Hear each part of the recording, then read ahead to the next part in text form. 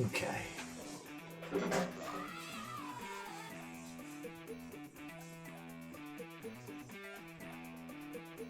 Hey, Bacon. Sorry, I was just letting the rest of the internet know that we have returned! So, bear with me just a second. Also, first, I can't do the first! Because that's all you get out of me. But good to see you after like 20 minutes. You didn't! You villain!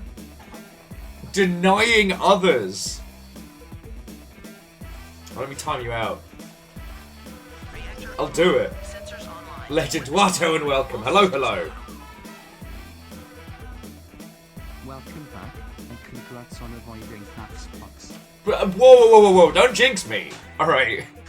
I've only been back for a day. Don't jinx me. Thank you for the 21 months. But... Whew.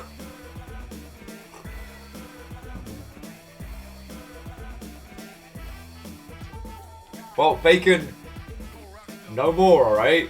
Otherwise I will take it away. You had your victory. So what I should do is stop the stream and start it again, but... Greybeard, Watto and welcome, hello, hello. Hey, crank up the volume and wake up the neighbors. Are you hearing this or what? Is your heart pounding with the beat? Am I getting through to you? Oh, well, Greybeard, some wonderful serendipity. Just managed to get started, so I'm just letting the internet know formally that we have returned.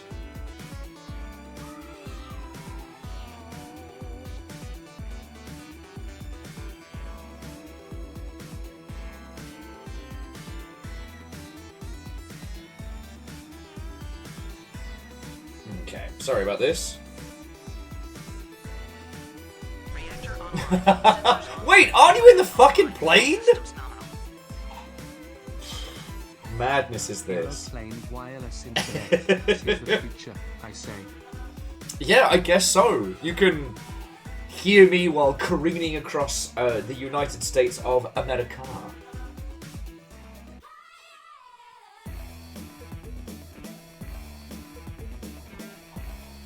I'm just letting everyone know I'm live on Twitch. Don't know why I'm doing the voice. It's probably a hangover from having been hanging with Ben so much.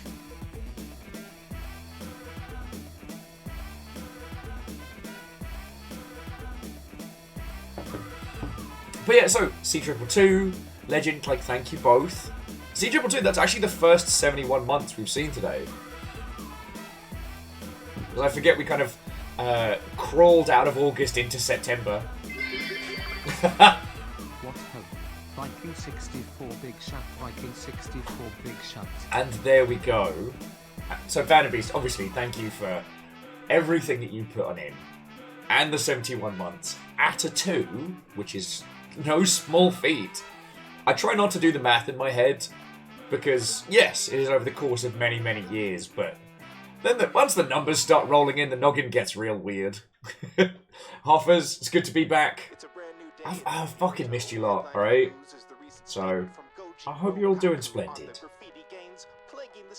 I hope you're all doing splendid. Forces are on patrol in all major metropolitan areas to make sure these terrorists are behind bars where they belong. I have stories aplenty, both good and villainous. I might, confirming nothing, I might have done a big old crime while I was at PAX. And yeah, Bacon, my voice is recovering. It just high notes and whatnot. And honestly, it was just from, like, general strain. Ketterel, Watto, welcome. Come on in. Like, I didn't consider how loud both the Polish party and other things were. So, I kind of shagged my voice a little bit. Oh, Greybeard, you don't even know. But I want to wait for everybody to have the chance to get on in first before I start telling stories. So, how have you all been? I'm glad to... The video games industry has been totally normal and not at all weird while I've been away. C222, coming to you from Medford. Why did I think, like, you know, Medford, Sussex?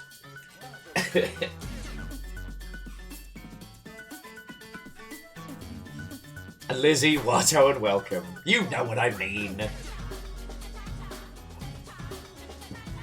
But I have plenty to show you, I have plenty to talk about, and then we're going to try some more of the Malenia training. I'm a little worried that my pad is eating shit. So...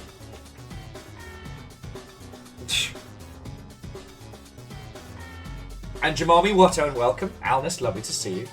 Moose, Watto, and welcome. Yeah, I have deleted a lot. Hey! To Shaq, Watto, and welcome. I will explain the criminals in a bit. Although, if you've already seen the video of the panel, you'll know what we mean. But we'll get into that in a second, so... Come on in, friends, come on in!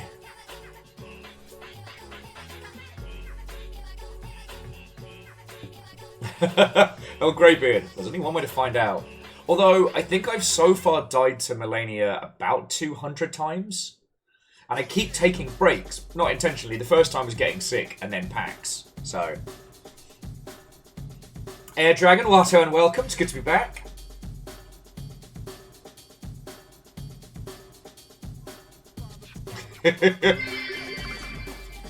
PAX Day 0. I hope everyone's ready for a great PAX this week. J-Post, feckin' thank you. Another tier 2, another 71 months. The stuff of legend. Angelos, Watto, and welcome. Sir Garrett, lovely to see you. Come on in, friends, come on in. As I said, I have tales to tell. Crimes were committed. Which is different from the criminals. That's something that popped up from the Make a Game panel. I have distinctly less Tepigs than I had, and I will have to count them at some point. And DJ Coil, Otto, and welcome. I got a new flavor coffee, I got an old flavor wrap, equip the A1 Captain on the Oh! Frank made me some footwear out of bananas, bad shoes, the terrific slippers. Oh, I like that one. Thank you, Aramin.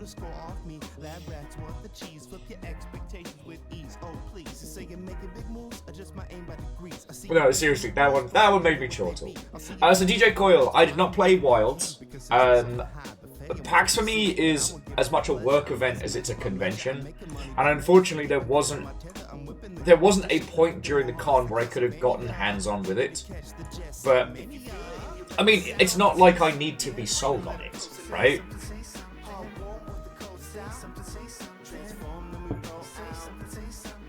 And Fearless Watto, and welcome. Hello, hello. Sensors online, weapons online, all systems nominal. I had my first OHS post-op today, and it went extremely well. Oh, lovely to hear. Here's my I get to be alive for much longer than everyone expected joke. I asked my doctor, hey doc, next time can I do the surgery? He looked at me and said, suit yourself. Bravo. Hey! J-Post, you fucking legend. Thank you. Who did you get? You got a lot of... Fuck, that was 10? Please, Nora. You got... hey, I'm Goldie. You got a sentient ficus. Sweet rat boy. Oh. The thinker. I think it's supposed to be Trillion, but it reads like the Thrillin' Dan. Yuri Dolly. Tanooped. Isaac Gradient. The Valkyrie Lantern Witch 69. And you got Stuff Creates. I know the alerts are quiet. I have not been able to fix it. You can either have me live, or you can have me fixing this insane thing that fucking indie game broke. Jesus. Anyway. Well, seriously, we have no idea why the alerts are coming through like they are, and it directly happened due to something with the Thalassia game, and I'm still pissed about it. So, it's not a simple, oh, the alerts got turned down. I've crunked them. They should be like tiny air horns of victory. Angelina Watto, and welcome. Hello, hello. Anyway. I have so many tales to tell you. But as Lizzie has updated, the important one is it is finally out. Star Truckers is there. No, seriously, it's going so well that next week I'll be allowed to just drive myself crazy instead of relying on my sister. You can drive yourself crazy. No, puns like, joking aside, friend, I've been keeping up on human maintenance and stuff, and I'm super happy for you. I know that shit's fucking scary. So, I'm glad to hear the recovery's going bloody well.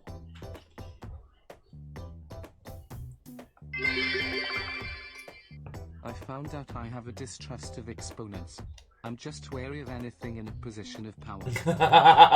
Well played. Oh shit! And thank you for $25 in bits, you fucking legend. Thank you. Because I guess it is technically a new month. The leaderboards are reset. Who knows? Who knows what things will rest at the end of September?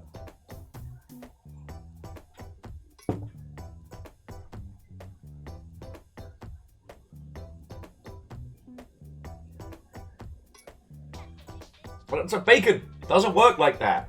You broke it. You did bad. You broke it.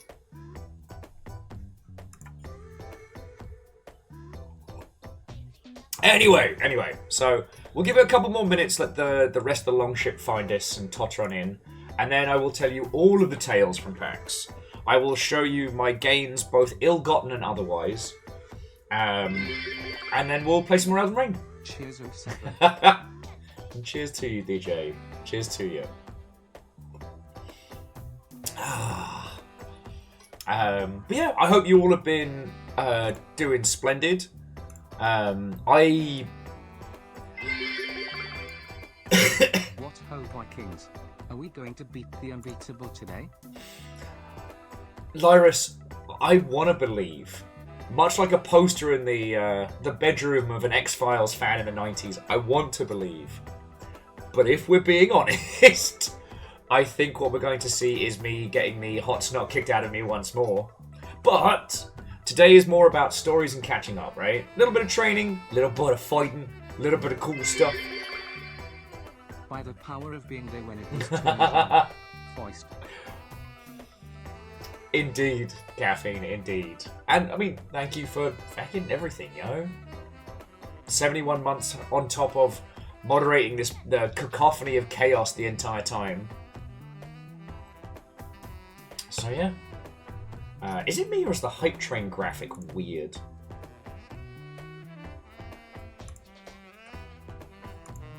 God, I've only been away for a few days. Everything's weird. And numbers, what unwelcome friends. So, Shax, I have tried replaying Cornado a few times. I think 11 is my best. But I'll show everybody a little bit of that in a bit. Like I said, I wanted to give it a little bit of time, friends, before we start with, like, pack stories and everything, before we really unfurl.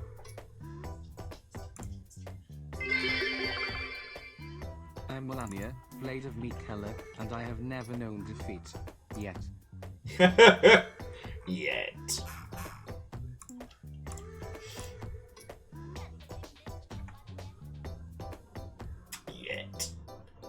Oh, what's up, baby boy? I've got him a little... Try and see if I can rotate so you can see it. I've got the dog bed here now. Because I've basically been, like, crashing on, like, a little camping cot whilst Ben was staying with us, so... Hype train. I will offer this tribute in my shame for being cheeky and promise to channel point Foist no more. Nice to know I still got it. Not going to lie. like an athlete revisiting the field. No, but all of you, thank you. I will try not to get too feelsy this evening. I'm really going to try. But considering how many empires have risen and fallen... On my way home from the hospital, I told the doc I love my new orthodontic shoes. They told me, I think you mean orthopedic. I replied, I stand corrected. Bravo, puns. Bravo. Oh, yeah. No, Lyrus, I did promise. It's going on the board. Be in my big fucking mouth. But we'll get to that in a second.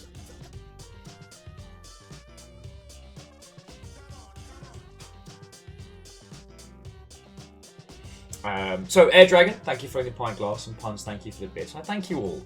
But like I said, I'm going to try not to get too feelsy today, just because a lot of empires have risen and fallen whilst the longship has been going, and it is wild that people an order of magnitude larger than us have had to tap out, that we have survived, and that's literally you lot keeping me alive. So thank you. We are going to be doing some unhinged nonsense later in the year. Sorry, later in the month. I think this is the month we do the Snare Winter Sneven. So you may actually get to have that sleeping stream we were joking about today. Yeah, no, numbers. We've outlasted the Confederacy. We've outlasted several Valve products. Hey! Hello there. Hello there. Unhinged nonsense. You called, Rilu? Good to see you, friend. How are you holding up? It's not a stream conversation, but I caught up with C222 at PAX, and we had a talk about how things are post mum and dad breakup. At some point, I'd love to hear your thoughts, but that's an off-stream conversation. Yep, we've outlasted many Google products to count. And yeah, Alice, these colours don't fucking run. Oh. Yay! Lyris absolutely obliterating House Order's hard work there. But thank you. Sorry, Greyjoy, I didn't say a proper thank you, because that's 54 months. That's an inordinate amount of time. So Bismarck, we haven't talked about Concord shutting down yet. And one of the things that the last day and change reminded me of is how fucking lucky we are to have our little sphere.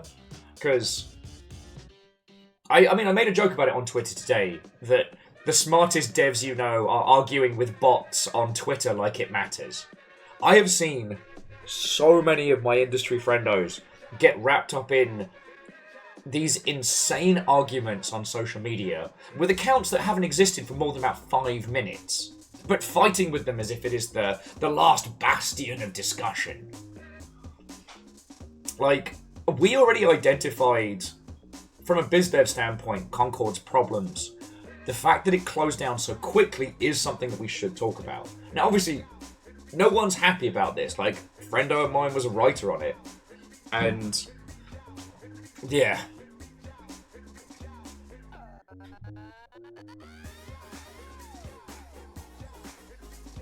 No, Angelos, Twitter has given everybody severe brain rot. It's just seeing people who should know better fighting with nothing accounts and wasting their life on there.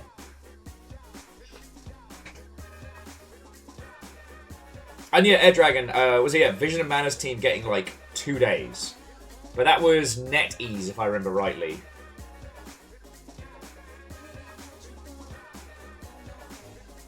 But we'll get into that in a second.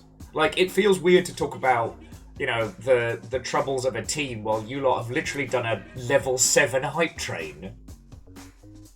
And I have more good stories than, tales of woe from the industry to share with you. One of the things that's so important coming away from a PAX is a reminder that social media isn't real life, right? It's really important to drill into the noggin that the industry is still together. People are hungry for great video games. And that currently anything viewed through a lot of the social media lens is going to be skewed to the negative. Actually, I do want to talk to you all about the secret. Is it Secret Winter? Keep forgetting the name of it. The Forever Winter, because holy crap, that's set to do very good. But we'll get into that in a second. And Dan Snacks, welcome. Wait, did I say hi? I hope I did. And Reddit Dog. It was real good to see you. I'm sorry we didn't get to hang more. Did you make it to the panel? Did I miss you? Hold your butts. It's time for Jet Set Classic. So friends, it looks like Rilu needs to win the lottery this weekend. We'll send you the good mojo. However, Rilu, if I contact the old gods and they do get you a lotto win, please hook me up. Very poor. And I found out that they make a converter for original Xbox controllers to USB, and it works with Steel Battalion. Meaning that for the upcoming MechWarrior 5 Clan Wars, I could use the Steel Battalion controller. I could do that. All I'd need is hundreds upon hundreds of dollars on top of what I need to survive. You know. And Gear Graphic, what's on? Welcome. Yeah, no, and Lyrus, it's what I try and provide. Most of the discussion around Concord has been very volatile because of, like, shitey know-nothing accounts being like, and then devs feeling the need to defend this and defend their friends and getting trapped in these insane nothing arguments is exhausting.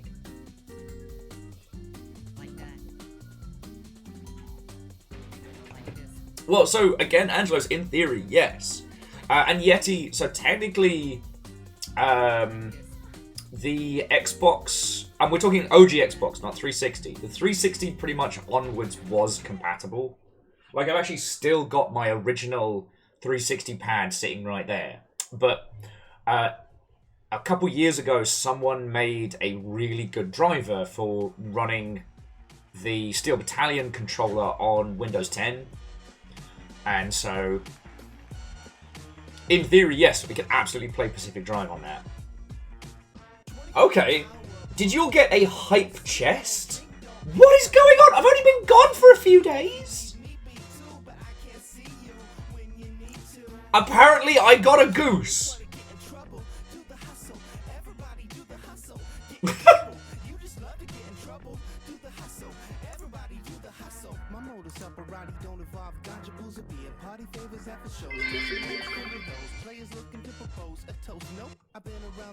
Giant goose.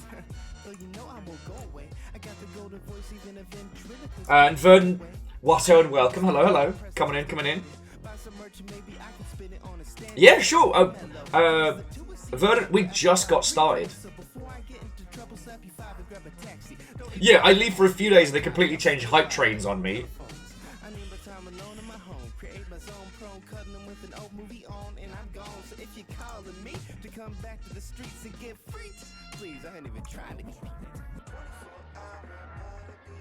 But I'd say now we've got pretty much everybody in, and we've had a monstrosity of a train to get started. I forgot to push the button for the train! You should have had that! You didn't get it! Oh no! Okay! I done goofed! It's the only voice I can do right now. Savant was on the GDQ Marathon. Well, go you. Congratulations. I hope it went splendid. Yeah, you can remind me for the next one. Rilu and Lizzie. Yep. Okay. So, do you want to do industry talk first, or do you want to hear my PAX stories first? It's 3:04 and partner, why are you calling me for? I thought I was understood. I'm so good on that club shit. Don't care how the club's lit. I just make the club hits, spitting on the introverted tip. Reddit Wolves PAX stories first. Okie dokie. Right. So, all hail PAX 20th anniversary. It was fucking rad. I was both a spookger and a content creator. This PAX was fucking brilliant. It was definitely the safest PAX I've been to. Like, nothing redonkulous popped off, nothing bad, nothing edgy. It was a really good, well-run time. Now, obviously, I'm not an enforcer, so I didn't see the behind the scenes. And there were a couple of things that definitely threw things for a loop. But it was a really good convention. Like, panels good, events good, stuff to do good. The new convention center has been really well laid out. Ah, Verdant Flow, what a welcome. Oh yeah, and Larry said, not as fancy as I usually do. I couldn't find my box of decals, so it's just like base coat and top coat. And Verdant, seriously, thank you for 18 months. I'm just starting my PAX story, so we'll do them by day. I put a lot of them on my little yeah, I have my little photos all in reverse order.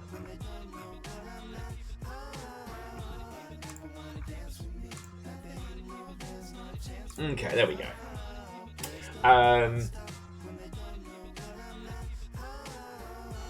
So, let me just collect my thoughts. I actually don't have any photos from the Pokecrawl, which feels like a fucking mistake. I'm just quickly checking my phone to see if I can jam any in there. But for day 0 on Thursday, Fiona asked me if I would help out with the Pokecrawl. I was like, hell yes. So my job was to, and if you've not heard of it, it's a charity pub crawl for child's play, themed around Pokemon. So you have multiple teams based on different Pokemon types. They go to different bars, challenge each other, etc. And it was really fucking good. I was stationed at the Black Cat, which is a quasi-dive bar down in Belltown, which is one of my favourite bars, and is definitely one I've been to a few times. Okay, the only photos of the...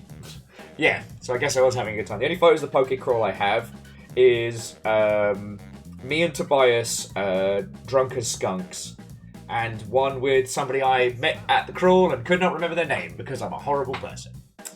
But the TLDR was, yeah, I was down, set up a Black Cat, making sure everybody got in, making sure they knew where they had to go and like their timings. I'll spoil the ending a little bit. Yes, I did get shithoused. But okay, but it's the how I got drunk that I need to share with you. Because again, all the crawlers were great. We had one guy who got wasted and kept trying to introduce himself to every table in the bar. But aside from that, it was all wonderful.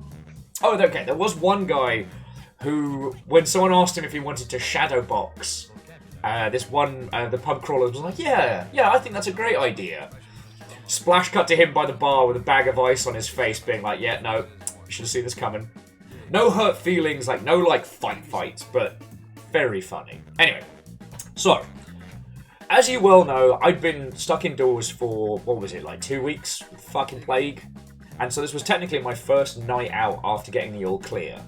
So I go up to the bar, I order a cider, I let them know what's going on, and I get set up in like a middle area waiting for people to come in. And within the first 10 minutes, that cider just disappeared. So it's like, uh-oh. Oh no, I've got dad's night out syndrome. I've got, oh no, haven't had to deal with the kids.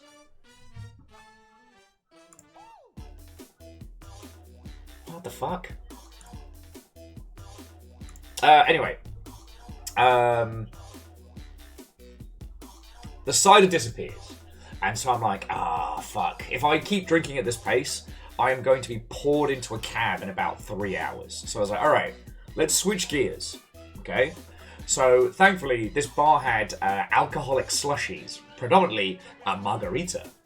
And so I camped on those, which initially was a smart idea because you can't drink them quickly. So you can't get so you can't get wasted. Drink them too fast, you get a brain freeze. It's like a physical limiter. And so yeah, for the crawl, it was great. I exchanged tepigs for donations to Child's Play, because of this specific tepig, and believe me, this tepig will come up multiple times in the story. This one I have like 250 of alone. That's not even from my special collection. And so yeah, I hustled tepigs for charity, kept drinking on my drinks, kept making sure the teams were getting through. But by the time we got towards the end of the crawl, the bartender had also been drinking and ended up quite wasted. And this also meant that the bartender fucking loved me, because apparently the crawlers were tipping real good and being polite and just being the best. So every time I was going up, dude keeps handing me a shot of just neat tequila. And who am I to say no? It was the third tequila shot. And again, so those of you in the UK, a shot out here is whatever the fucking bartender decides it is, right? In the UK, if you get a shot, it is always the same measure. Out here, It's however much the bartender thinks you're cool. And apparently the bartender thought I was very cool. The third one didn't even taste like this is a bad idea. And, oh boy, it was a night. It was a night. After the pub crawl finished, everyone just kind of converged on the Black Cat. Ben had flown into town and had joined us there. Tobias was there, like Fiona and squad, and it was really good. But, friends, by the time it hit 1:30 rolling on to 2 o'clock, I was fuck-a-doodle-dude. And what did I want? Taco Bell. So I made Fiona drive me and Ben to get Taco Bell at 2 o'clock in the morning. And for some reason, as soon as we pulled into the drive-thru, I just turned into Emperor Palpatine in the back. Yes, 3 cheesy crunch gold eaters and a Sprite, I guess. Then we had a long discussion about the fact that they didn't have Sprite or Starry had this other thing that was the same. I was like, but is it like Sprite? Let me think on this one. I think I might actually, for one of the very few times, manage to embarrass Fiona just a little bit by going full Palpatine during said order. But it was good. The Taco Bell saved my life. And that was day 0. Alright, I just wanted to set the fucking baseline. Day 1 was the Friday, and it was lovely. We just had a really good time. I tried not to go too hard because we had our Saturday night panel. So I explored the show floor, I saw friendos, I sweated out last night's tequila because the old convention center, which was known as, which is like Arch now, just the AC was not working. It was a fucking hotbox. New convention center, gorgeous, lovely. At one point, I put my jacket on during the day. That's how good the AC was. But, whew.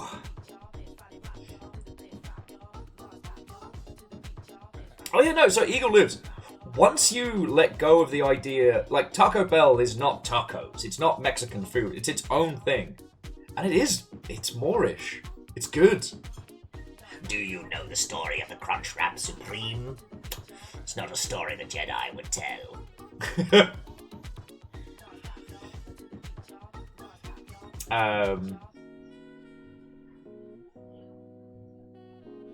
It is not the Mexican food version of LaCroix.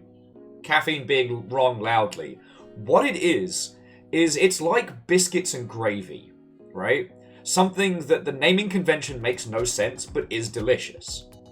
It is, like, Taco Bell is neither a musical instrument nor Mexican food, but it's tasty, and it's great when you're shithoused. And it's not like I can get kebab out here at 3 o'clock in the morning. Biscuits and gravy makes no naming convention sense, but it's fucking tasty. It's not... Angelos, you two encounter the Diablo sauce.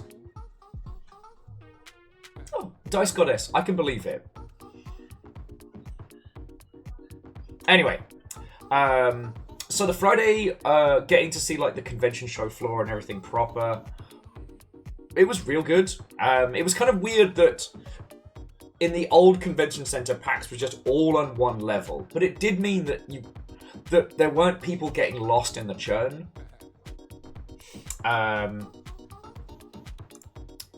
There wasn't anything super standoutish that we didn't already know about. The new Ark Knights game had a big stand. Obviously, Monster Hunter and the Five Nights at Freddy's birthday celebration was a mosh pit. And it was good. I predominantly was just catching up with industry friendos. You know, I did a tour of the indie area as I always do. I went over to see the DreadX lot. I got to meet the gentleman behind Dread Delusions, James, who is a lovely bloke from Brighton. So we spent as much time talking about games as just catching up on, like, you know, how it is on Old Blighty. But I got to see Hunter and loads of people, and, like, apparently the DreadX lot really like what we've been doing with it. So from next week, I think we'll be starting doing a playthrough of Dread Delusion proper. So we're going to be getting a weekly Morrowind fix. What else happened on Friday? I kind of use my photos now as like a visual aid. I made it my personal mission to get as many photos of the PAX banners as possible. Actually, let me bring up some of the bangers. Main screen online. Yes, that is me in front of the iconic hand job. An early PAX banner that became infamous because of hand placement. Yes, that's where it's at, baby. It's that, baby. And the pièce de résistance. PAX. It's PAX. But the thing that I do have to show you all that was fucking impressive, it's not just me, Ben, and Tobias. I mean, that goes without saying. And also other industry friendos. It's me hanging out with the car from Pacific Drive. Pacific Car. Okay. I did a little video about this on TikTok, so if you want to see this in better glory. But that isn't just a light-up model. The base is a functioning PC designed to run it at full. And it was so fucking cool. My picture here does not do it justice. Alright, friends?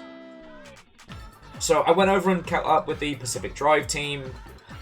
They would not in any way, shape, or form confirm that any more story content was coming. That's all I can say.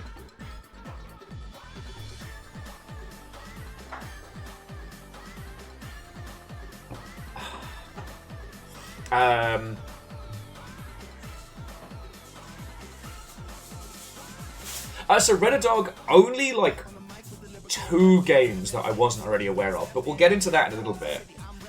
Because I want to see if they've still got the... I'm just trying to see if I can find the PAX showcase over on Twitch. Over on Steam.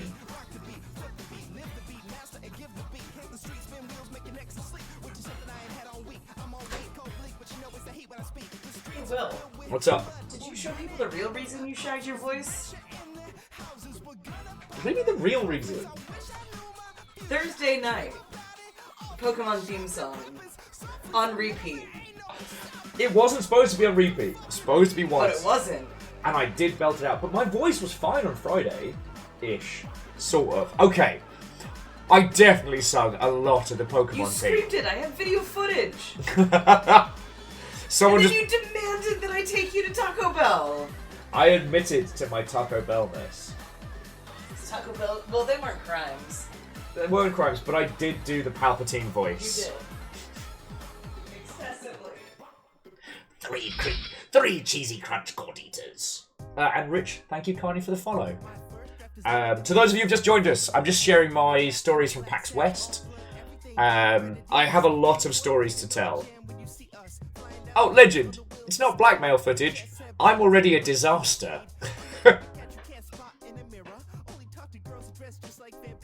And also, there wasn't too much in the way of things to be heard from that one.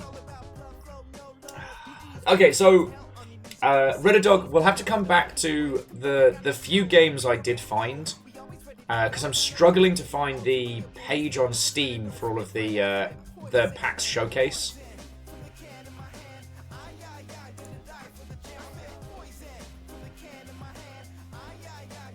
Okay.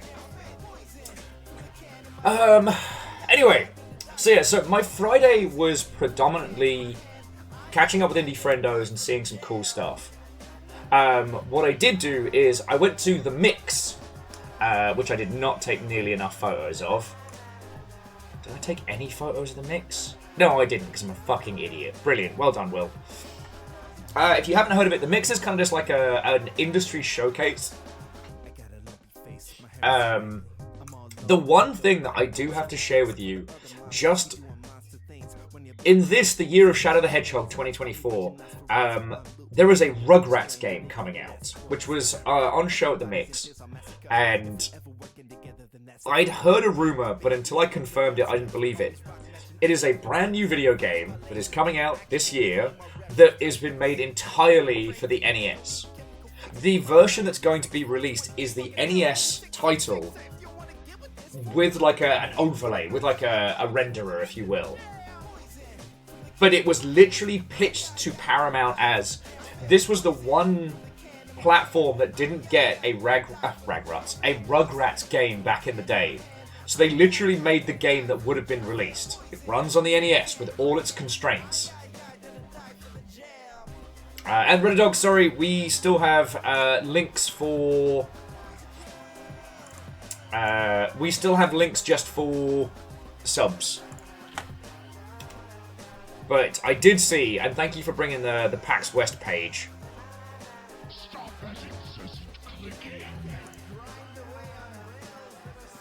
But, yes. Oh, and Vernflow, thank you. I do have the page, so we can pop back to that one in a second. I figure, let me tell my stories while they're fresh, and then we'll get into looking at some of the titles that were out and about.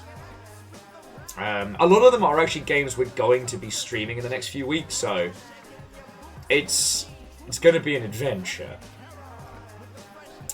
Where the fuck was I?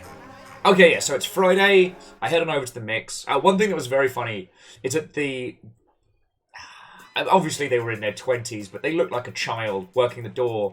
Was kind of like, "Hi, are you here for the mix?" I'm like, "Yes, I am."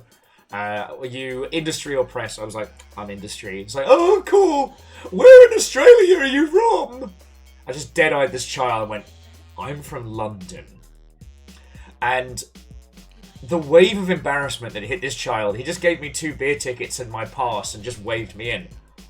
I wasn't actually on the list to be in the mix, but still. Don't try and guess people's accents.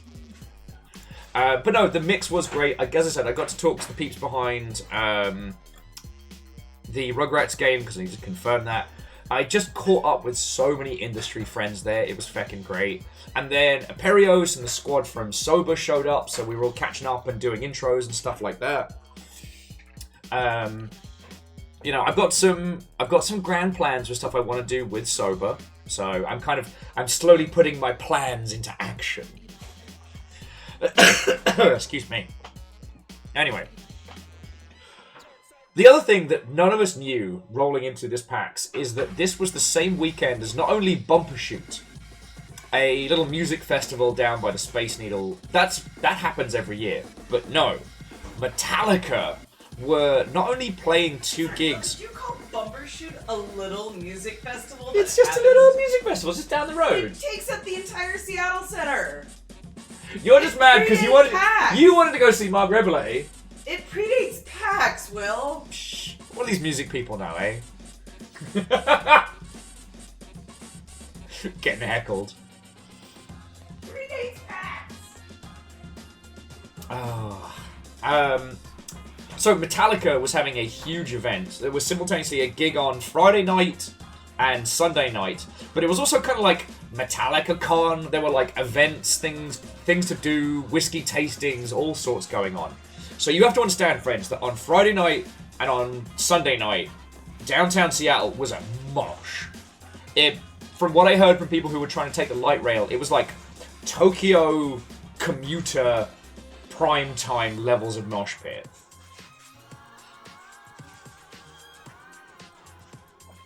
Oh, Dustin. It's like, and I called you a friend. God.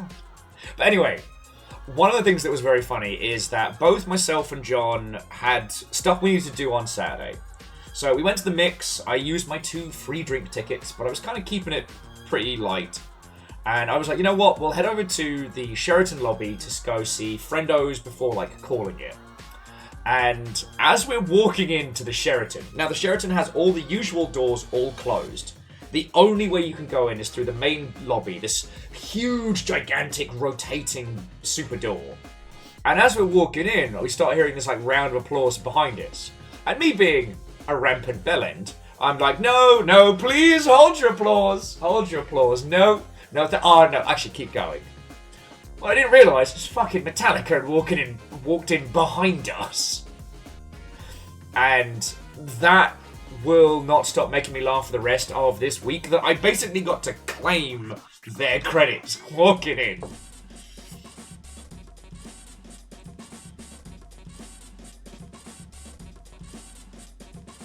fine. It's fine. Like, no one was mad. It wasn't like I got, like, the shit kicked out of me. And it was obviously everyone knew that I wasn't anybody. But it's just very funny. It also meant that this PAX, the Sheraton, was pretty dead. There was no, like, late night Magic the Gathering there and stuff like that. So, where the events of, you know, late night nerd drinking will continue in the future, I don't know. It is. It's like the loyalty thing in Vegas. You can't go to jail for pretending to be Metallica. And besides, they were just behind me. It wasn't like I was actually pretending to be them for free drinks. It's fine. Which is something I may or may not have done in Vegas. If you're new here, I might have told people at a bar in Vegas that I was the Duke of London to get free drinks. TMZ would then later message me that night. It was an event. Don't worry about it. But that's another story. Anyway, so we hung out with friendos. We did our usual kind of like last drink at the Elephant and Castle. And that was my Friday. I went to bed relatively sober on the Friday night of a PAX. I just want us all to appreciate how much I was prepared to bring the thunder for Saturday night's Make a Game in an Hour panel. And that was kind of my big focus. Now, like, Friday, Saturday, I did a lot of little things. I saw some homies. I've got some stuff to show you that people very, very kindly gave me. Well, MDH. Gear Graphic. Like, if you haven't heard that story, that's a tale for another day. We have a lot of stories to get through. Legend, relatively sober. Like, sober enough that I went to bed, you know, without being steaming drunk. You know, I woke up without a hangover. Now, I did get given a shot of Malort when we were at Elephant and Castle, but that's another story. But yeah, so I don't know. Like, my Saturday was mostly getting stuff prepared for the panel, like finding all the pieces we'd need to stream it. So, for those of you who saw the stream, that was something that we fucking improvised, literally day of, when we found out that Frog Theatre wasn't going to be streaming.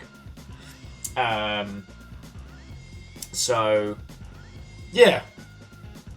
The Saturday was a good day, because I got, like, little annoying things done, and also picked up some stuff I wanted to, and I didn't have too much on the docket, as my industry friendo went too hard on Friday, and I wouldn't get to hang out with them until, I want to say Sunday? Monday? I forget. Time travel blurs. However, it's at this point I want to take a little break from stories to tell you about my new friend. Look at his little face! Look at his little face! Now, apparently, he glows in the dark. Yeah, bye, Amos. Hi, Amos. He's so squishy. Now, there were 3 of the different Rain World lizards, and I only got one of the lizards. And also 5 pebbles. Look at his little face, he's so mad! Every time we sneak on into 5 Peps' place, he's like, oh, I can't believe you've done this. I'm a supercomputer. I'm so powerful. Oh, you a slugger. I can't believe you've done this. He's so angry. He's so angry. But I just got the glow-in-the-dark lizard and 5 Peps. And also Moon. Okay, Will. He just walked all the way out, came in, looked at me, made sure I was still where I was, came back, laid here. Oh, he's just checking to make sure we're here. Oh, poor baby boy. Amos has been very good while we've been away, but he's now like, now you're home, it's needy o'clock. Anyway, look at this cute little face, and it's got like a little thing on the back. Also, much like with Moon's cape, the little jacket comes off. Look at their little faces! Now, you're probably wondering, oh no, Will, Brain World merch, that seems dangerous. Well, you don't have to worry. I will not be buying any more Rain World merch because I have it all now. I have it all. I've got the holographic the comedy playthrough Slugcat. And I also got the last of the bitey lizard pins. And the other 2 lizards, I'm okay without. And I only got Big Green because he's the cutest and he's just chop it. Yeah, I don't have to worry about buying any more Rainworld merch because I have it all. It was so funny though. Like, they recognized me on the Sanshi store, at the Sanshi stand. I'm just like, hee hee. I'm that guy. I'm the spike in your sales. So General, there was all of the Slug Cats, but I already have them. Both the OGs and the Slug Pups. You know, I'm not sure why people keep saying I have bad back posture, but I do have a hunch. Bravo, Puns, bravo. And Loris, sorry, I was so wrapped up in my story, I didn't say thank you for filling the pint glass. So thank you. Also a quick feck you to everybody that threw in bits whilst I was streaming the panel on Saturday night when I told you not to do it. Terrors. So anyway, I don't know where I'm going to put all of these. Like, Pebs can kind of hang out here for a little bit and just be grumpy at me. Because that feels like his... It's kind of like a Muppet Babies scenario with these two. Rain World Babies. There's also a lizard here. They're all going to get like a proper little space. But yeah, so that was a lot of my Saturday.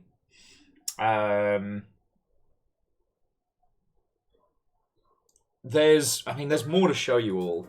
But as we kind of roll into the panel discussion, that's kind of where this all hits a peak.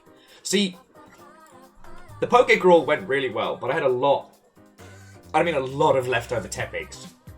So, just to keep the crowd, the panel line entertained, I kept giving people little Tepigs. Because, okay, the panel before us ran a little bit late. So we were all in this little side room queuing up. And, like, Longship Squad were there first. And then the people that were coming in for Sam and who just wanted to see the panel. And it turned out, we fucking packed the place out. Friendos that came to see the panel got turned away. Because it was like, there was literally no room. And you know what?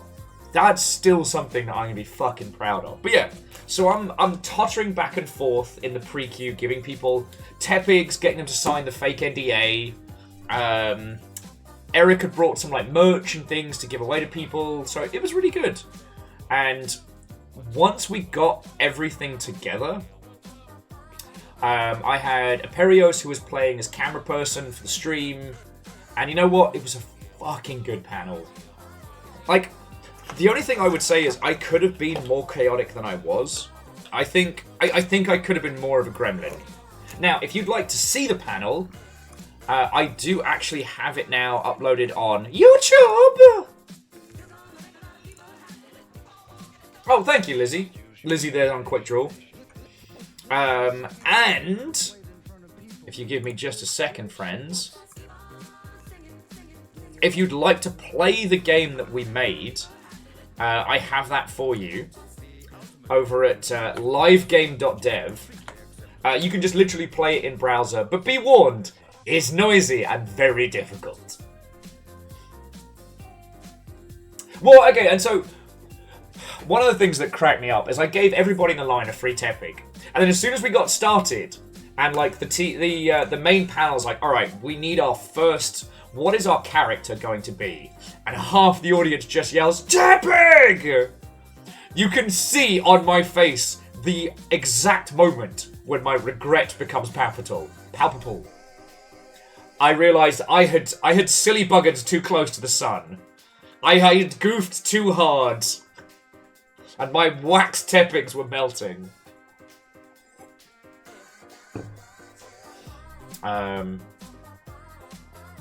Palpatinable, yes. But, like, ultimately, the panel was so much fun. I did agree to get a tattoo of the long cow, so I don't know how we're going to do that. Again, it's as much a time challenge as a money challenge, but I am not going to welch. I will get long cow as a tattoo.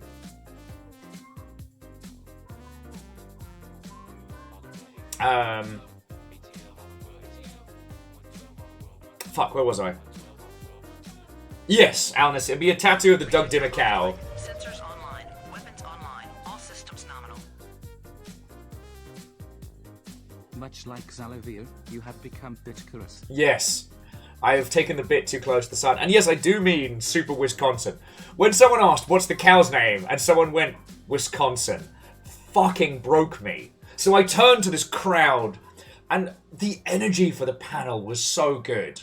Everyone was having fun, like heckling but good-mannered, like chaos but just the right way.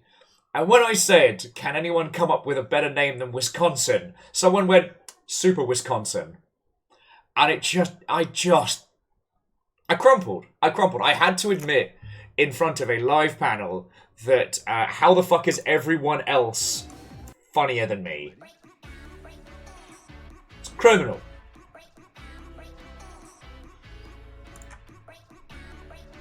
Yeah, Lyrus, a long cow for a long ship.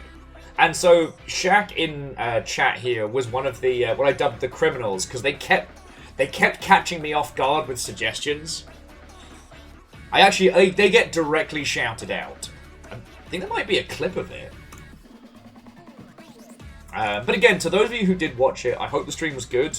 It was the best we could do, because when we found out that Frog Theatre wasn't being streamed, because it's the same, well, it wasn't the same time, but Acquisitions Inc. finished as we started. So it was literally just my phone plus a Perios and a stand, and it worked.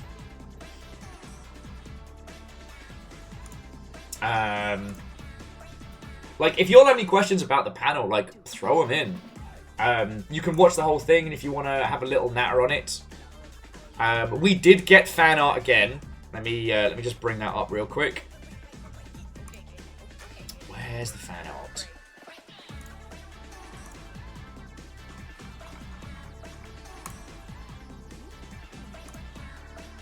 Oh yeah, so this was the fan art we got. Literally, someone walked up and showed me this at the end. It was so good. Colonel Todd Cobb. Or was it the corn influencer, the corn reviewer? God, I can't even remember our own lore. It was such a whirlwind. Although technically this is actually Super Wisconsin, not Colonel Todd Cobb. Colonel Todd Cobb was a rhino in a spaceship, avoiding tornadoes. Ah, the connoisseur, that was it. Thank you.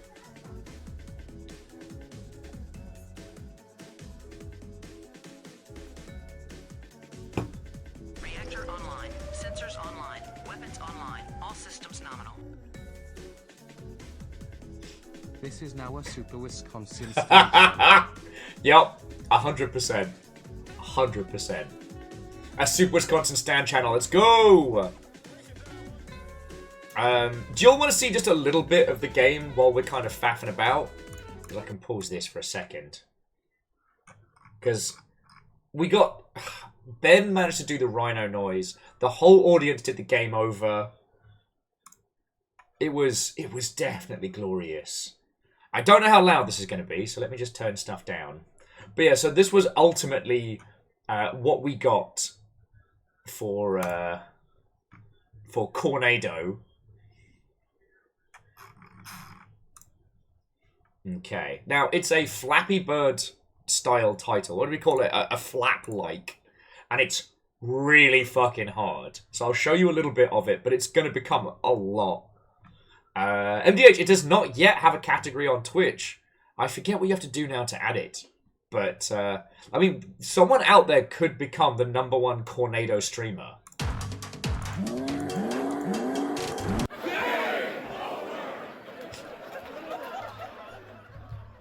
As you can tell, no one in the audience could stop laughing. It was fucking brilliant.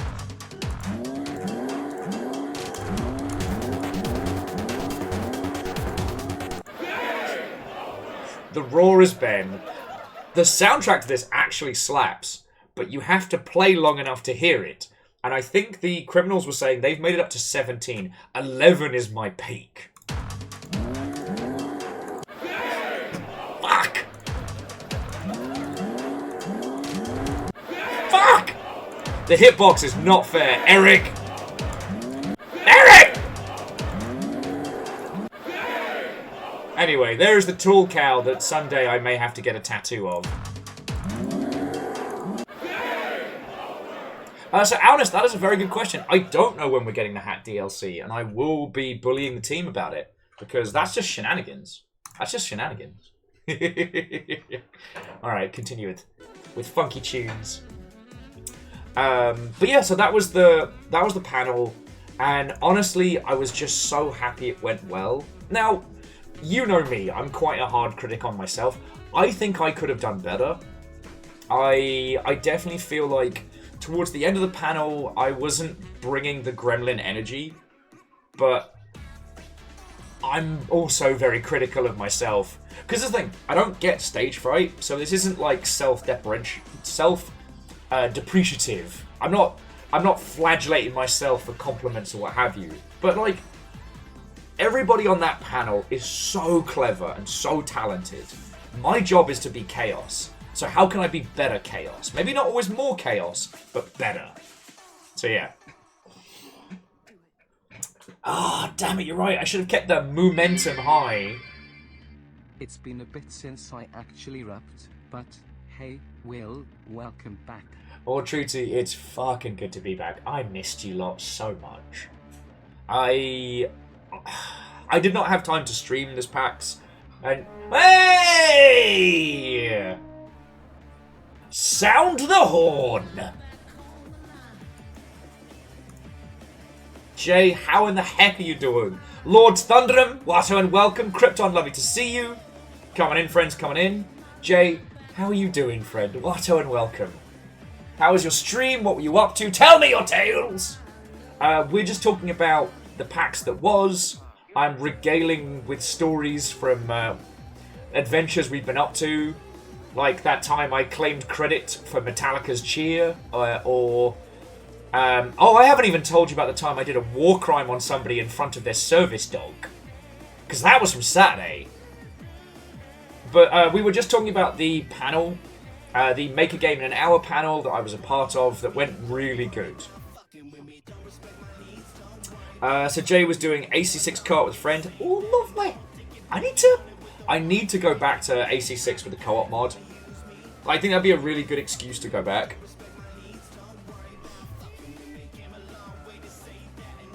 Yeah, so Jay, that sounds like a fucking good time. And I hope you had a good one, friend. If you want to stick around for story time, you're more than welcome. Otherwise, I will do my darndest to entertain your lovely lot. So, on the subject of giant robots. So here's the thing, I had a lot of time to kill before the panel, because it was like, once I contacted Aperios and Bacon and we had all the stuff we needed to do the stream, I was left in this weird like no man's land, like too early to get ready for the panel, too late to like go and have a bevy or go do anything. So I was hovering around Summit, the new convention center, and I saw the Steel Battalion room. Also, we currently have 69 viewers. Nice. If you've not seen Steel Battalion before, don't worry. It is a very obscure video game, but it is infamous in certain circles. It was a classic Xbox mech game, and it is famous for having a ginormous controller. 2 joysticks, buttons, switches, pedals, the whole shebang. And every year at PAX, there is a room where they get everybody to play together. And I guess I just had fucking chaos in my heart. Like, while we're queuing, I was telling C222 that, like, I want to be the Char Aznable of this battle. And, oh boy howdy, fucking did I. So, oh, yes. Lance was just saying the blinking eject button still gives them nightmares. So, on the Steel Battalion controller, there is an eject button. When you're playing the single-player mode, if your mech gets downed and you don't eject, it deletes your save. In deathmatch, in multiplayer, if you don't eject, you're out for the rest of the round. So you have to mash the eject button to actually get out. There was a couple of people in our match who got deleted, but we'll get to that in a second. Anyway, so I queue, I wait, and they have to do the usual, like, here's how to get set up with everybody, because they, you know, the enforcers do such a good job with the Steel Battalion room to get everybody up to speed. You know, they show everybody what the buttons do, and they get you through joining the match and what to do. But as they're taking you through it, and they're like, all right, now press main fire button once, main fire button again, then the joystick left twice. That left twice is the mech select, because they want everybody to have the same robot, and that's fine. What I should have had is this, like, it's called a yellow jacket. It's like a really good, middle-of-the-way, medium mech, loads of fun. It does a little bit of everything. Nothing special, nothing offensive. But I've played before, and I might have nudged the controller. One more step across. And what I was confronted with was, and sorry for those of you who've heard this already, but a mech the size of Paraguay on legs. I had the Empire fight building of robots, but with the biggest 80s shoulder pads you can imagine. And I looked at this gigantic robot, and I pushed start. And there was a couple of times, like, alright, which of you's chosen the big robot? And I'm there just with this shit-eating grin looking at C222, who got some, like, war photography shots of me whilst I was doing it. I cannot wait to see how they come out. So the battle starts, and they come on round, they're like, alright, I see what you do. And the guy even said, like, okay, well, your mech's so expensive, you're going to end up in last place because, like, the costs to violence ratio. And I was like, you're not stopping me. And so the battle begins. And I'm in this huge, hulking, great big monstrosity of a mech. It takes me a while to get up to speed. But not only did they not stop me, once they found out that I had the biggest mech, they were like, hey, you want to see some really cool shit? And, like, they showed me how to use, like, an EMP Gauss rifle built into this fucking thing. I deleted somebody through a building. I think they managed to eject, but I still saw on their face, they're like, what? Oh, no. One other guy in this match had gotten himself, like, aviators and was doing, like, the whole Top Gun thing.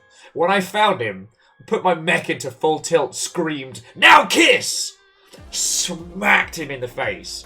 And he's desperately trying to fire, but I'm too close. And so his gun is just basically giving me, like, love taps on the side of my hip. Kind of like we're awkward dancing. Anyway, so he's told, okay, you need to back up because you're caught. And as he does, my ginormous, like, fucking Blackpool-sized cannon just obliterates his torso. He managed to eject. It's fine. But, oh boy, after that battle, I was screaming. I am ready for murder. I spot another mech on the edge of the battlefield, and I'm fucking storming across. Buildings? What buildings? I just shot through them. And I see this one mech on the edge. Now again, you don't know who it is you're fighting unless they make it known. I knew it was, like, Top Gun guy earlier because he was like, what the fuck is that massive thing? This other mech, I wouldn't find out who it was until after, and this is very important. But I encounter them on the edge. And I dash forward, unleash a full salvo of everything I have, and my main gun is going off like 4th of July. And they are absolutely obliterated. I don't stop moving. And here's the thing.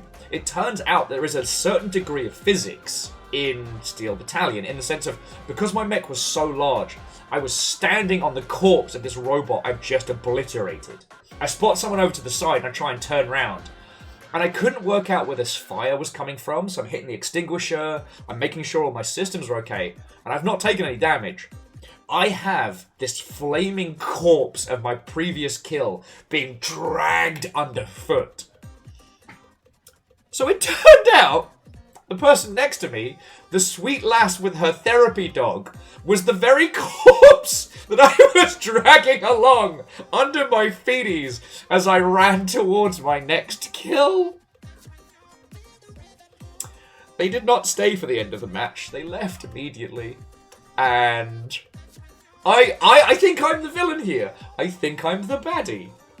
They're going to need a second therapy dog for the other two. Numbers, either she forgot to eject in the panic, or I hit her with so much that there wasn't anything left to eject. And I don't know which. Needs a therapy match. Will, I'm going to need those Gundams I gave you back. What? No, there's no Gundams here. There's no Gundams here. There's no Gundams here. What are you talking about? Akira Zero, thank you for the 500. And I've almost gotten to showing people some of the goodies that you have given us. So yeah. Well, so Jay, you can get Steel Battalion on like eBay. It does cost about like $300 because it's kind of become a collector's edition. And one of the things I found out today was that you can rig it up with a USB converter to work with MechWarrior 5 Mercenaries. Yeah, all along, Numbers, I was the monster. But hey, I sat in that cockpit and I said to myself, what would Char Aznable do? And I did that, except for instead of being super speedy and red, I was an entire fucking colony with a gun. The only way I could have done more of a crime is if I had actually parked a colony on that multiplayer sector. So that's what I did before the panel.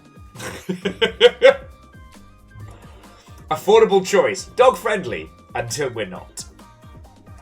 It's alright. I mean, technically the affordable choice pays for the lifestyle of this little pupper, so technically, you know, I destroyed a person with their therapy dog so I can afford therapy for my dog. Well, Jetman J, here's hoping, friend. Here's hoping. And you know, if you need my help, you got it. I did actually get to talk to some of the peeps over at Bandai Namco after the panel, and we got right into the paint. Like, we were drinking at the Elephant and Castle after the panel and talking about, like, the queer-coded iconography in different Gundam series and shit like that. Talk about psychotherapy. Well, went psycho. The poor lady needs therapy. That's why it's called a psycho frame.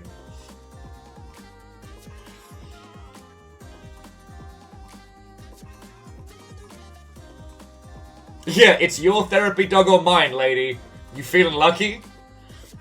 Now, I will say, I haven't got a photo of it. Sadly, everybody else got a picture, but I didn't. Somebody had a cosplaying dog at PAX that was a little dog with like a Sith lightsaber running around that was the cutest fucking thing of all time. I know it's going to be in the official PAX photos, and I will share it when I get the chance. But yeah, so after the panel, I literally just went down to the Sheraton lobby and was like a potato getting drunk. Me and Ben met a pair of twins who are IRL streamers in New York, which was fascinating. And I think that they thought that myself and Ben were siblings because of how they were talking with us. Not in a weird way or anything, but it was very funny. And yeah, then I got talking with the Bandai Namco people, then we went over to Elephant and Castle, and that was my Saturday. Sunday was literally just catching up with everybody, and then that was the night of industry parties. So I'll tell you about those in a second. Do you want to see some of the stuff I got before I get on to telling you about vodka shots at the Polish party and whatnot?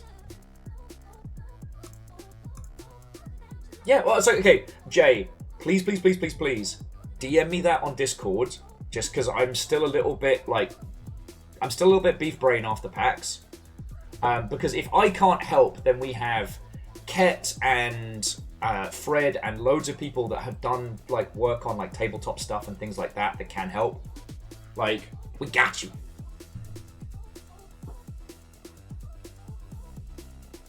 Lon says, I tell you I had 2 anti-mask people yelling at me while I get the drink. Oh, was that what those weirdos were? Fucking bellends. Yeah, the Sheraton wasn't just pure nerds this time. Again, because it turns out like the Metallica fans had booked a lot of it. But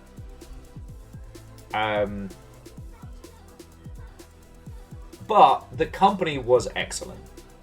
And I'm glad I got to hang with as many of you as I did afterwards. I felt a little bit bad because like some peeps who'd showed up were like, okay, I gotta go home now. And I was like, oh, I just zoned out talking to somebody without even keeping track of time. So we did get to hang for a little bit, but I don't feel like we had like a proper long shit meet aside from like the pre-panel chaos. Oh, so Jay, I mean, I'm interested, but I know fuck all about making good tabletop stuff. So like, I can be like, oh, that looks really cool! And that's as much help as I can offer.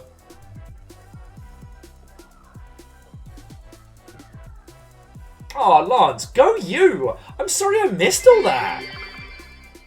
A proper long ship meat is a filet Gundam. Filet de Xeon or something. Oh, God, I'm in craving. Sorry, I've just got red meat cravings at the moment. I'm sure that's normal. I'm sure that's totally normal. So, on the subject of Gundams, before we get into Sunday, let me show you some of the stuff that I either acquired or was very kindly given. We're going to start with this. It is a series of patches from Thank Goodness You're Here of the little guy and Peens and the fish. And I love this. Not quite peas, not quite beans, but something in betweens. They did have the little guy as a pin, but it was sold out by the time I trundled past. And Lizzie, thank you for gifting a sub to Jay. That's fucking cool of you. That way Jay doesn't have to worry about adverts. One of my industry friendos had a big sack of balls, and so I managed to pull out this really gorgeous, like, white marble D6, which is lovely. After the panel, because you know I was handing out the Tepigs, the criminals signed one, gave it back to me. One person... Hey! Restless Roots! What? Hello and welcome! One person gave me this Magic the Gathering card. Aurak the Archlich. Which, I don't know if it's good or bad or what have you. I don't think I've actually read its abilities yet. But I was just... Someone gave me a Calcium Bonio card. And that's how I'm choosing to interpret this. It's my little guy. Reactor online. Sensors online. Weapons online. Yay! And Restless Roots. Feckin' thank you. God, has it only been 16 months? It feels like you've been here since the start. He's pretty bad? Yeah, like Calcium Bonio. Or the Power Glove. He's so bad. But none of those can compare to Fat Pikachu! Shiny Fat Pikachu! Look at this chonker! Look at this glorious unit. So, when I have a little bit of cash, I'm going to get myself a frame for these. But yeah, so Restless Roots, how was your stream? What were you up to? I'm just telling stories from PAX. Now, one thing I did get handed was this. It was someone who was taking Pokemon cards that they had and repackaging them and just giving them to friendos. So, do you want to do like a little open of this, or...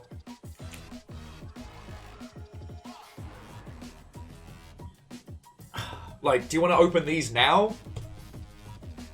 Okay, let's do this. So I get to do the, like... Because I think it's someone basically doing, like, their leftover Pokemon cards, like a cube. But where you actually have a packet that you get to open.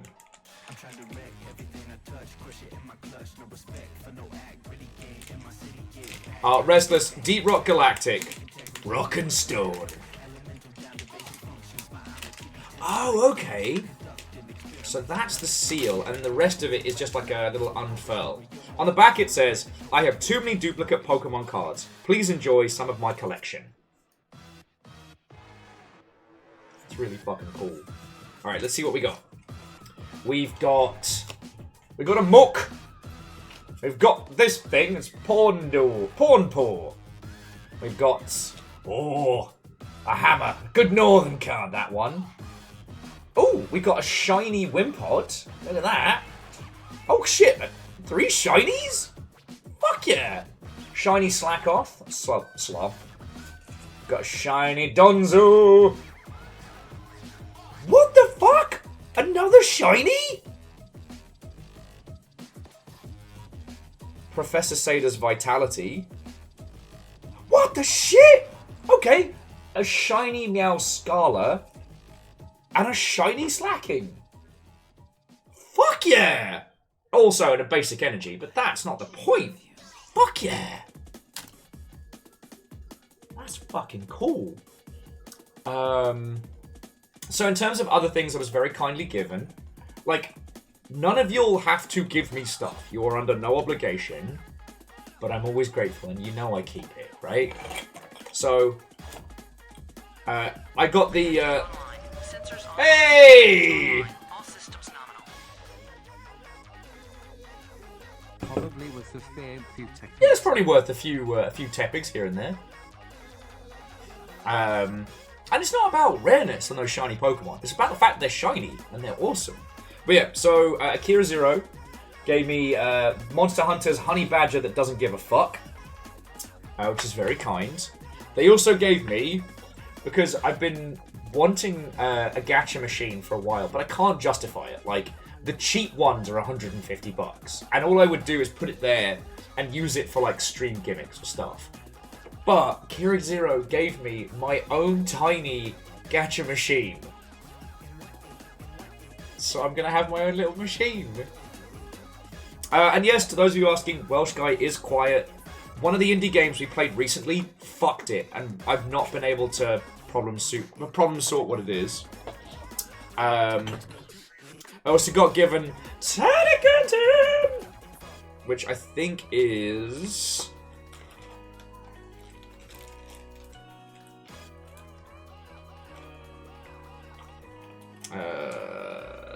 oh, this is just an accessory, but still cool. I also got given this fucking brilliant sticker. All crows are beautiful. It's totally what ACAB means. And this pin, it's like a little camera. That one's from the DreadX collection, the DreadX lot, and I fucking love it.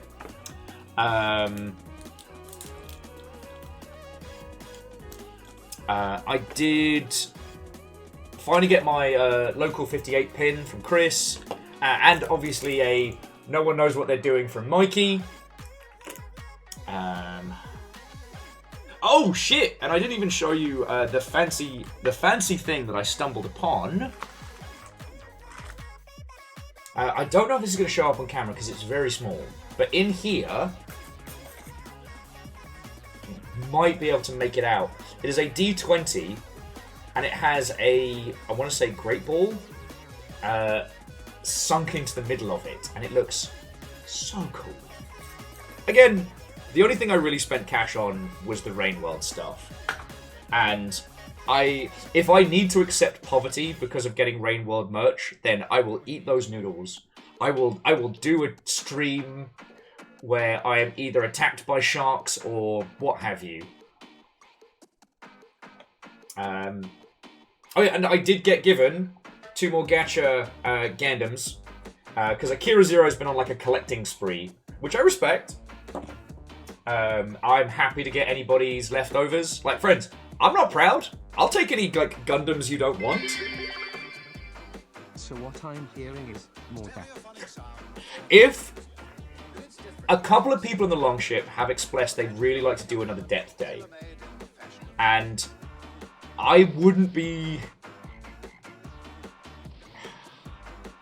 Because I am very, very poor, I am sure we can work out a way to make that happen. Start like a depth fund.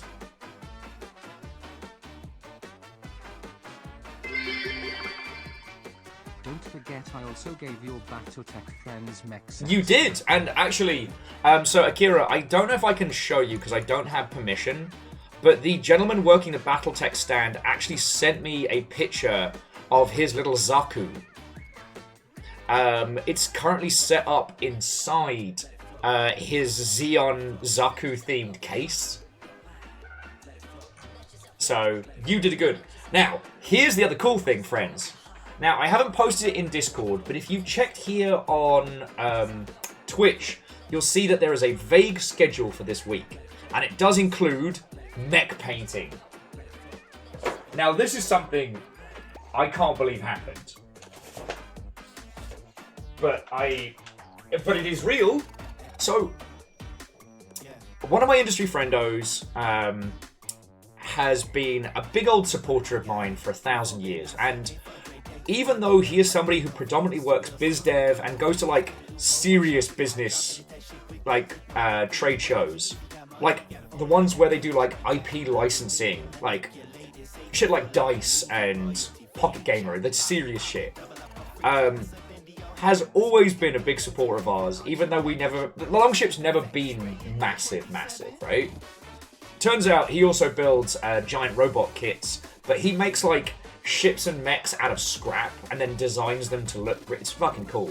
Anyway, I saw him over by the catalyst stand, and I was looking at the box of Urbies, and he's like, nah, let me introduce you to him. And so I got a proper introduction to the people who are currently making the tabletop Battletech. They've given me clan mechs to paint for. So, while the box is a little bit beat up, I have a full complement of clan mechs. Now, doesn't have the Mad Cat, which I know it's a bit basic to say it's my favourite, but we're talking, we have Thor, we have the Dashi, what's the full lineup? It's been so... Can't tell me the lineup. Yeah, Direwolf, Summoner, Stormcrow, Mistlink, Shadowcat. Although, the Thor is the Summoner, if I remember rightly. But yeah. Oh, the Mistlink as well, yes. So, So this... I don't know if we call this a sponsored stream. I don't know how we label this, but we are going to be doing an official Battletech painting session on Saturday. So I'm going to get these primed over the next couple of days, and then we'll do that together. You know, I could Delia Smith it and like pre-paint one or two of them, but I kind of don't want to. So what I'm planning on doing is in between the coats of this drying, we're going to work on the hand-painted Gundam I've been meaning to do alongside the Storm fuckers from Warhammer. But like, just as a reminder, Catalyst Games loves us. They gave us a Steiner Scout mug last time, and that blew me away. So like, it's good to be in, you know? On Varbles, good on you. Oh, shush. Shush, telephone. This is not your time. This is my time. There we go. Yeah, so Verdun, I will, like... But here's the thing. I'm telling you all about it directly, so it's not like I'm trying to sell fucking Roblox to children. So yeah, so this Saturday we will be doing a craft day, and I hope you'll all join in. I know a lot of you have done Battletech painting before. This will be my first time painting Battletech minis. I've done Warhammer in the past, and obviously you've seen my Gundam work. So, from what I've seen, it involves a lot of ink washes, and not as much airbrushing, which is fair, because I can't airbrush in here. So yeah, that was the big one, and I'm really, really, fingers crossed, hoping we can do more stuff with Catalyst Games, because fucking Battletech! I've only been a fan of that since I was a fucking child! And like I was telling them, see, I was a kid in the UK. We didn't have, like, Fascicorp stuff over there. So I played MechWarrior 2 Mercenaries and the Battletech game on the Mega Drive. Now, admittedly, MechWarrior 3 was when I got properly into it, because I used my stepdad's flight stick from his F818 game to play it. It's good fun. Anyway, I found out that there was a board game based on MechWarrior after. Broke my tiny brain. Let me tell you, getting a box copy of the OG Battletech in the UK was no small feat. And if it wasn't for Tiny Will's hyper-focus, I doubt it could have been done. So the idea of coming back around to this is a very big deal! Yeah. I do miss MechWarrior 2 Mercenaries, because Lyros was saying they played a lot as well, because if you got your leg blown off, it wasn't technically game over. You had to admit defeat. So if you put jump jets on your mech, you could, like, bunny hop to the extraction and just fall into the dropship. Did that a lot. There's also why I was such a little snarky fuck about the Timberwolf. It's not a Mad Cat, it's a Timberwolf, but I like it. And the time when Tiny Will yelled at a Dave & Buster's employee because he gave me the wrong loadout for my Mad Cat. I wanted the dual PPCs, not the ER clan lasers, and he gave me the ER clan lasers, and I was very unhappy about this. Little Will should have been punished a few more times than he was. Anyway. So that's That's the PAX Horde. Now, as I was saying, after the panel, we just drank at the Sheraton, we hung out with friendos, then ended up going over to Elephant Castle, which was weird that night. Like, we were all sitting at the bar, but they weren't doing bar service. Like, we rocked on in and they were like, we can only split the check between 4 of you or do one big one. I'm like, but we're not all together. Like, if we were a bunch of people that didn't know each other, what would you have done? Anyway. Oh yeah, at Varbles, the Catalyst Shadowrun reprint's really fucking cool. They did also have a box of Urbies, I think I mentioned. But I'm not good enough to paint an Urbie yet. I had to do my tiny Urbie son justice. There was actually, I don't know if I mentioned, there was a giant inflatable Urbie mech at Gen Con this year. A lot of people sent me photos of that to make me jealous. Anyway, so what was Sunday? Oh yeah, so Sunday was catching up with friendos, seeing the people I didn't get the chance to see. And that was like industry party night. And it was good. Like, we went to the Polish party, which happens every year. It's hosted at Polish House in, like... the Association. Thank you! And the venue is kind of like every village hall you've ever been to, or every kind of like mid-tier community center school dance. Small town community center. Yeah, but food, incredible. Vodka, infinite. And it, for some reason, is kind of like... It seems to be where the games industry correlates towards the end of PAX. And it was very good. I got to catch up with a lot of industry friendos. And then we went to a house party afterwards. The host of which was woefully underprepared for how many people he invited who actually showed up. Yes, our good friend made the mistake of inviting everyone. And everyone came. But it was a good, late, drunken night. You know, I got to hang out with a whole bunch of pirates. Herbie like the car. No, Herbie, like Urban Mech. The murder dumpster. Once the most laughed at mech until everybody realised that an AC-20 on something the size of a Morris Minor is fucking horrifying. And the Urban Mech is one of the very few battle mechs that can rotate 160 degrees around.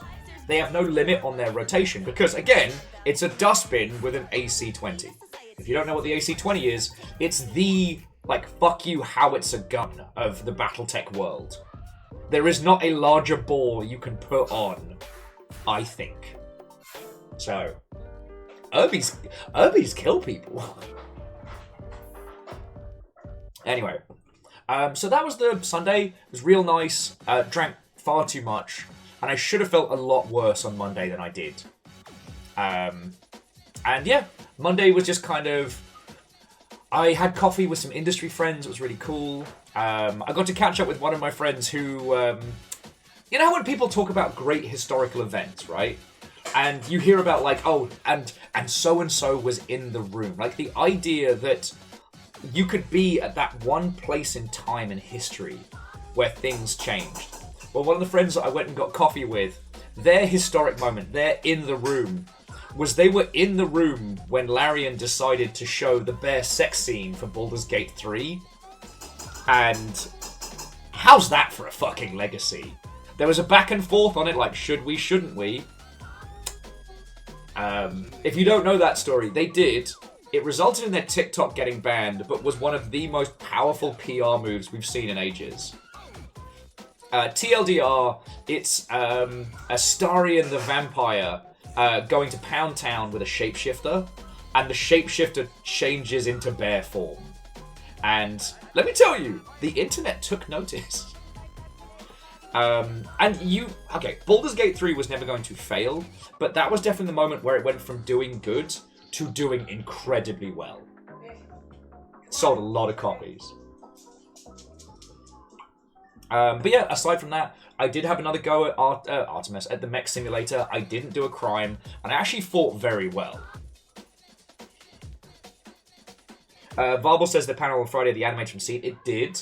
And if you haven't seen it, the one that makes me laugh is if you sleep with the tentacle-faced villain of Baldur's Gate 3, the scene with the tentacle fondling, that is a real thing, was The animation reference was one of the team playing with a packet of biscuits.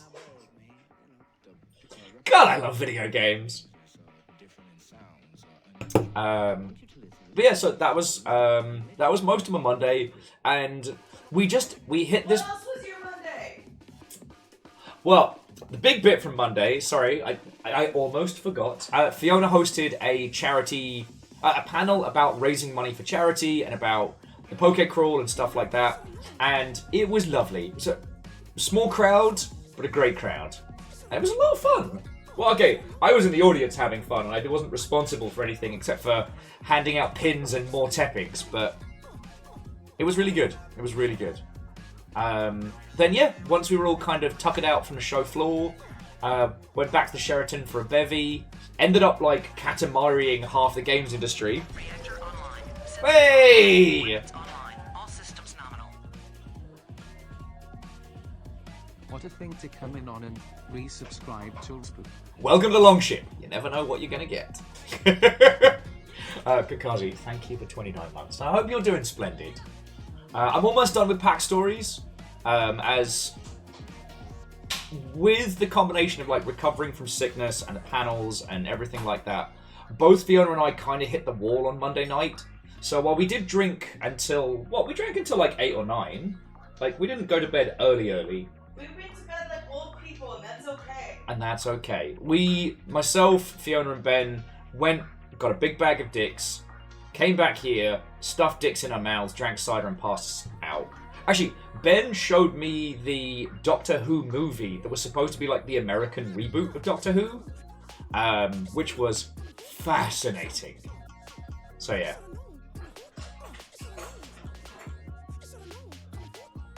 Oh yes, Bacon accepted their very first Dr. Exoskeleton letter, so you got dragged into that mad ARG world.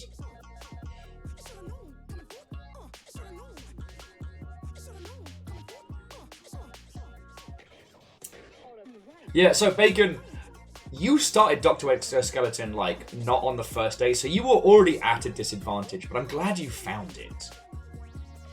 And yes, numbers, Eric Roberts as the Master, shooing scenery like there's no tomorrow.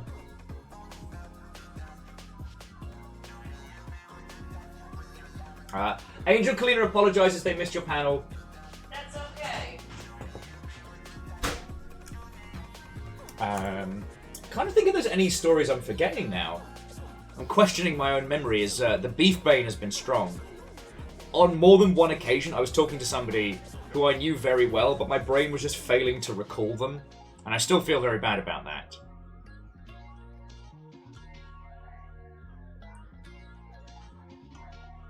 But, trying to think if there are any others. Oh yes, and Lance, I did hear about like Bacon taking the Dr. Exoskeleton letter and slapping it down the table like a film noir detective. But basically, if you've enjoyed things like the Black Watchman and any of the other like ARG puzzle type stuff we've done, if you're at PAX, find Dr. Exoskeleton and get involved. Because I know Stooge and Strakes did it, as they tend to do on the yearly, and they had a good time about it. Lance, I did hear about the Leaf Theatre pin and finding the hidden bits. I did go up to the beer garden a few times. I got to catch up with Chris Straub and Regretted Garbo, and I got a lot of time to talk to Jerry this PAX, which was really fucking cool. Like, obviously to those who still know him, like, it's Jerry, he's fucking cool. But it's interesting that, like, him and Mike are no longer like a walking fire hazard. Like, I watched them walk through a bunch of people and not get mobbed. It was wild. And I know that's also something they said that they wanted. Like, they want PAX to reach the point where they can walk around and nobody knows who they are. And this is something I talked about with a lot of people, is that the divorcing of Penny Arcade from PAX is going to be the thing that keeps it alive in the long term, right? So, you know, I look forward to drinking with all of you at the 30th anniversary PAX in 10 years, you know what I'm saying? What the Longship will be doing at that point, I have no fucking idea. But It was a really good PAX. As I said, there wasn't the same kind of lobby parties as previous. Hey! Bubbles! How are you doing, friend? Oh, sorry. Where are my manners? Thank you for the 53 and did a tier 2. That's $10 a month, yo. Lance says, I remember having to tell Jerry's mom not to come into the main theatre. Being a force is wild. Yep.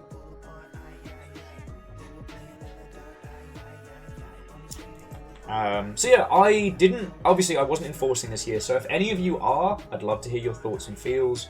If there are any bits of PAX you feel like I haven't chatted about, I'd love to talk about them. You know, the show floors were good, although someone said that Nintendo got put on the naughty step this year, and I could feel it. Because the Pokemon booth was very, very smudged. And this is apparently due to the fact that the whole Nintendo World thing last year was a bit of a disaster. Oh no, Lance, the influencers are always outstanding. Oh shit, I got to catch up with Dan Olsen a whole bunch, and I got to see Mikey of Movies with Mikey, which was really fucking cool.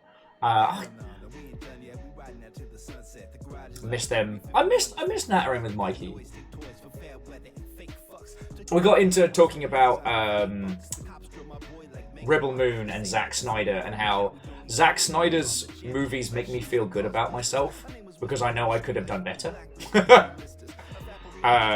Especially the new Flash movie makes me feel good.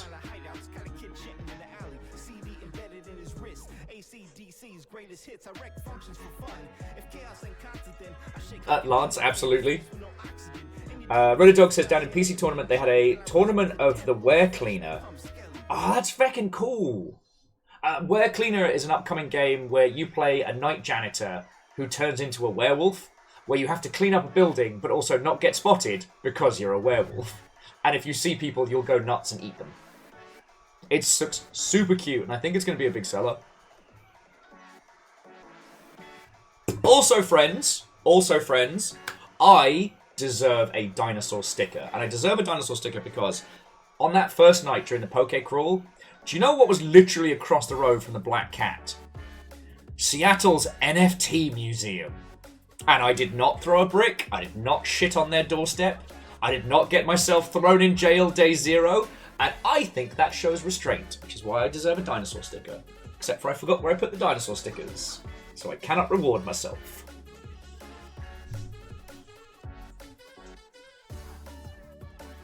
Yeah, and there's still time to go back, but like, Tequila Drunk Will didn't do vandalism on the NFT museum. That shows emotional growth. Did I right-click save? You better fucking believe I did. Fucking diabolical.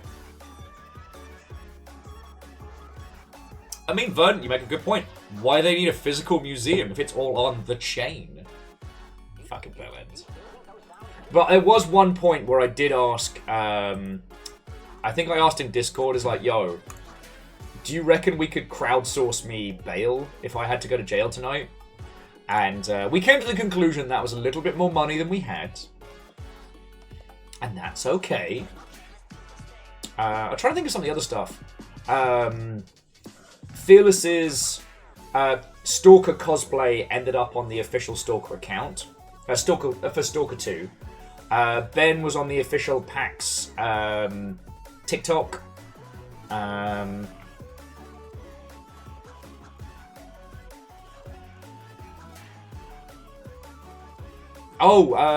The lovely Bart Nender unfortunately got fucked over by Gorilla Tag. Bart Nender's last shift at GameWorks was, I believe, the Saturday. And I was going to go say hi and maybe get a bevy and a slice of pizza. And as I trundled around GameWorks, there was a double-stacked line the length of the block. Because the game Gorilla Tag was doing like a meet your favorite YouTuber event with free pizza. They told Sean 100 people were going to be coming along. The rough estimate is 450 people showed up. Like,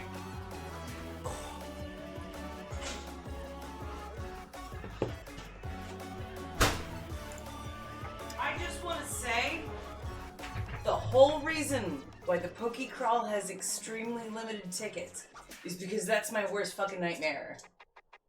Is for me to overhype something and everyone shows up, and then you know what you have to deal with? 400 pissings. Too many people. Too many people, and you didn't plan on those people, and then your head pops off, or all the people that sit below you that have to deal with you, their heads pop off. I mean, it's fine. It's not like they'll be drinking. They'll be drinking. Too many cooks, and the cooks are all drunk. Too many cooks. And Will screaming. No, the Poke Crawl went really smoothly. On your end. Yeah. On your end. Everything that I was involved with went really smoothly. I said, Will, go to Black Cat. And I went to the Black Cat. Black Cat and did Black Cat thing. Honestly, I just kind of held court because, like, Yes, all the grass types showed up. That didn't happen at the other bar.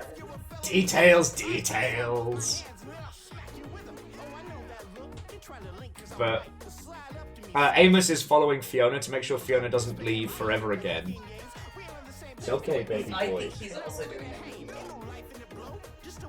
Don't put me in this loop. He's the one nesting in here. True. One thing was very funny is because, like,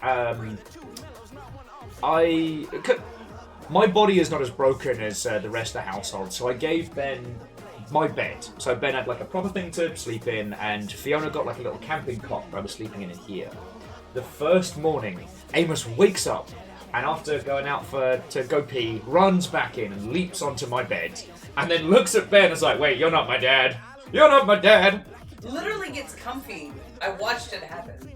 Literally did his little like curl up, like, oh yes. And then curled up and then went, way, like literally like laid down, sat back up, and went, no. Wait a second. So then Amos comes into here, and again, I cannot state, this cot is just big enough for one person. It is for one person. It is maybe a little less than a twin-sized bed width. But Amos did not care, so he crunks my knees the wrong way, so he can make like a little nest and just lies on me. Oh, no, 70 pounds of pity. And you were like, no. There's and no I space. even put this bed here, and he was like, no, this isn't a request. I'm ascending. Yeah, I sleep with Papa. My dad. He would not leave my side this morning. Every time I rolled over, he just made sure to shivel up a little bit more and put more of him on me. He did that with me too. I got up, I came back from the bathroom, I had to move because he was sleeping on my head pillow. We did, and the thing was, poor Amos did have a little accident earlier, which was partially my fault, but the thing was, he wouldn't move. He just wanted to stay on me. So when I finally was like, alright, baby boy, we need to get up and get moving, he's suddenly like, okay, now I have to piss. But it was all good. Like I said, I can't blame him, but it's like he did not want me to get out of bed. And you're a pushover. That is also very true. Yeah, Amos, he's like the love brick. What was the other thing I called him this weekend? Pee-pee slider? You did call him Pee-pee Slider, which I wish you wouldn't have. Because he's cute like KK Slider, but he's full of pee-pee. But he was pushed to his limits this weekend. He actually didn't. We had one accident. With one accident. He's a good boy. Such One a good accident boy. on the longest day. And Sorry. he did good. So I think that needs to be noted. He wasn't a monster. No, he wasn't. He did well the entire weekend. So, yeah. So Shout out to the baby boy. Kudos to the baby boy and River. And also River. Even though she got into stuff. Yeah, River was more rebellious than Amos. River went, I found Dick's fries and ate all of them. So far, River's not had horror poos, but I can't wait to see what surprises lay in store. Sorry, friends, this is far more detail about dog shit than you ever really asked for. Way to go, Will. I was talking about pleasant things. You went into dog poop. But no, I think I covered all the stories from the weekend. Like, I don't know, I wasn't there for most of them. fair.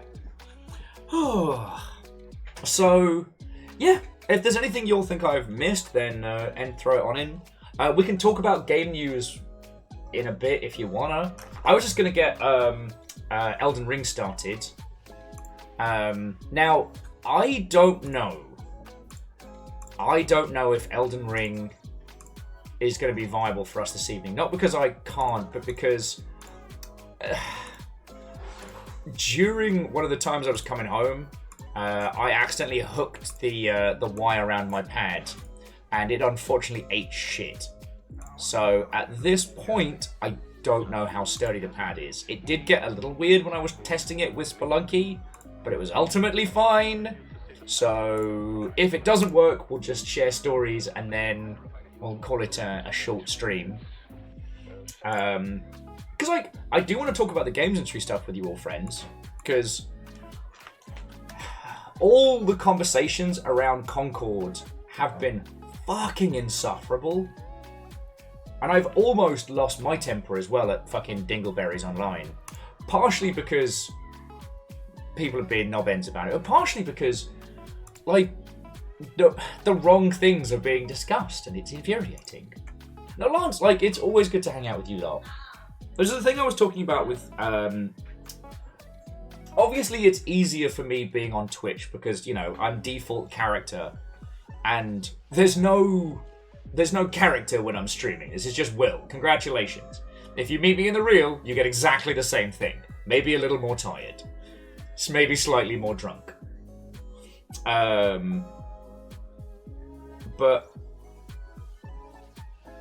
it's... Someone was asking me about like the concept of like parasocial relationships, and while there are certain like boundaries and borders I do have, like ultimately, if you come drinking with me, this is what we're getting, and you lot are always fucking cool. So, I always happy to drink with you lot, you know? Jumping back, yeah, Nick was just saying similar to the conversations around Star Wars Outlaws, a huge number of people rooting to fail and boosting that content, and it's insufferable. And like I said, there's been a few times where I've nearly broken my personal rules and started yelling at people, but it doesn't achieve anything. Like, I'm not happy that Star Wars Outlaws did poorly. However, I don't think any of us are under any confusion as to why that is. And it's because, like, it's unfortunately following the Ubisoft formula very closely, and it doesn't have much sustenance to it.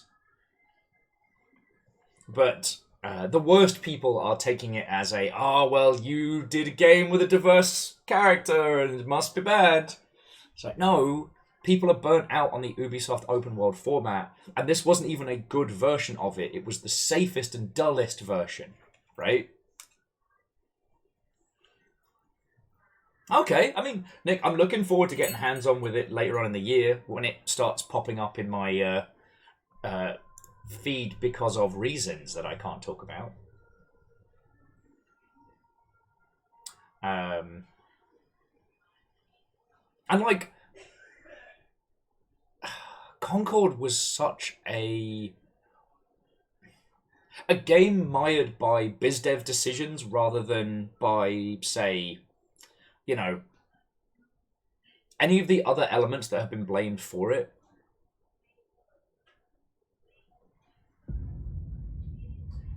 But I'm not happy that Concord failed.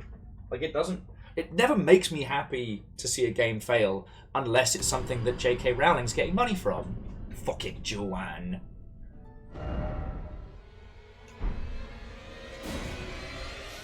It is a good reminder that currently a lot of the online discussion around the content of video games is heavily mired, and it's a little infuriating.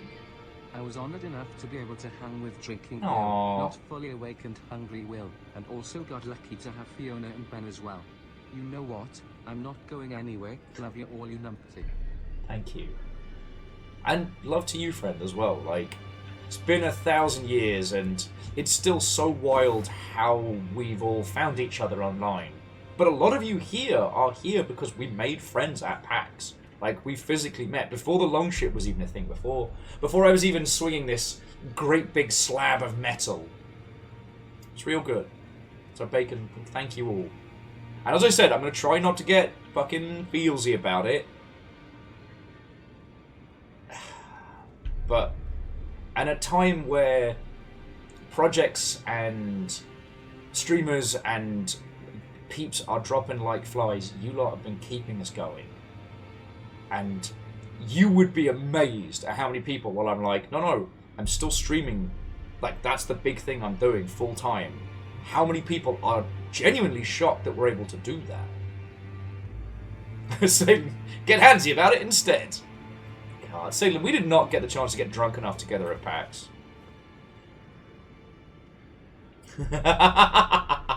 Yeah, Angelos, who'd have to suffer through that? Jeez.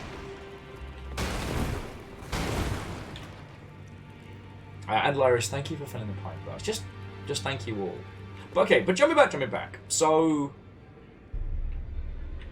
let's. Okay, do you want to discuss Outlaws first, or would you like to discuss Concord first, friends?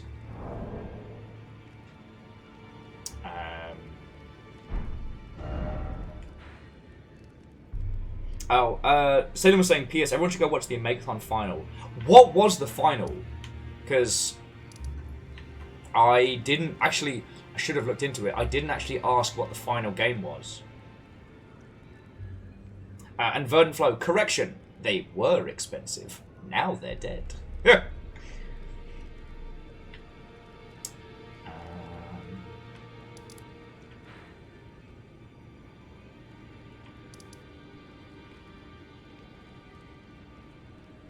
Okay, so the final was the best of 5 gauntlet across the systems that were current in 2004.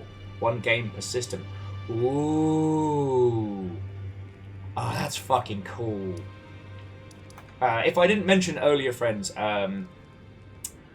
the theme of this PAX just gone was like the 20th anniversary, and I managed to get a party hat. I didn't manage to get one of the lanyards from Laura, but you know, you win some, you lose some. It's all good. I'm not annoyed. I got my Rain World stuff, and that was what I was hunting for. Okay, so the games for the Omegathon was Dead or Alive 3 for the Xbox, Perfect Metal Black for the PS2, Power Stone for the Dreamcast, and Donkey Kong Konga, aka DK Rap for the GameCube. Oh, and finally, WarioWare for the Game Boy Advance. I would have been able to hold my own against that. Varble's got a spare one of the PAX Prime lanyards. Ooh, well, very nice.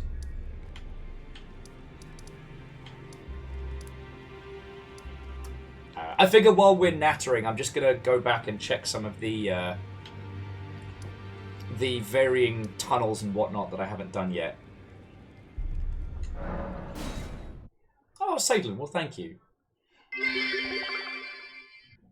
Oh yay, the PAX Prime lanyard. I didn't get a hat, but I was able to get the lanyard. I win at PAX as far as I'm concerned. Okay. And Bacon, like, thank you for 1,000 on top of it all. And Lyris, it's all good. I forget what it was. But time travel can't hurt me anymore. There you are, my apprentice. But you were dead. Shall we commence the lesson?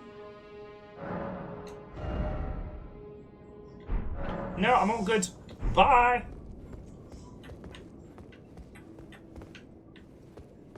So Dustin, I haven't actually cracked into the cocktail book yet, but I'm looking forward to.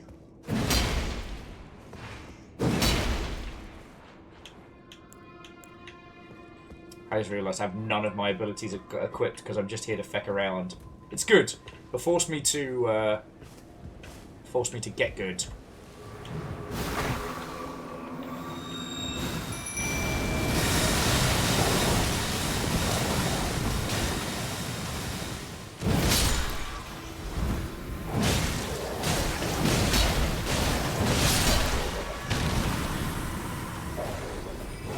Or I'll just let my puppies handle it, that also works.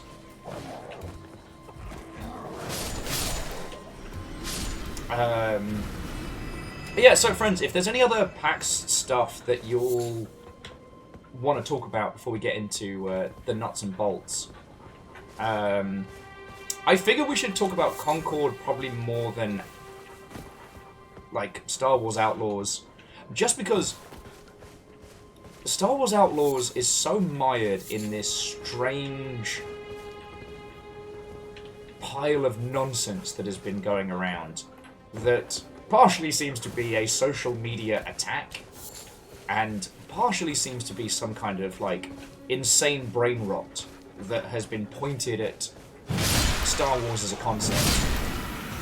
That it's really hard to get a consensus as to how people feel about it. So Verdenflow, I didn't get the chance to go to any of the other ones. So I didn't get to see the Dark Room, which was incredible. And I'm still sad I didn't get to drink with the gentleman behind it. That was one of my goals I sadly missed out on. I saw him for a hot second. I was like, we're going for a pint, yeah? I was like, yeah!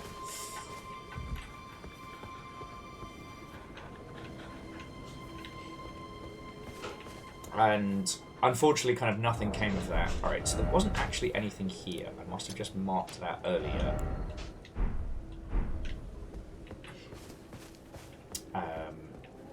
So yeah, aside from going to Fiona's panel and being on, you know, being on a panel, I didn't get to go see too many.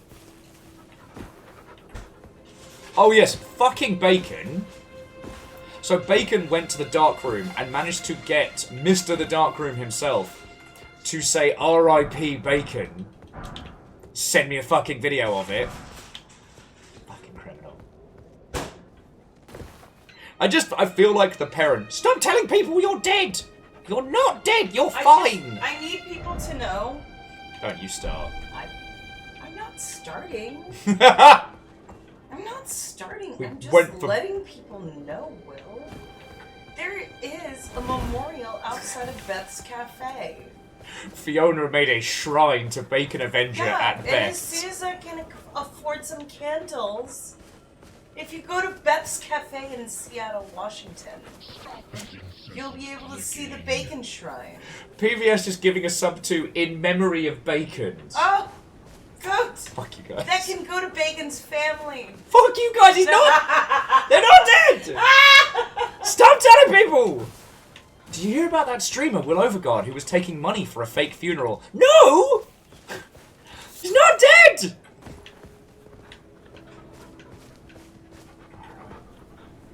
Ooh, I should try and find the Night Lords while we're chatting. R.I.P. Bacon. Terror's a lot of you.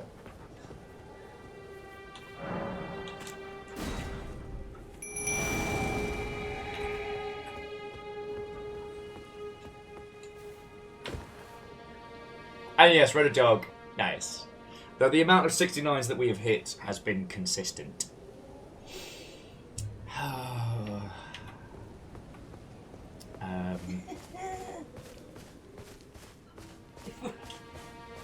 Nick.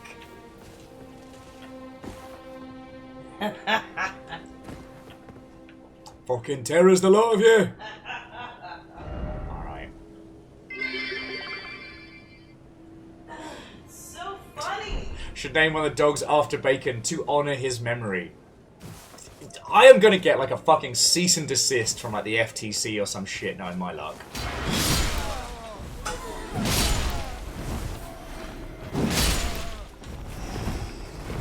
Okay.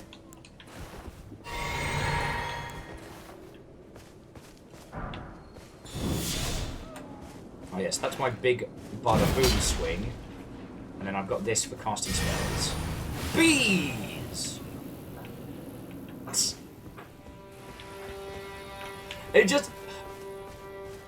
It would just be my luck. You know what I mean?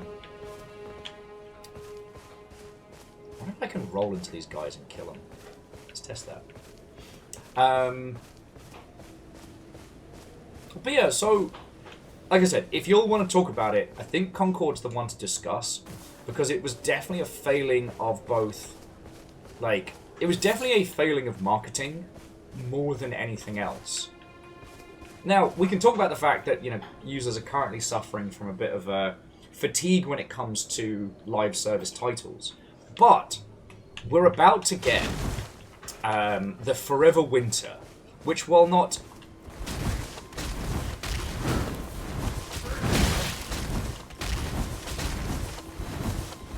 Which while they're very specifically saying it is not going to be a traditional live service game, and is going to have like offline co-op and whatnot. It is about to be another... Killed that guy by rolling. It is about to be another game that is predominantly an online multiplayer experience. Like... Well, so Nick, I think what it is it's a strong, like, counter to a lot of other marketing assets that feels like... I don't know, it feels like a little bit like a Reddit post. Because I've been looking at that same asset as well. It also worried me because they referenced Ready or Not as the people they were getting inspiration from, and... Ready or Not is way too much propaganda for my liking. But that's another story. But with Concord, even having watched the trailer, even having, like... This guy's kind of hurt me, Jesus. Stop playing with your food. Never! Never! It's not my fault, it's delicious! Who's screaming at me?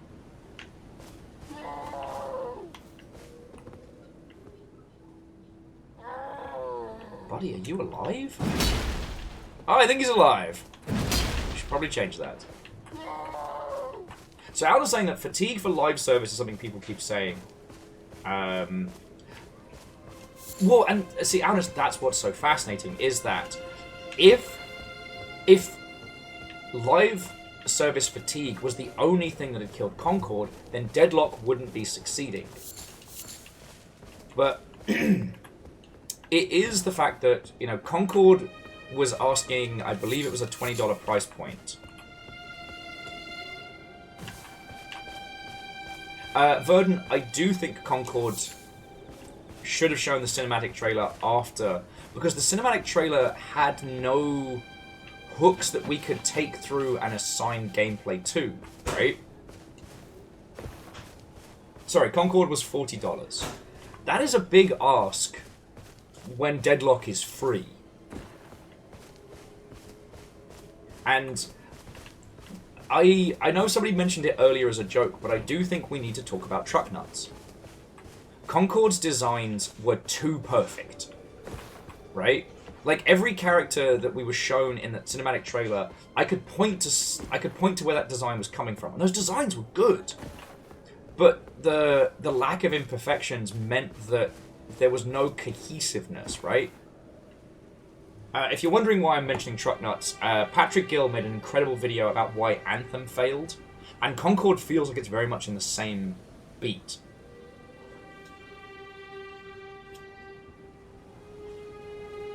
The TLDR was Patrick Gill made the case that the mech suits in Anthem should have had truck nuts on it, because the designs in Anthem were too perfect, too clean, meaning they didn't have any personality, they didn't stand out, these. So Apex Legends is still doing very well. It's not doing as well as it was at the height of its success, but that's just, again, like time. Apex Legends is still making bank. EA tried to push them to a more expensive price point on their, on their season pass, and the community went nah, and so they've managed to acquiesce. But so okay, so if we look at Deadlock, so Deadlock is a hero shooter MOBA mashup. I've got food for eating. Okay, so let's have a little rainy snack time with Will. And I do want to hear your thoughts and feels on this, friends, you know? I've missed talking with you all. And it's interesting that we've been given... Don't look me I'm gonna. Just there's so much. We've got so much stuff here. Got nowhere to put my controller.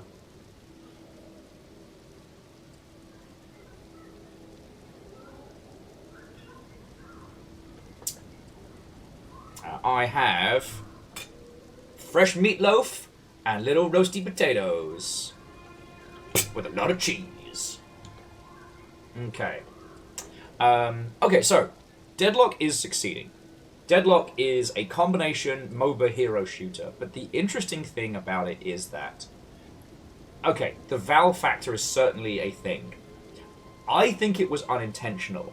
I don't want to attribute genius to something that idiocy will easily explain, but Deadlock wasn't announced by the time people started playing it. It leaked, it was being talked about, and then you can get your friends into the beta, or the alpha, or whatever they're calling it, but Valve still hadn't formally acknowledged it in any way, shape, or form. To date, Valve has not released a trailer, a press release, an announcement. There is a shitey, bare-bones Steam page where Deadlock is at. But what has happened is that users, before anything else, have gotten gameplay. And in something that is meant to be a multiplayer experience, that's the core of it, right? If Valve releases a cinematic trailer similar to what they've done with their other projects, we already know what it plays like. We know the characters, we know the vibe is this kind of like film noir, diesel punk, like fantasy characters meets setup.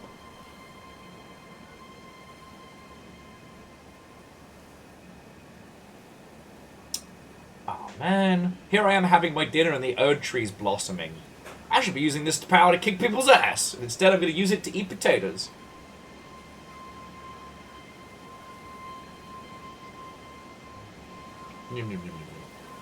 Sorry, where was I? Whereas, the interesting thing about Concord was the first thing we got was that cinematic trailer, and there was a long old pause before we got anything else. Like, it was supposed to be team v team, but I guess... But what we got given was a trailer that's similar to how you would do a story game or a narrative game. I couldn't have told you what the gameplay was going to be like in Concord, right?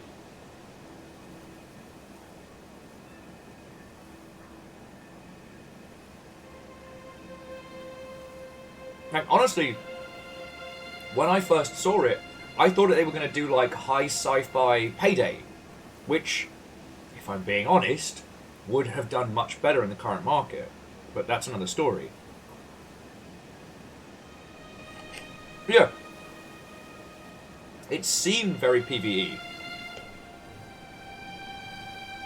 And the thing with it being a hero shooter, you've got to create those larger-than-life characters. They have to have, you know, a conflict hook.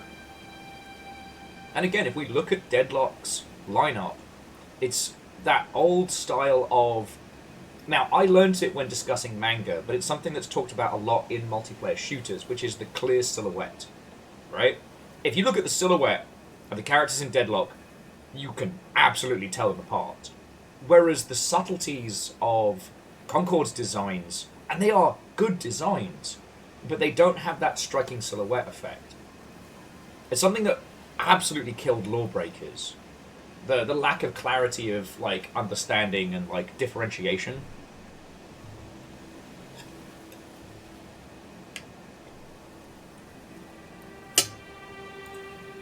And yeah, but you haven't thought about Lawbreakers in a hot second.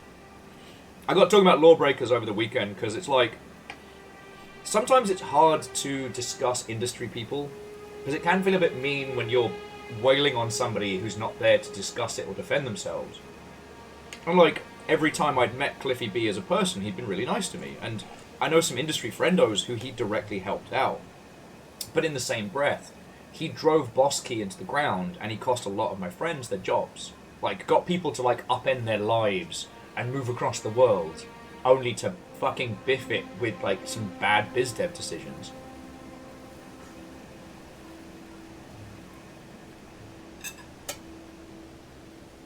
But that's another story. The other thing that I would love to hear your thoughts and feels Why do you think they cancelled it so soon, right? Because here's the thing, we're past the hump of the year, right? We are past the halfway mark in the financial year. At this point, we should know everything about the budgets that we have for the games that we're doing going on. By which I mean, like, whatever amount of money they were prepared to put into Concord would already have been planned and accepted. So, why was Concord pulled so quickly? Now, are they going to take another run at the cake? Which is entirely possible. Were they expecting a level of return on investment in the first 2 weeks that was so unreasonable? Because, like, you can always bring it back. Like, everyone remembers Smite from it being at the height of its success, but Smite had a slow start. Fucking, I mean, you know, it's not a fair comparison, but I always like pointing to Among Us, because that sucked. That released, and it did poorly, and Innersloth were like, fuck sticks, I guess we make a sequel? Right? But if the title is still online, if the servers are still running, there's still a chance, right?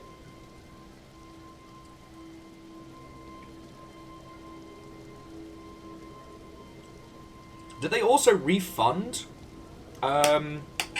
Concord? Because with refunds, it could be that they're looking to do a free-to-play re-release. Which would make sense.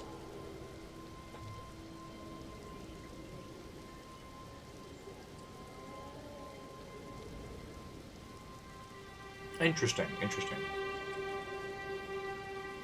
Well, so, Moose, we're already past the point of the year where everybody's done their tax nonsense, right? So, like, if they were doing it as a tax write-off, that's not going to kick in until, like, what? What is it, like April of next year? So, I don't know how I feel about that one. Again, I'd love to hear your thoughts and feels on this, friends. Not just because I'm stuffing my face. I didn't realise how hungry I was until I started eating.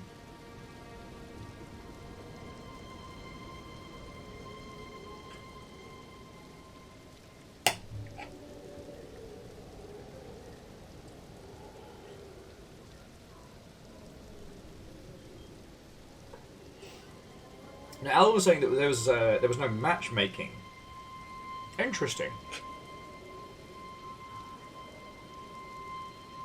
Farm says there's tax extensions in the fall in the US. Yeah, but you have to file the extension ahead of time. So unless fucking Sony is running on fumes, because as I understand it, Concord was first party, so Sony paid for it.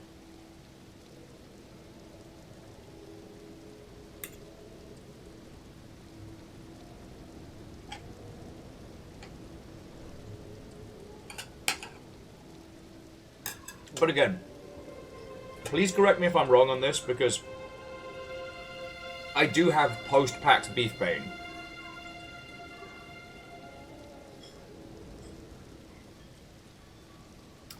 Evil Geek.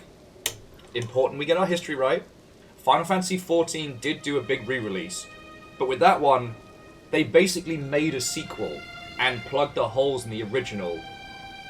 No Man's Sky was essentially slowly added to, like, over time. And predominantly because, like, while Hello Games did have Sony giving them a push, they were independent. Which is real cool. But, like, at least giving the title a few months to see if it's, like, sink or fail. Maybe make some cash back. Like, even just a little. And that's when my brain's boggling, because, like, 2 weeks for a $40 price point PvP game. 2 weeks? Nah, that's too much marketing and too much time to just kill it dead. So what it means is there's another piece that I'm missing, right?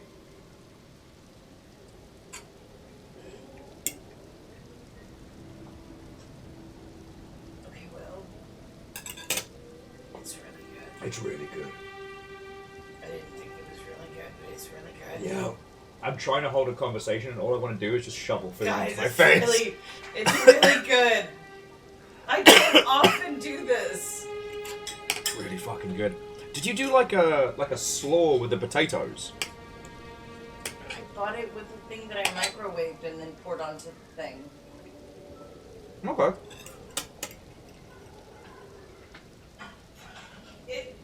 It's like I chose minimal effort and I got maximum return. Deliciousness output. Maximum. I was trying not to scarf it down, but it was so good. And then I walked out here and I was like, I really hope that you're able to express to everyone how good it is. Yeah. And then I realized how quiet it was in here. I just feel bad because my Elden Ring guy is just sitting in his rusty armor in the rain while I'm stuffing my face.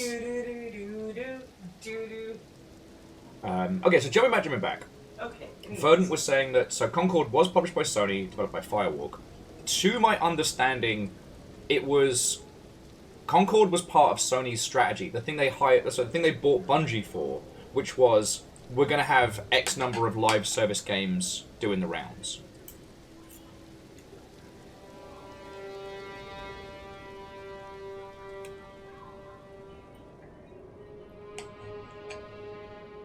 So, I am inclined to agree with you, Nick. Nick's thinking that what they're going to do is do a free-to-play re-release and then scale everything down. And to the biggest deck, Otto and welcome. I am an absolute love of my therapy sword here, but we're taking a little breather just to talk about what happened with Concord's launch and deconstruct that before I go back to fighting Malenia. And fighting is a strong word. Basically, she's kicking the fuck out of me. Of my 869 deaths, like 200 of those are hers. But anyway, where was I? Let's see it. Let's get me sat down. Oh, hang on a second, friends. I was like, why is it warm in here? Fucking fan's not on. That's why.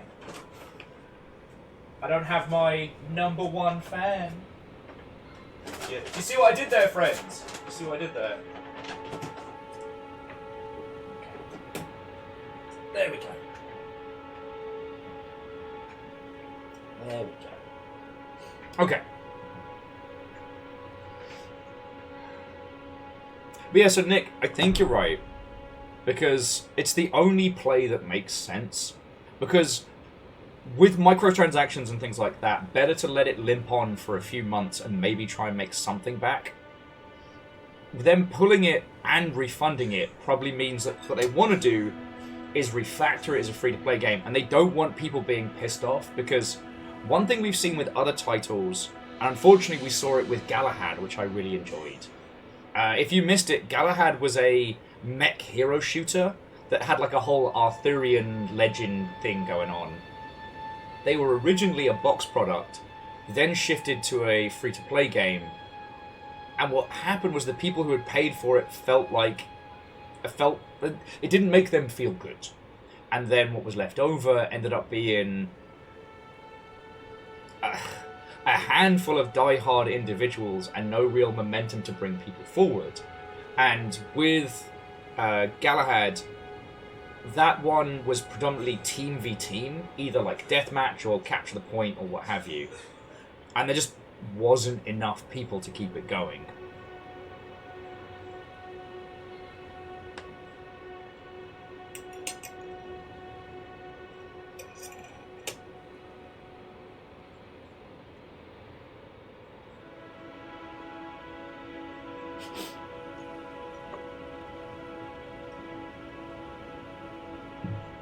Anyway.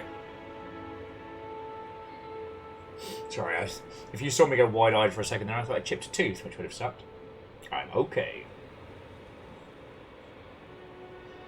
But you know, Farthorn, any online title is expensive. Not to harken back to spicy will of previous days, but this was one of the things that got my, goat on a leash.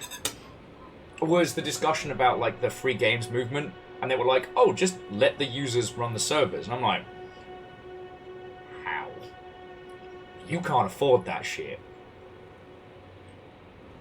But there's still this mentality with a lot of people in the gaming space that video games are either just peer-to-peer or you have an server somewhere and people connect and that is it. And it's getting better. But, you know, educating people on how these things actually come together is, yeah.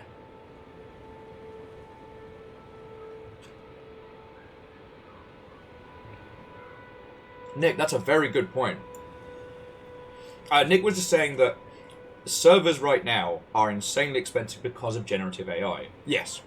So TLDR, these generative AI companies have to have huge computation setups, and they are predominantly using like virtual servers and shit like that, rather than having their own physical location. Those things use up buttloads of computation, and so Google and Amazon and Microsoft are charging these AI companies up the wazoo. But that means that the value of servers right now is essentially like a, you know, it's a landlord's market, right? Because the only people who are making money through this whole AI fuckery are the people selling, like, virtual servers. They're making bank. No one's using them, and the AI products are not making any money.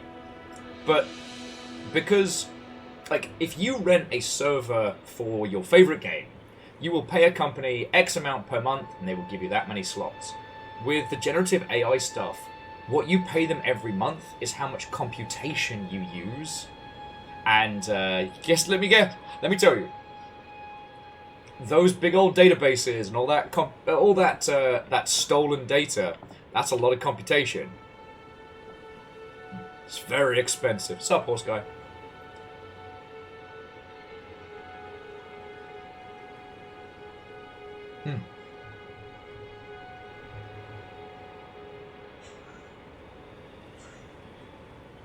And Legend, maybe that's the best way to educate people, is saying that, like, right now, it is physically impossible for a single person or a small group to run a project like Final Fantasy XIV.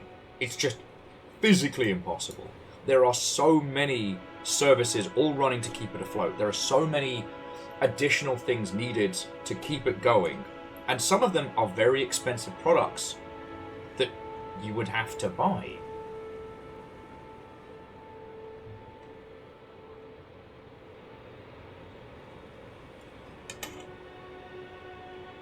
But anyway, I'm telling you stuff you all know.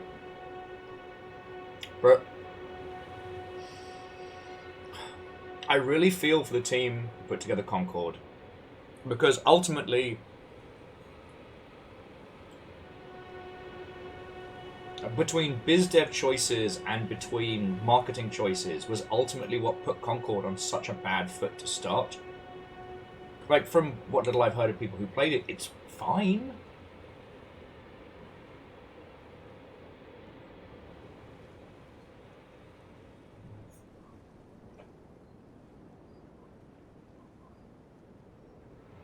Like, oh hey Fred, how are you doing?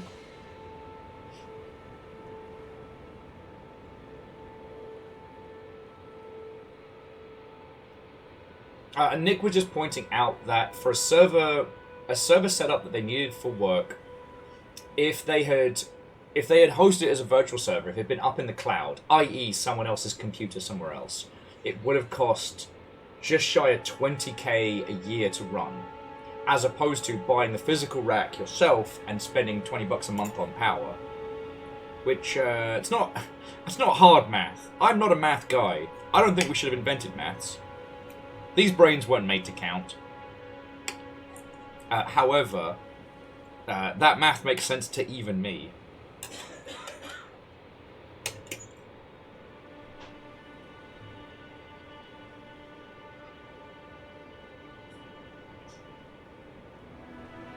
And, look, if you take anything away from the fate of Concord, it's 1, marketing matters, and 2, let your marketing always start with a hook. If the hook is too complicated, then start with the whole ass game and then market it backwards, i.e. early access. Like, if Deadlock had tried to do the same thing, their marketing campaign would have basically been doing backflips trying to explain that it's a hero shooter and it's a MOBA, but not quite a MOBA, but not just a hero shooter. Also, it's diesel punk and there's zip lines, I guess? Whereas, users got to play it first. I do think this is also something that's being done very well with the Forever Winter, with their aggressive kind of like betas and stuff. But again, the Forever Winter also hit upon some really good coverage, whereas Concord never had the chance to gain anything. I also, if we're just looking at it from a marketing standpoint, I think Concord might have gotten hit with Disney fatigue. Like,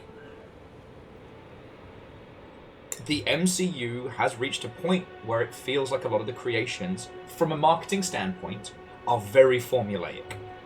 And a lot of those formulaic beats haven't been good.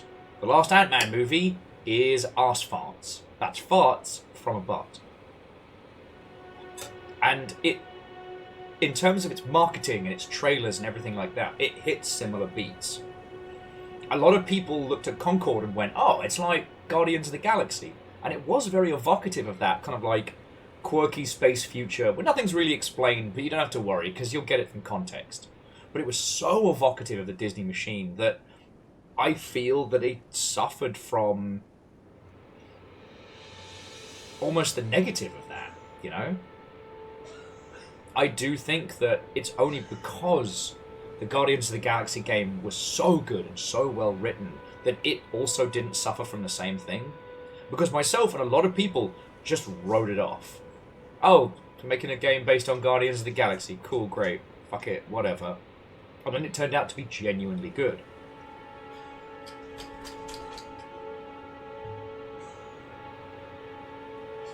That's also a narrative game, meaning that you don't need a huge user base to succeed. Sorry, at this point I'm just telling you shit you already know. My apologies. My brain's all about this meatloaf right now. Is there any points around Concord that you'd like to add that I haven't mentioned? Because I guess this is just like, this isn't Elden Ring as much, this is like Elden packed lunch. Come have dinner with me on top of a fucking mountain in Elden Ring.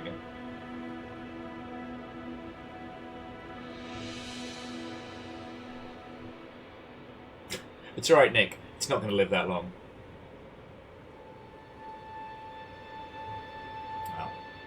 My stepdad used to make meatloaf when we were younger, and it was bad. And I spent a large proportion of my life believing that all meatloaf was awful. Being in the presence of good meatloaf has changed me. It's changed me as a person. It's changed me as a human. And as an undead, occasionally.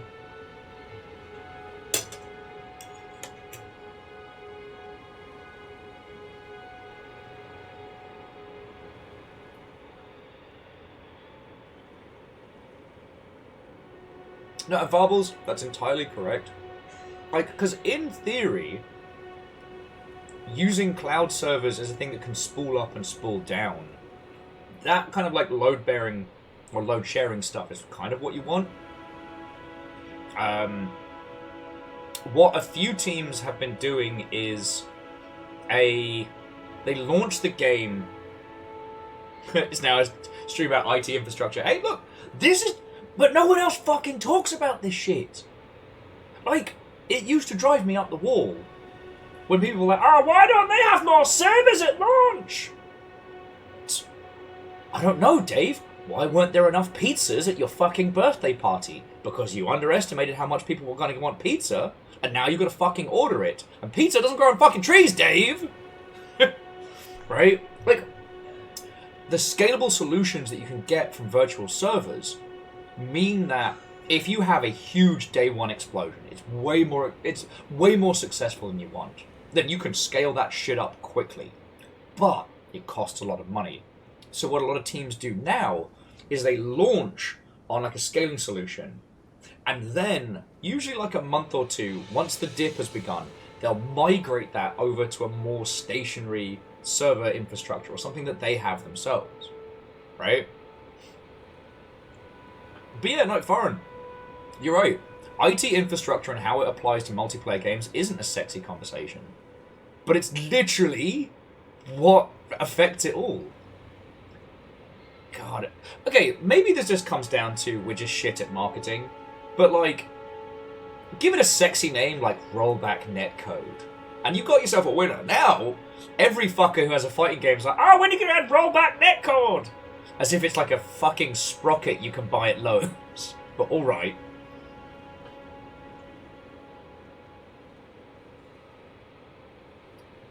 And Moose, I remember that, when they made a statement literally saying that they physically couldn't buy any more hardware for Endwalker's release.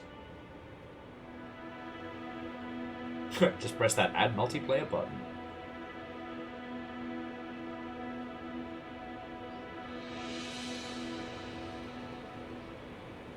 But yeah. A friend of mine used to work for a solutions company that did the scaling stuff for launch, just so that companies had a bit more of a squidgy room. And let me tell you, every company they worked with had the smoothest fucking launch. Nick, Bacon, please don't make me be the moderator here, but if you're flashing your racks, like, let's at least keep it in the not safe words. Sorry. Oh, racks out on Discord. No one knows how cool we are. Oh. Sent you my rack, please respond. But yeah.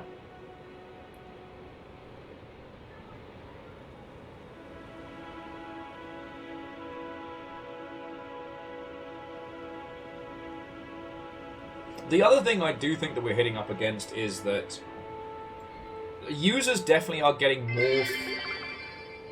At Viking_Blondo, come on, they lift and separate the servers. The push-up bra of the IT world.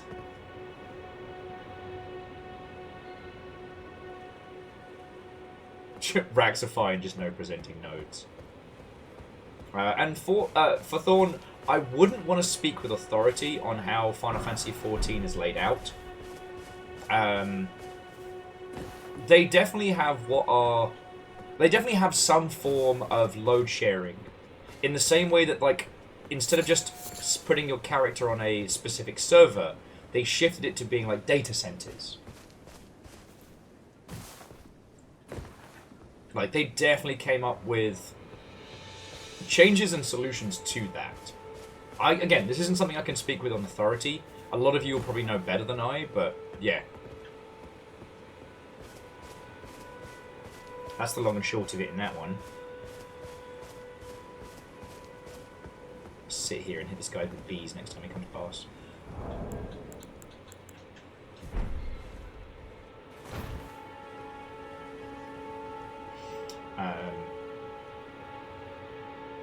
Now, it could be that Sony was so drastically overconfident with Concord that they spent mad bank on the amount of, like, virtual or physical servers ahead of time. Like, that could have happened. Excuse me, can I interest you in some bees?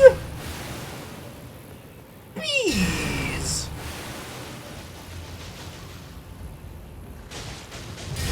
Bees! Can I make friends with the horse?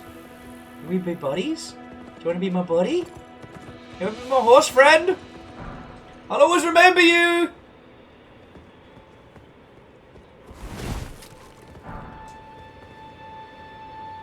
Sony, Miss Magic and title?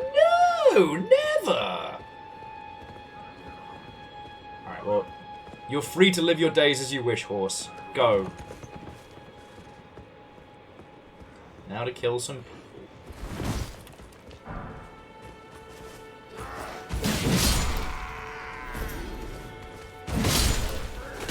It's mildly hilarious how little they can hurt me. But it's not late enough in the day for us to encounter the horse, the Night Riders.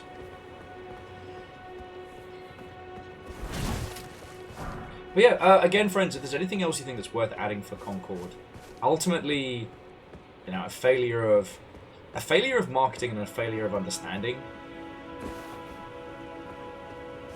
And there's this thing that Phyllis always reminds me of, which I think is very, very important, which is companies don't want to sell you a game. Companies want to sell you a business model, right?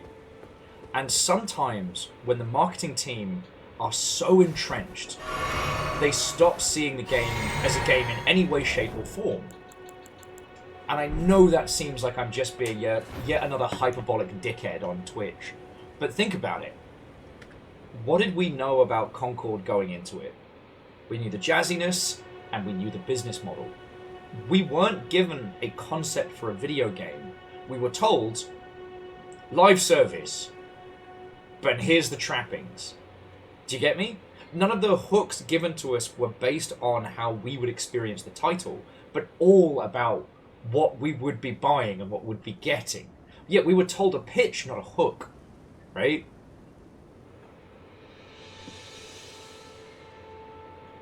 And that, at least to me, that feels like it starts to get into that, like, you know, drinking the Kool-Aid, nufta AI sort of things. Where, again, you're so divorced from who would be your actual, air quotes, customers, that you'll make wild choices that nobody wants.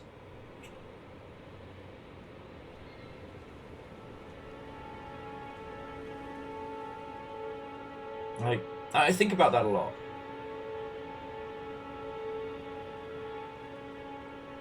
Because Concord's marketing wasn't cheap, but it was kind of heartless. And there's abso-fucking-lutely. I'd go over it, but it tends to get muted when we do, but the announcement trailer for Overwatch was fucking perfect. Because it was a hero shooter, and what did we get to see in that? The heroes and the shooting. We understood the stakes, we understood the characters. With Concord, we were given like a side scene from a TV show, right? And DJ Coil, they did. They did a big, expendy Summer Games Fest trailer that left everyone kind of going, what? Most people hated it. But that reaction was very much because they felt like they were getting Guardians of the Galaxy at. And as we're kind of deconstructing it now, like, love it or loathe it, the trailer didn't give you characters. It kind of gave you some pithy sort of one-liners, but not. We were not shown the stakes or the value in it.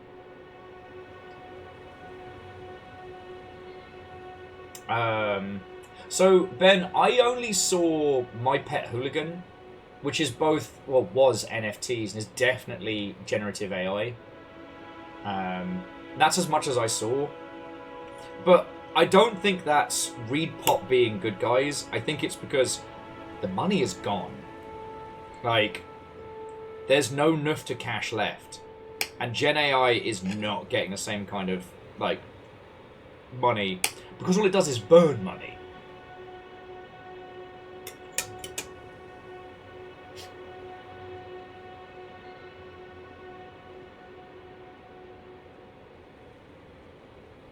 And for Thorn... Thorn... Sorry. I don't know why I'm tripping over your name so badly today. I'm going to say Beef Brain. But it does feel like a disconnect between development and marketing, which is a tale as old as time. Now, if any of you have had the chance to spend time with it, hands-on with, I'd very much love to hear your thoughts and feelings. Because the other thing that struck me was, hey, it's not just live service games. I am drowning in good games right now. Right? I don't have time to risk it for a biscuit with mediocrity. I'm sorry, but, like, bland is bland. It's a hard one to put your finger on, right? It's a hard thing to quantify. But the marketing assets I saw for Concord gave me some real Blando Calrissian vibes. And with that, where's the hook, right?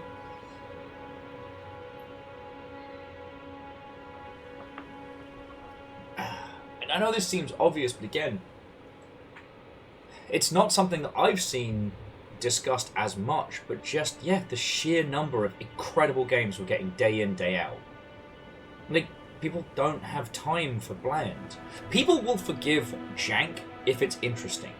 And people will clamour for prestige if they know it's going to be good. And, like, a mix of anything in between. But if all you can offer me is meh, like, I'm not spending $40 on meh. And honestly, with Space Marine 2 and then the Forever Winter and so many other big titles in just the next few weeks, like, sorry, Concord. Okay. Nick of Occult Game Dev would like to let us know that everyone have been posting their racks in Discord.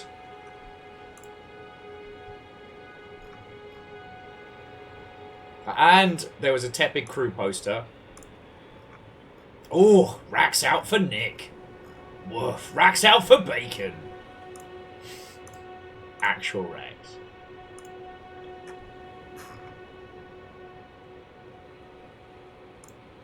Okie dokie Lokies. I'm almost done eating. I am really enjoying this conversation. And I'm kind of... I'm going to go back and continue our training montage against Malenia, but I'm not looking forward to it. At this discussion, understanding the industry and the conversation we're having, we can win at that. Me fighting Malenia is me dying a lot, and you lot getting to laugh. Lizzie has a mounted rack. Sorry, I said mounted racks. Emoted racks.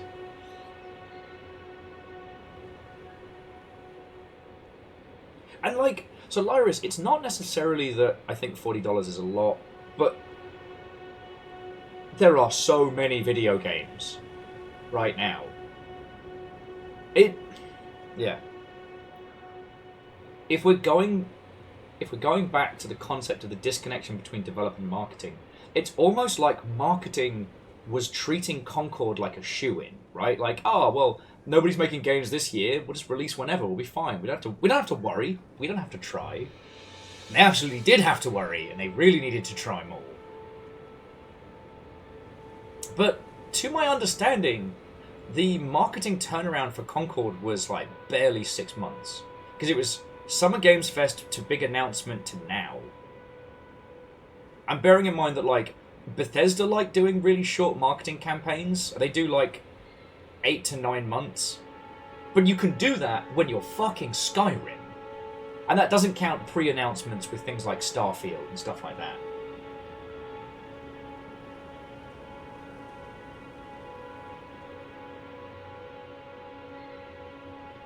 And DJ Coil, which again, like, I talked about the trailer a lot, and I'm happy to talk about it some more.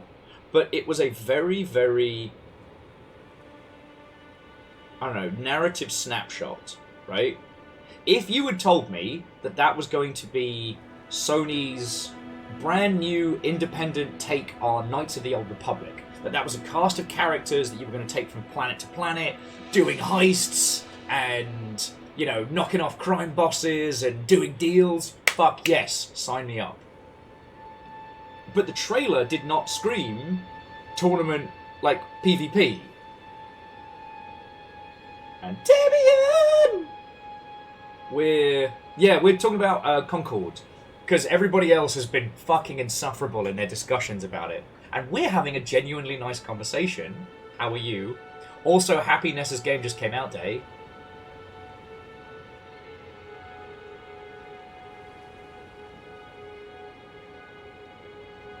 So Ketterall, naming games is one of the most shamanistic parts of games development, right? Great games with shit names succeed, and sometimes games with incredible names just disappear into the ether. Now, I agree that Concord is a bad name. I don't know why they went for that. The search engine optimization for it is fucking garbage. And also, naming your product after a plane that exploded one time and then got canned. During a time when, you know, we're all looking at Boeing and the fucking nonsense they're doing.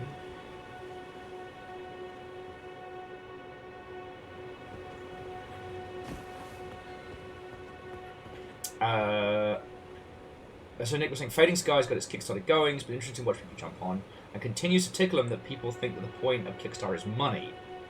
Yeah, no, it's 1,000% coverage and building a community before you start. Like, if Kickstarter is the only way you're able to keep your project afloat, then you're in bad news bears o'clock. But that's been well known for a while. Kickstarter's very different than what we got during that, like, early rush. Speaking of early rush. Down in one.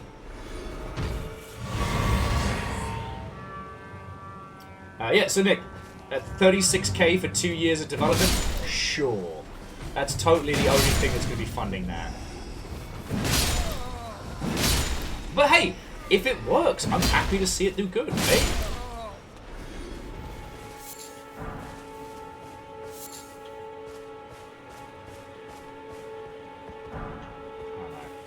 Just, Concord's one of those projects that, given another year, and given some serious attention, it could have become something. You know what I mean? The team was good, the assets were solid, but somewhere along the way, it was decreed that it would be part of Sony's new initiative. And as we've seen in years before, when everybody tried to make an esport, and everyone tried to make an MMO, like, we've seen this industry rush to a proverbial goldmine that doesn't exist. And it was something that's so conceptually strong in a way that has fucking nothing to do with the title and the gameplay. So... And yeah, again, like, and as we've said multiple times, like, with so many good games, people aren't suffering bad games right now. Just in the sense that, sorry, that's a really good shot I want to get. Like, even Payday 3 has been dying on its arse. And yet, you know what, Damien, like, thank you for saying, because I often forget, it might not be as obvious to people outside of the space, but yeah, if you are trying to if you're trying to hop on the bandwagon of the next big thing, you are already 2 years behind the next big thing.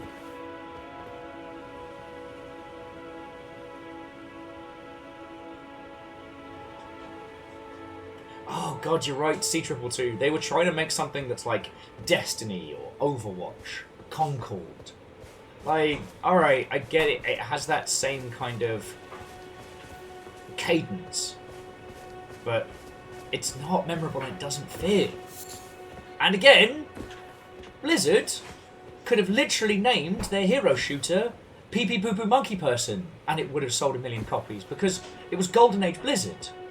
Bungie's first non-Halo independent game could have been called, like, Distended Pee Hole, and it still would have done great. And this is where I get really about game naming conventions. Because you have to take all the factors into consideration. Okay, so Damien's hanging out with us. So friends, if you don't know, Damien is a specialist. If you think you know games that can make you suffer, you've not experienced a Damien Crawford original. But a lot of Damien's titles rose to prominence by having a visual novel-length title. And it's very funny. But because Damien set that standard throughout the naming convention, when Damien has a new game that comes out and it's like, you know, all my stats suck, but I put 100 points into leader, so I recruited 99 of my friends to defeat the Dark Lord. You're like, oh shit, yeah, that's a Damien game, right? But if the newest, goodest game by Sony's first party came out and it was, so we wanted to make Guardians of the Galaxy, but we couldn't get the license, and also it's a live service game with this spiky head dork who likes hot sauce. That's not gonna work!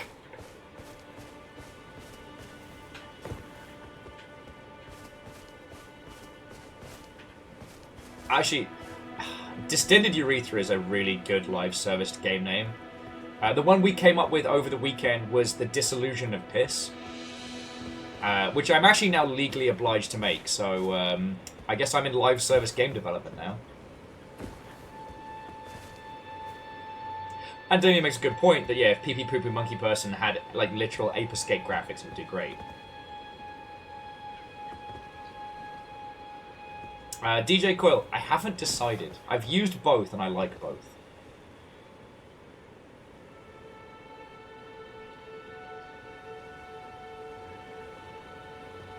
But the thing is again, we're not talking about something that is unique to Concord. This is why I got so fucking mad at Lawbreakers, and I got so fucking mad at Cliffy B for steering that team into the fucking ground. Because all the things with Lawbreakers were known things. It basically did all the stuff that, not Rift, fuck was it called? Again, another reason why it failed. Oh, it was a parkour shooter that ate shit because of, like, bad visual design and a really confusing premise. Also a multiplayer shooter. Brink, that's it. Yeah, Disillusion of Piss, coming soon to the Ouya.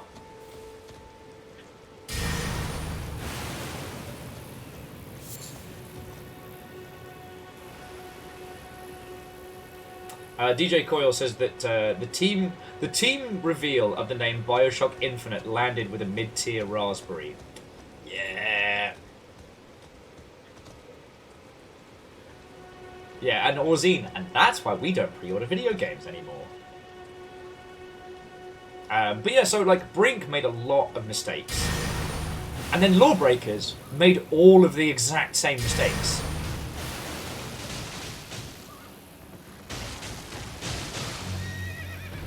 Bees? Bees!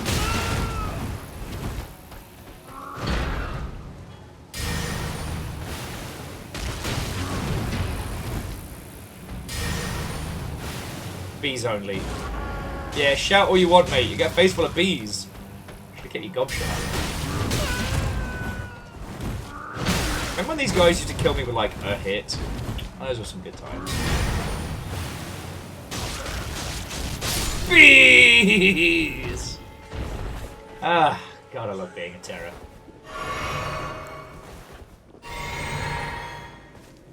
But yeah, anyway. And so that's why a lot of this stuff with Concord is very frustrating. And it's validly frustrating, right? You know, a game dev team put their heart and soul into that game for years, only to be undone by stupid decisions. You know? They should be angry. We should be angry. And that was also one of the reasons why I love discussing this with you lot, but there is no value in talking about this on social media. Because one of the things that Nick pointed out earlier on is that with the current, like, rage bait equals money philosophy, there's a lot of people who are almost banking on these games to fail. And especially anything Star Wars. Because, win, lose, or draw, having an opinion about Star Wars things being bad, even an incorrect opinion, is a great way to bait people into a fight.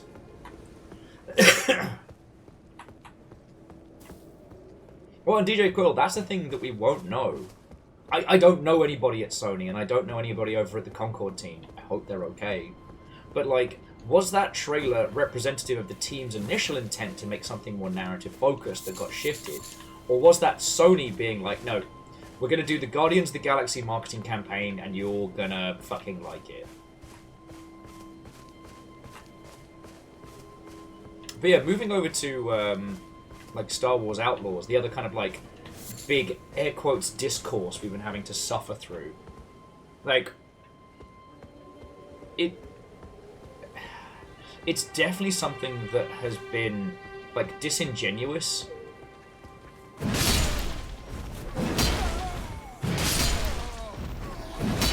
Better run. You bullied me when I was little! Now I'm not so little. But it does make discussions about it super, super difficult.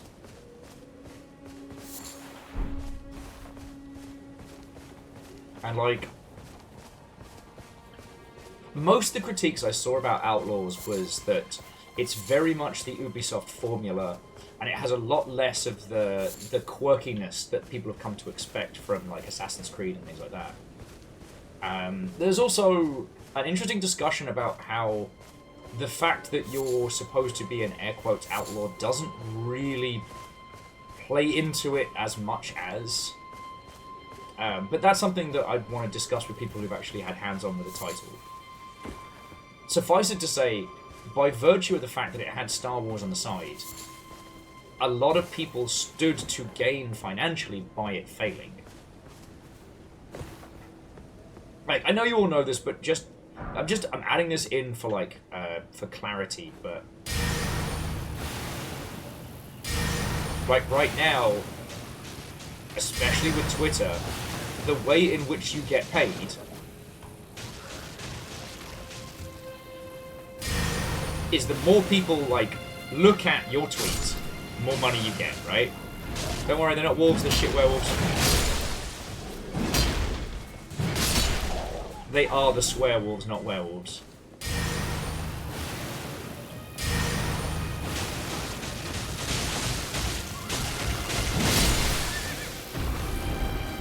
Bees?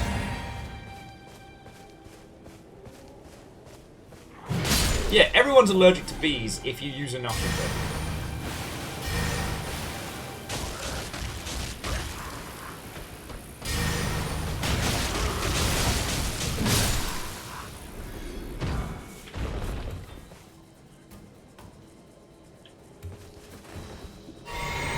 I'm sorry, I ran out of bees.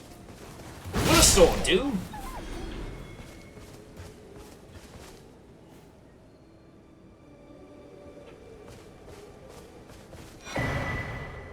Oh shit! A cookbook I missed! What the fuck? Huh. How's that for a fucking slice of fried gold? Would have completely missed that. Yes! Alnus also makes another good point that the kinds of individuals that benefit from a game, air quotes, failing, or being perceived as a failure, also have nothing to lose if it succeeds. And DJ Coyle, I mean, I was talking about this with Ben over the weekend, that, like, one of my favourite Star Wars games is still Jedi Knight. And the whole cast for that, for all those, like, live-action with CGI background cutscenes, they were all just unknown peeps from around LA. And the guy who plays the villain eats scenery like a fucking legend.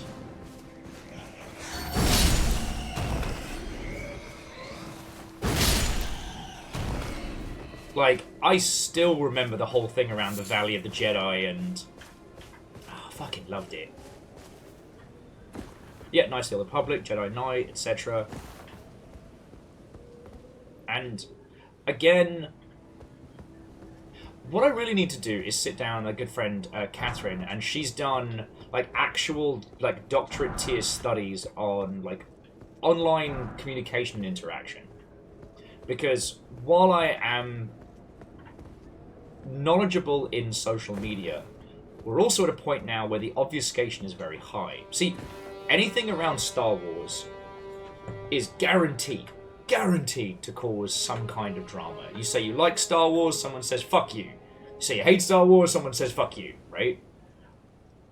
Some of that discourse is sown from groups of bad actors. Some of it comes from individuals who will benefit financially from arguing. Doesn't matter whether it's one way or t'other. And so it can be really hard to get a good measure. And I think one of the interesting things has been the Acolyte. There are some terrible people who wanted that to fail because the main character was a cool black lady who was fucking awesome. Now, is the Acolyte perfect? No. Much like Netflix's Cowboy Bebop. It's on the good to bad ratio, it's a little higher than Cowboy Bebop, but it's similar in that when it's bad, it's Ed going, "Hey!" It's the most insufferable child actors you've ever experienced. When it's good, it's Carrie-Anne Moss, aka fucking Trinity, with a lightsaber. It is an incredible representation of how basically the Jedi got fucking owned by Palpatine because they're too busy wanking themselves off playing politics. Like, they, at the same time, attempt to be an organization that is holier than thou, but are also but have also got to play the political game. And you know, Lizzie, all those problems could have been fixed with the second season. Now, whether or not, why the Acolyte got cancelled is another thing that I doubt we'll get a clear read on. But I only bring this up because all the discussion around it was so fucking toxic. And not because I think that Star Wars fans are bad, but because it is a proven methodology for making money is to be a toxic or aggressive fan of it.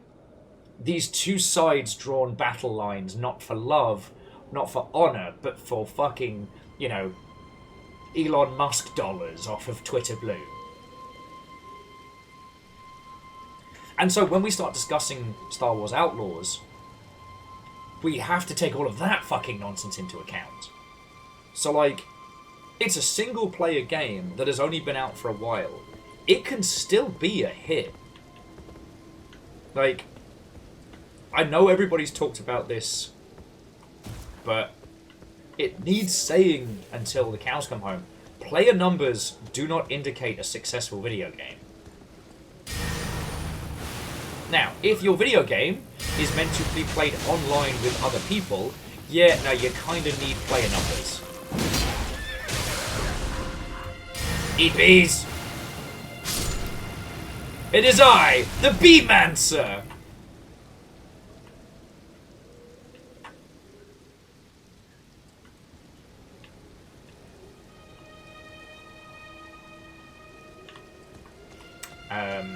But you know as well as I do, right now, the only thing users really have to cling on to as a way to see the success or failing of a game is the number of concurrent players.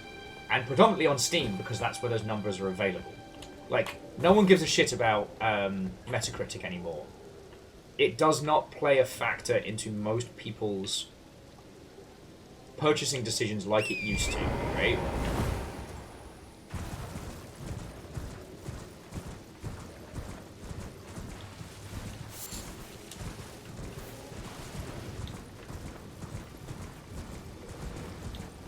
So, if review scores really don't matter, except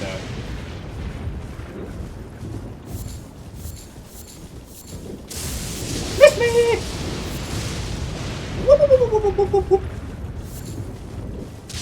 Whoa! Whoa! Man, that one sheep really got fucked up.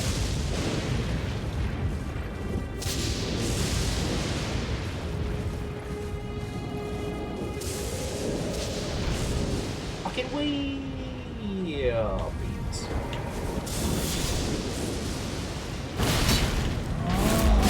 Shit, down in 2.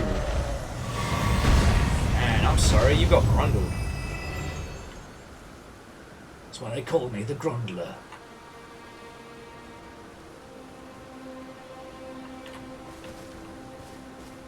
Well, yeah, and so DJ Coil, that's the other thing, right? If the only... Okay, if the main way that Concord was supposed to make money was in box sales, like, then yeah, you could maintain an incredibly healthy community with about 1,000 concurrents. Now, we know that wasn't their only thing. They were obviously hoping that it would be the next big live service thing, and we'd all be buying skins and season passes and, I don't know, fucking eye patches and what have you. Which, again, I don't resent, right? If you want to make huge video games... Excuse me? I didn't hurt, but I don't know if you noticed that fucking lamb. Excuse me? Sorry. Fuck off. Don't make me kill you. It's to be embarrassing for us both. What is that above me? What the fuck?! Alright, you gotta go. I'm in trouble. Puppies? Oh, I can't summon the puppies! Oh, I'm in shit. Oh, I'm in shit. Okay, it's not too powerful, but still. Oh, no! Oh, he screams death! Here we go. Whew!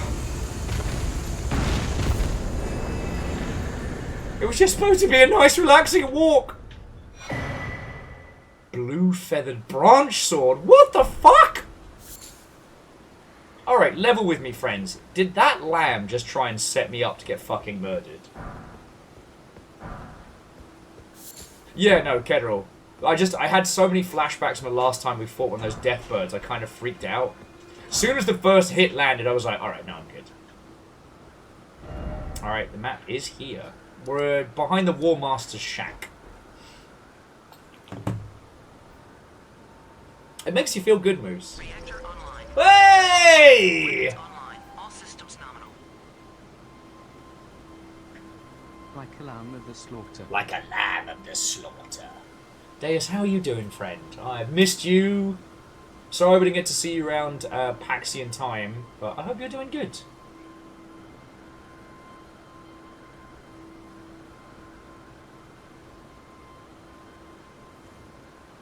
And, Fearless, I do agree with what you're saying, but it's not something that I see as implemented into the conversation as much as it used to be. To boil it down, people don't look at review scores to let them know how good a game is. People look at a review score to see if the review agrees with what they have already decided something is either personal to them or, you know, otherwise, right? You ever killed a giant with bees? You ever drunk Baileys from a shoe? Whee! Ah! Call that one James and the Giant Eat Fuck! Beast liver. Alright, let's check it out. Andres was saying the only branch sword they're aware of is a throwing weapon. Raises defense when HP is low. It's a talisman adorned with blue feathers, once used in ancient death rituals. The heart sings when one draws close to death and thus does not cling. Interesting.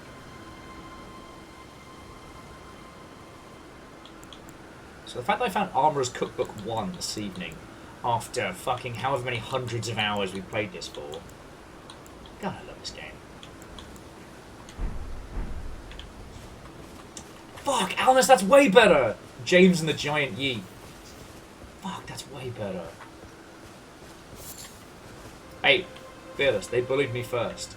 This is my glow-up moment. Bees? A bees?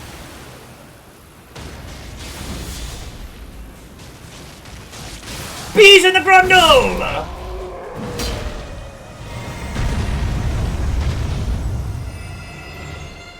Grumpy bees.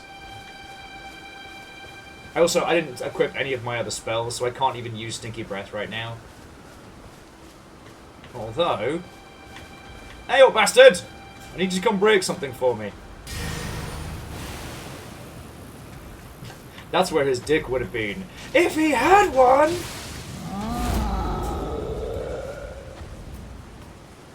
Come on, bastard. Alright, crack this open for us. Woo!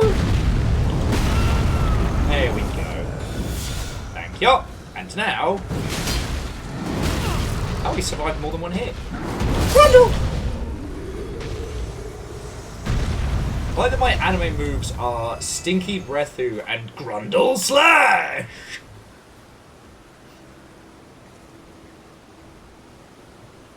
Oh.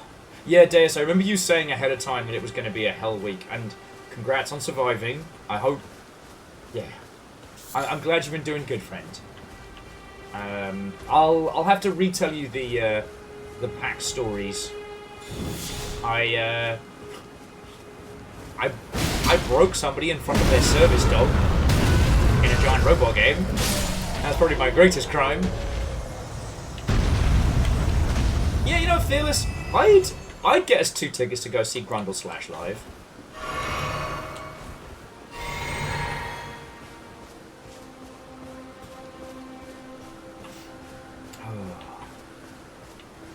But yeah, I guess just capping that prior conversation is that I need a little more data on Star Wars Outlaws. Because the problem is, so many people are ready to just declare it DOA. And we saw something similar with Suicide Squad. with that one, again, it was because users wanted a very specific kind of game. Rocksteady wanted to make a very specific kind of game. And Warner Brothers was like, no. No. Season Pass. And with their whole bullshit leveling system and nonsense. No, the quadruple A games.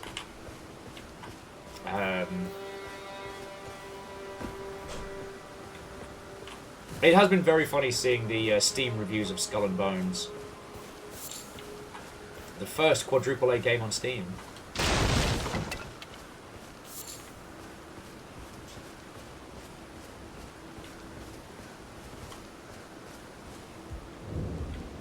Oh, War Master's dead. Oh, dead sexy.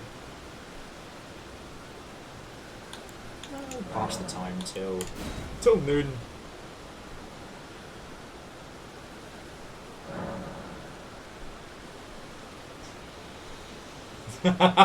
Deus was saying that they would have been able to come to one of the parties at PAX, and I quote, but only if they could fall asleep 15 minutes after arriving.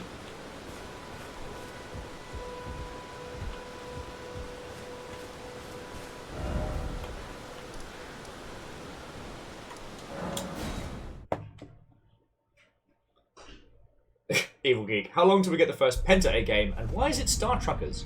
Star Truckers 2 is getting the 5th A. Fuck it, let's just go to the 6th. We'll skip the 5th. But pixel style.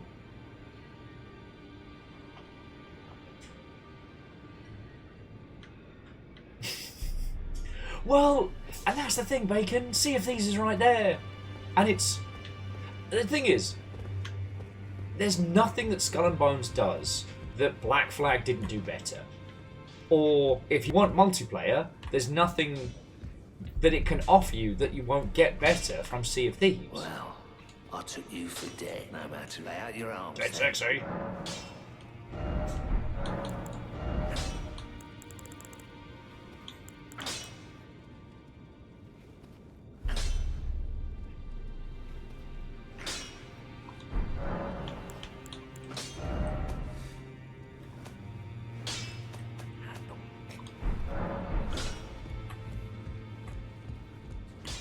You're right, Moose. We should just move on to S tier for Star Truckers.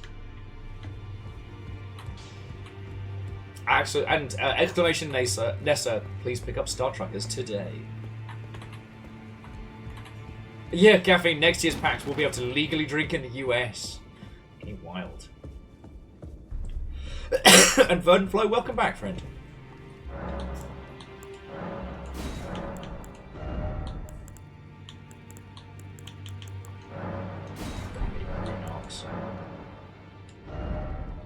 That's a good point. How do I get more rune arcs, like, consistently? I don't really have anything to buy in sorceries and whatnot. Yeah, Damien. D's nuts. Did you get it? Because D tier, D me and D's nuts. That's okay if it takes you a second. Very clever. So you continue to get more rune arcs by doing bosses co-op. Okay. So I could be the world's best helpy helperson, but I should probably get back to my training, you know, as in fighting Malenia. I will need to nip to the loo in a second, friends, because I realise it's 8 o'clock and I have to piss. Damien, same brain cell.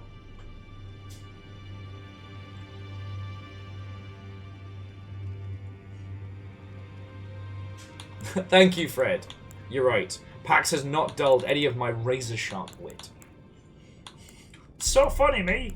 I'm right good at it. Money, I think to spend fucking money on.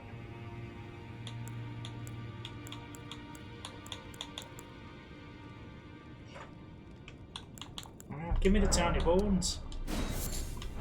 I just bought 800 tiny bones. Say piss again, I dare you. I double dare you, mother pisser.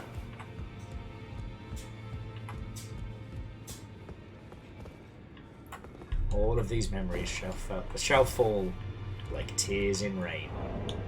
Time to piss.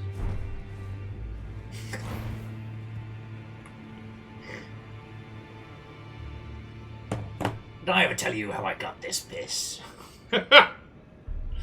Well, you know what? That's the other thing that's I've been really enjoying about this is like the discussions around Concord and around Star Wars Outlaws aren't actually piss boilers.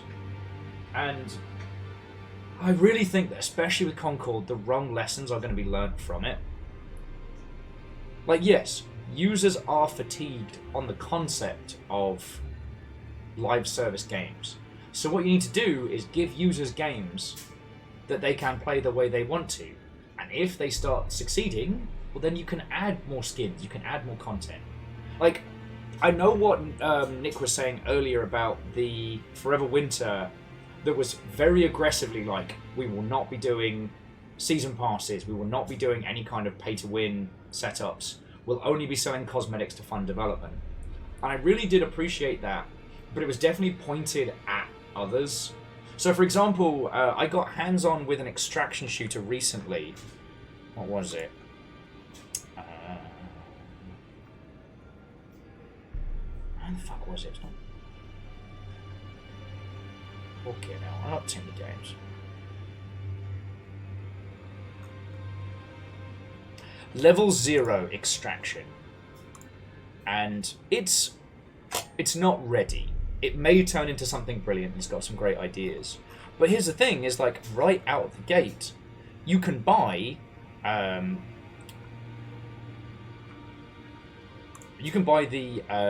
Ultimate Edition itself, including both the supporter pack and the Elite tier pack, which comes with cash and guns.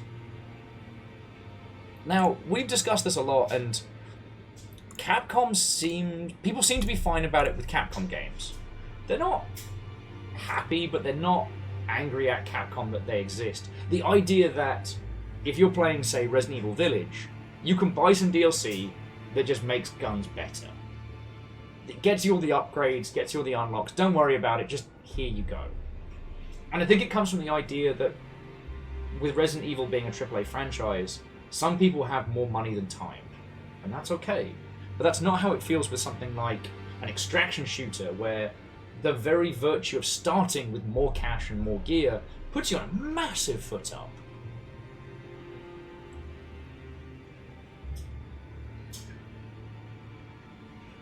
Yeah, Fred, like, absolutely. I fucking love those. I still remember downloading, like, a shit ton of free additional units for, what was it? Total Annihilation. Like, free missions and free units and shit like that. That was even before they released the expansion pack. The core contingency. It's very good. Okay, friends, I need to take a piss. And then we can keep talking about this, or we can just have Malenia kick the hot fuck out of me, or both. We can do both. But it's fucking good to be back. I've missed you lot, right? I missed you lot. Okay, back in a sec. Okay.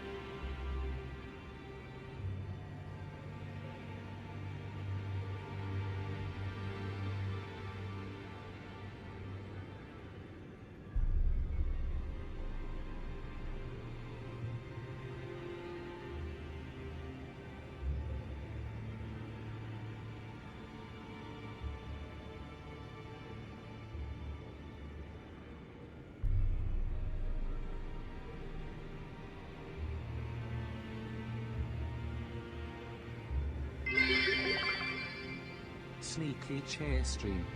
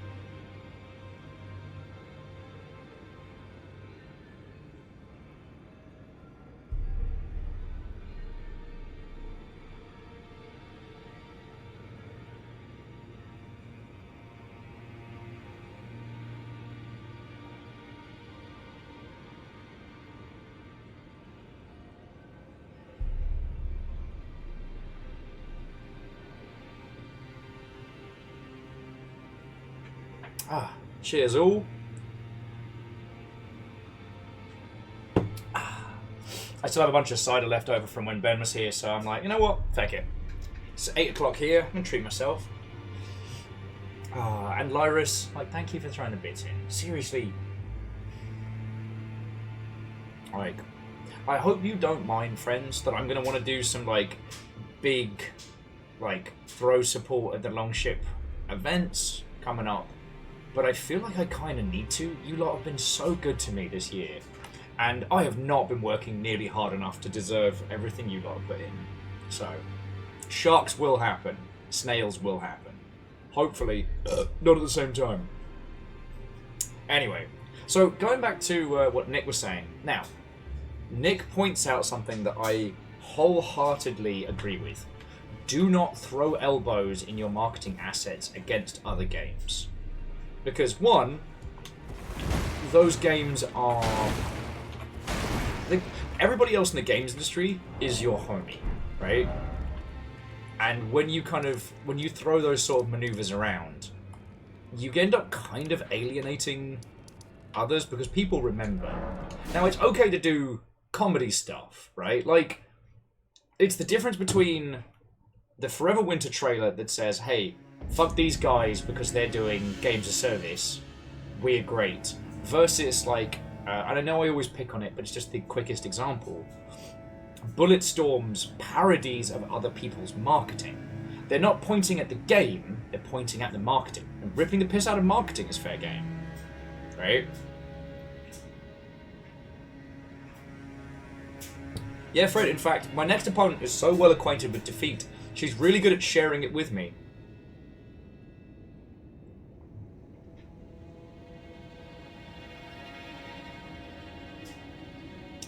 Well, and so MDH, not to go over the things we've discussed, because we have covered that. But yes, it's not that users are entirely done with online games or live service games. It's... Unfortunately, it is Concord was marketed really badly. And it was the dev team that, unfortunately, had to fucking suffer for that one. You know? I mean, hell, even if we're just talking about, like, multiplayer shooters, Deadlock is doing gangbusters. And there's not even a way to pay money for it yet. Now, Valve are one of the few people that can do this. Still.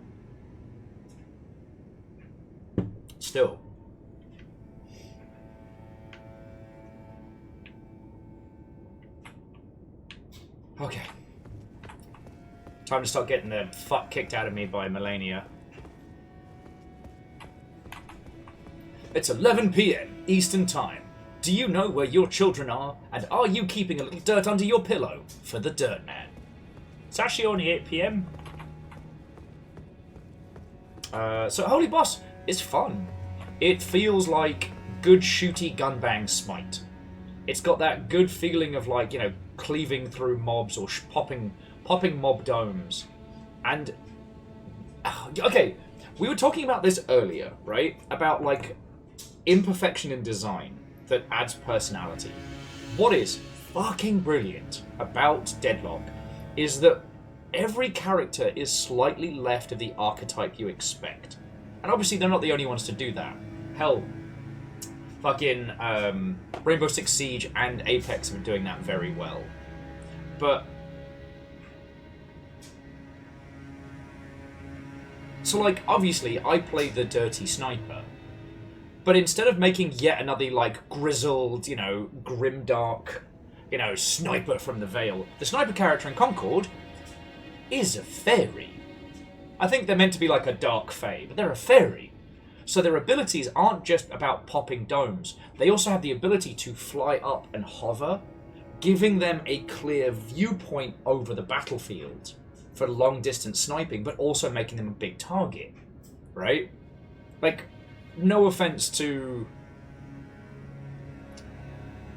Redfall, but Redfall's sniper character was really fucking boring to play as.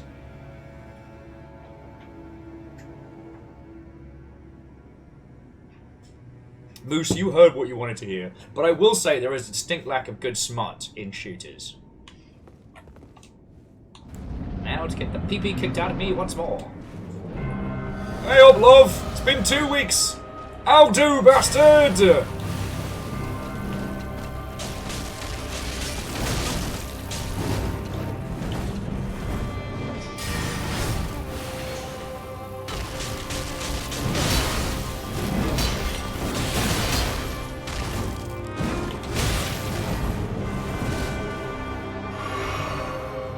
Not bad. Strong start. I'm Melanie B. Take a look in a book. Oh.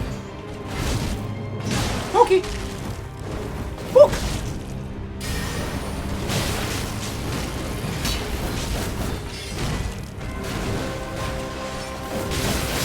Fuck.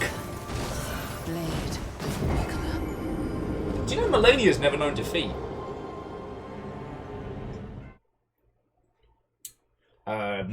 I will say, Orzine, we had a discussion about smut games the other day, and I did do a little bit of research, and I did see that someone basically made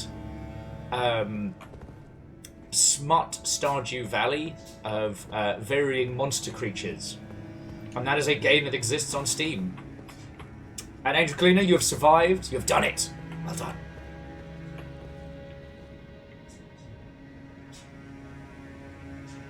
But honestly, and not to sound like I'm just doing a setup for a terrible joke here, but I do at some point need to do some proper research into sexy games, because most of them are funded by self-contained communities, usually based around, let's call them tastes. So it's really hard to get a sense of what is and isn't successful in the space. I know there was one company that was pitching they were going to do Mass Effect, but with more fucking. And I think that one's been popping around for quite some time, but I don't know how it's done. But so far, none of those games have either made enough of an impact to step outside of their existing zones or otherwise. That sounds about right, Fearless. But honestly, the only time that sexy stuff really starts being discussed about in like the main space is if it's connected to horror. So that like Giga-esque body horror stuff that had boobs aplenty.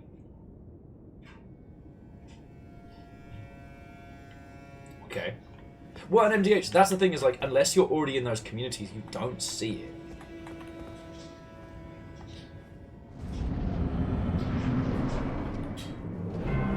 Moose makes a good point. Mass Effect was right there.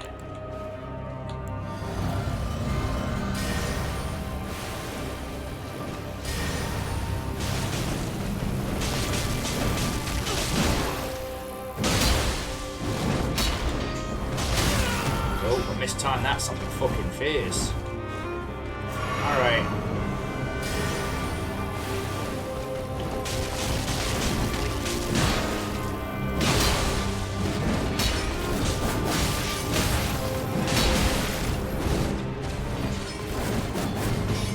Quite done.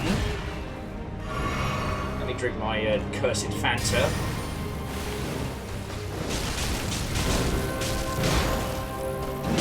Fuck, I have fucked up so bad. I don't know if you saw, friends, that was my Giant woman moment. I had forgotten to know fear. Now I've been reintroduced. It's fine.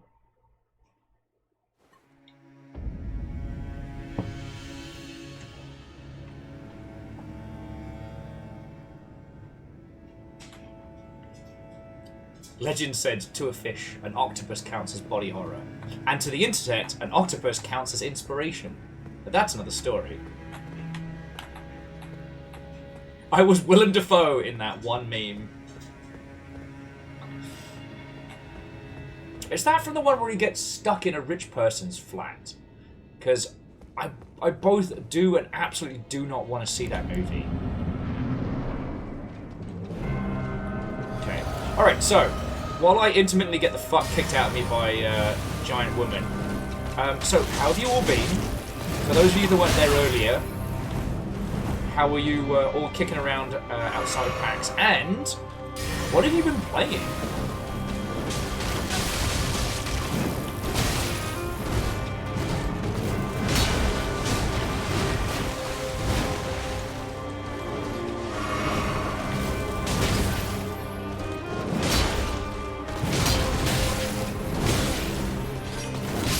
Okay, just kind of died right there.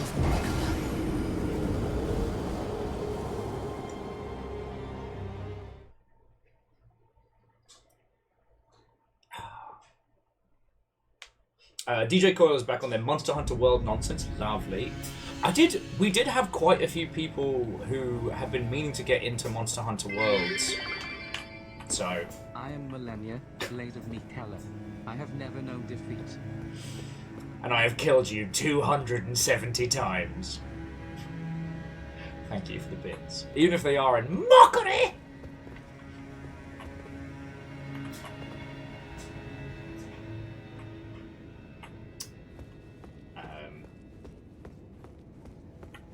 Okay. Orzine's been chewing on Guild Wars 2's expansion.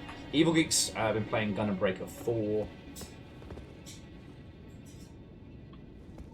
And saying, outside the shit end to its story, it's been good. Hey, I'm happy that Gundam Breaker 4 slaps. I'll forgive it a shitey story. Like, I didn't try and pick up the model kit version because I played Gundam New Breaker, and ooh, that's a bad video game.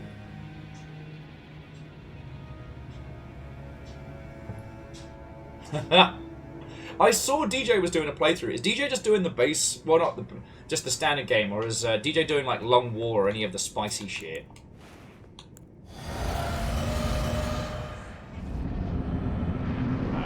Personally, I've been still chipping away at.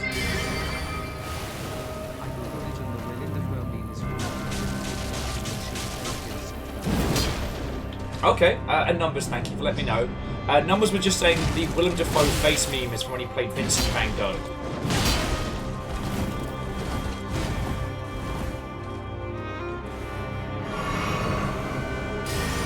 Kestrel's been replaying Sands of Time and analysing it. It's genuinely incredible. It's another one of those, like, if Ubisoft knew how to maintain its shit.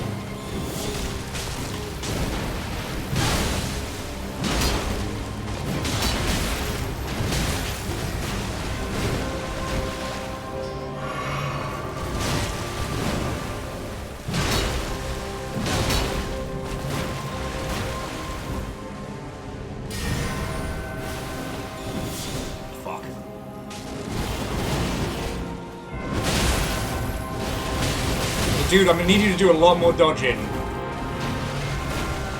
Okay. That could have gone much worse.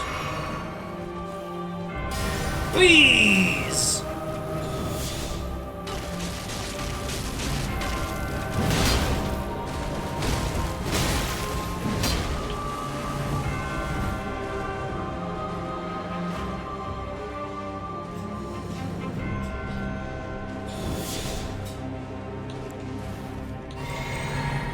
Please?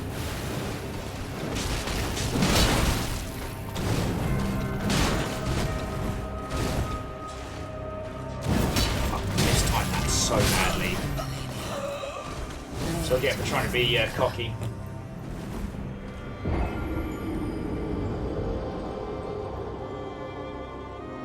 No, numbers. I still don't know why Welsh guy is coming through so quiet, and I'm still trying to solve that one.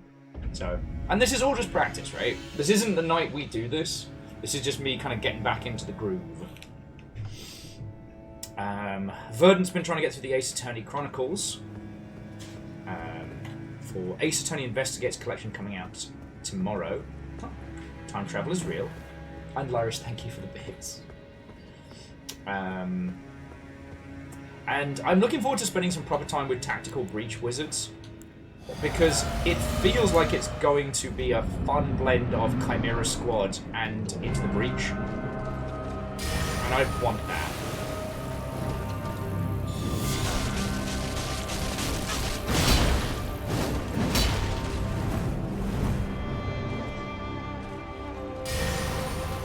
No, Verdant, I've looked through the volume mixer.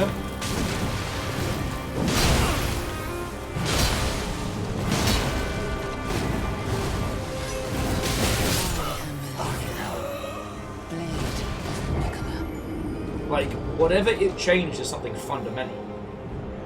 The alerts should be crunked louder than they were before we did that stream.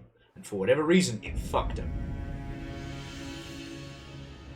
It always feels bad as well, because I understand that, like, the experience of a streamer isn't the experience of everybody playing a game.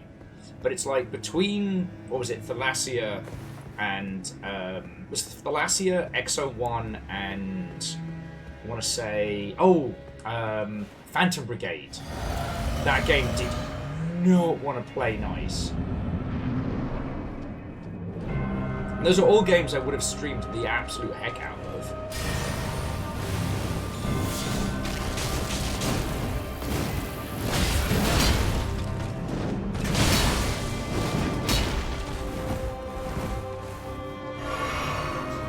Please.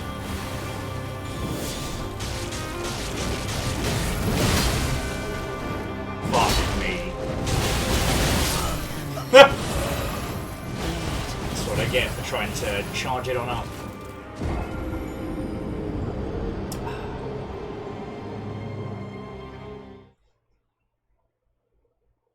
I still like the idea of doing more Phoenix Wright crossovers with other Nintendo products.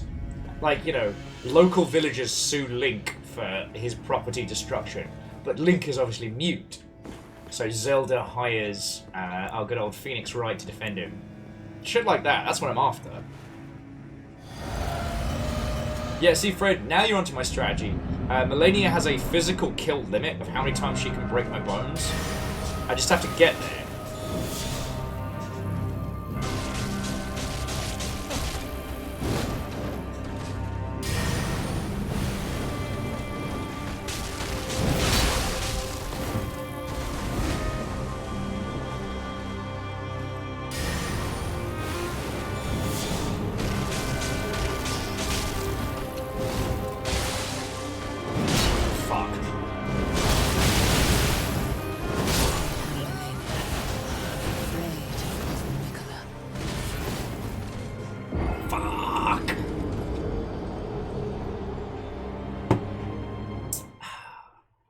Good hits in there, and I was starting to feel pretty confident.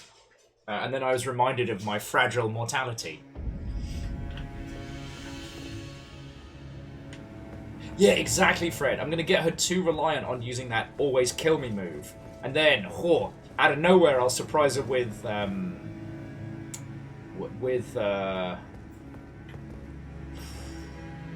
yeah. With this other thing that I'm totally going to use. But yeah, so I've been playing Resident Evil 8 as my kind of like my chill down game. Because I started it while I had the plague. And I've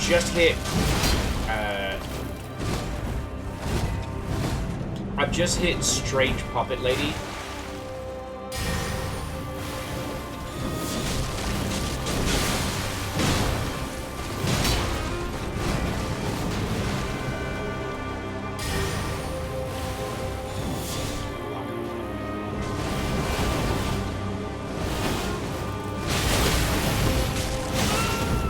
on the bed.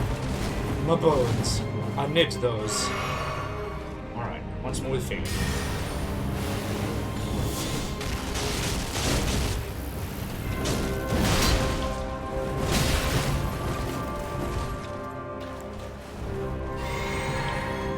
It's okay.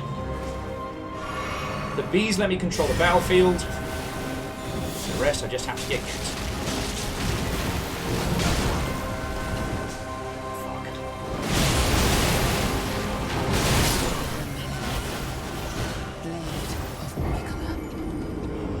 I might be too slow to actually be able to handle this today, because I don't know if you've noticed, I'm realizing that she's doing her water dance at the exact moment that I'm absolutely fucked.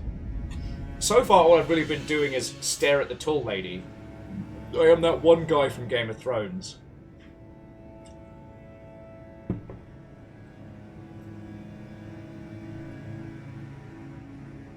Exactly, Fearless. I just need to hit her preset kill limit, and then I'm good to go. Fred, I could be using the whole fucking hive and this would still be world's most one-sided fistfights. Again, I could handle this if I had a surefire way, like a shadow step, to get out of fucking trouble when she does hers. But there's no please don't fucking kill me spell, at least that I know of.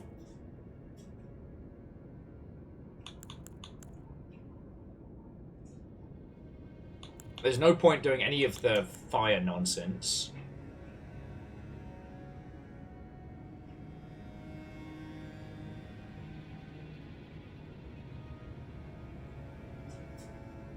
Well, yeah, so Villas, I've got that down pat. If I can get away from the first two, if I start running quick enough, right? It's when she's hovering up in the air and I start to realize that, oh no, I may be trouble. See, I thought about that, Evil Geek, but the Bloodhound step doesn't get me out of trouble. It's going to get me closer to trouble. I'm going to have a worse time quicker.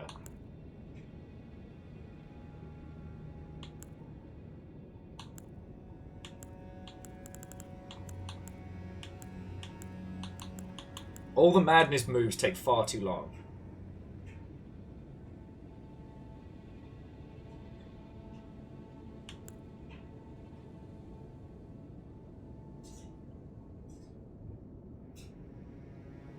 Well, MDH, don't congratulate me until I've actually done it. Okay, let's try the pest threads. They're gross, but, like, I'm already wearing gross armor.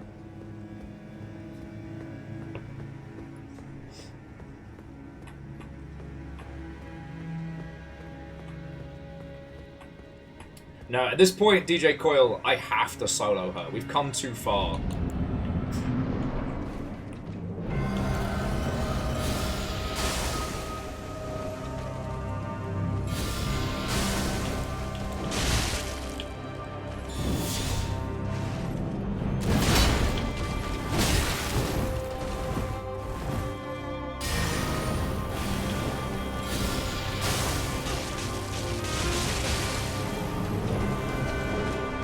No, no, no, no, no. No.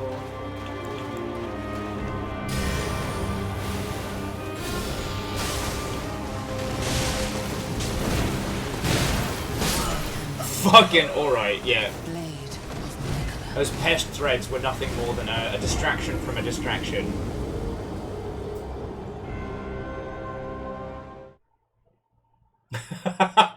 Burden says, what do you mean we've come so far? All you've been saying is I have to solo her. Alright, but if I summon up the dogs now and do it, what does that mean? Do I have to admit defeat? Could two wills handle this? I can't say I soloed her if I bring my pack of hunting dogs, if I bring in extra will.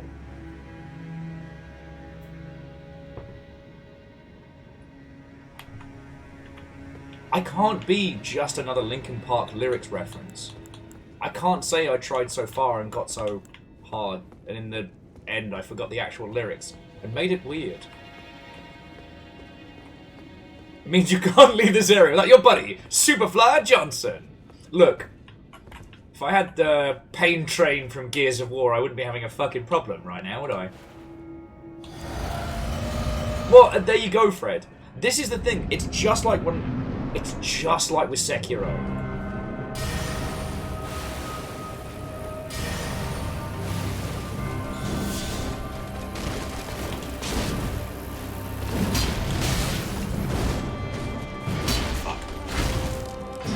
Fuck. Really? You leave me on a pixel? Didn't realise we were being spiteful this run, but alright.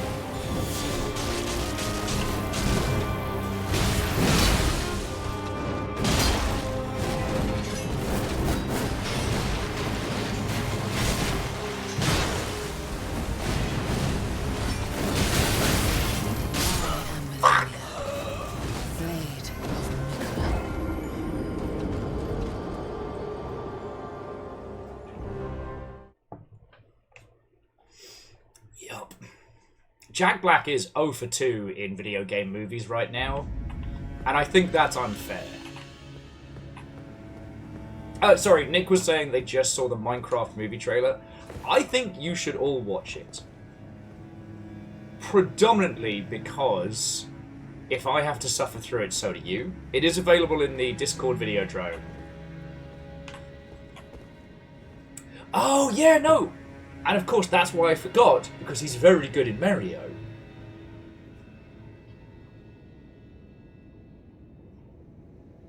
Okay. Jumanji was an idea before it was a video game. So technically, Jumanji doesn't count. At least under the rules of as we see it for video game adaptations. But no, he was perfect as Bowser. Maybe that was it. He used up all of that, like, superpower for one great role.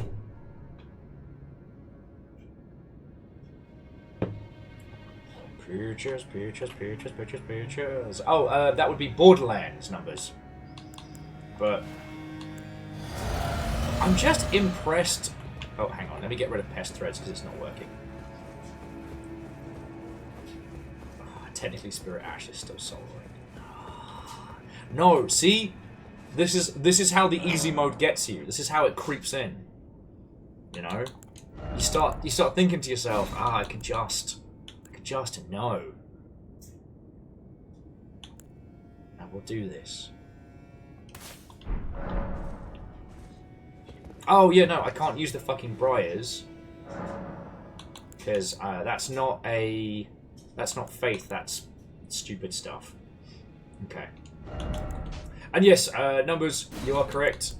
Borderlands movie has been a box office failure across the board. Huh. I wonder if she falls for Shadowbait.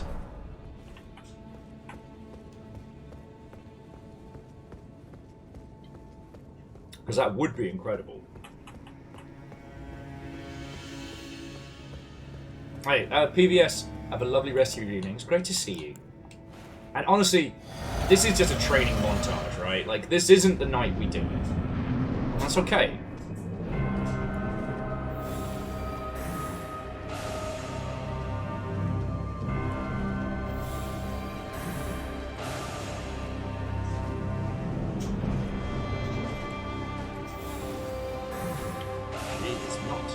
The bait.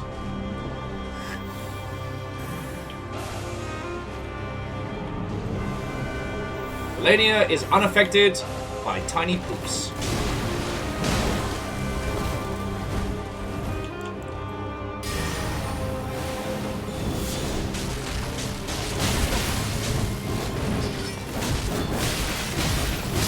Fucking hell. Look, I tried something, it didn't work.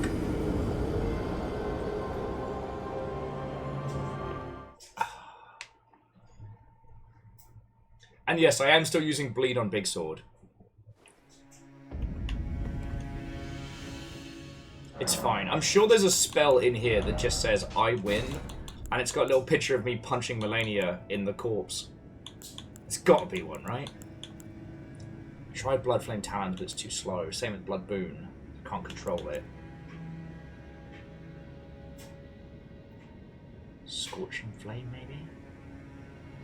Yes, currently Therapy Sword's doing bleed. We reconfigured it last time, and we were having a pretty good run of it.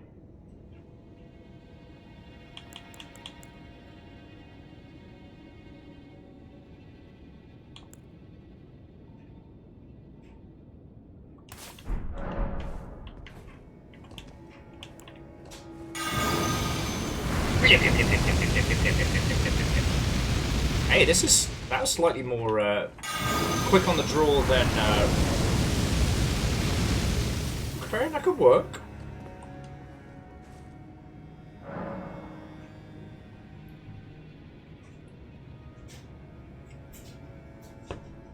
That's a good... See, Moose, again, I'm tempted, but Shadow Step gets me closer. I need a way to get the fuck out of dodge.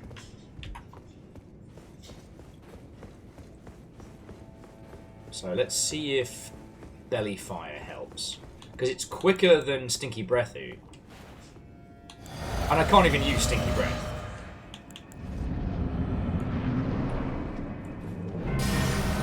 Bees. Yeah, come on. Come on over here with the bees.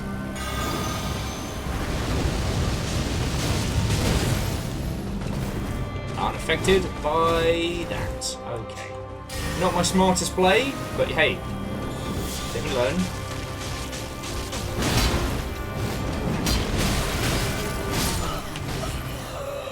Well, okay, I said live and learn. I did one of those two things.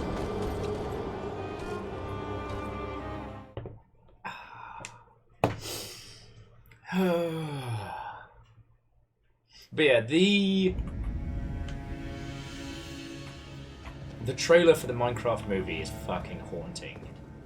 And I kind of wish I could show it to Will back at CA when everyone started playing Minecraft there. Be like, hey, this is going to be the source of some of the most cursed shit you've ever seen.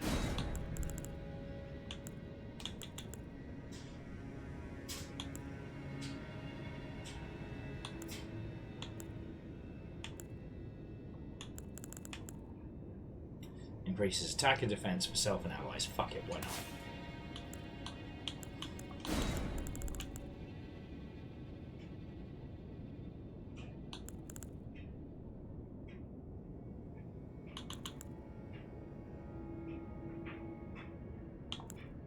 Big rock.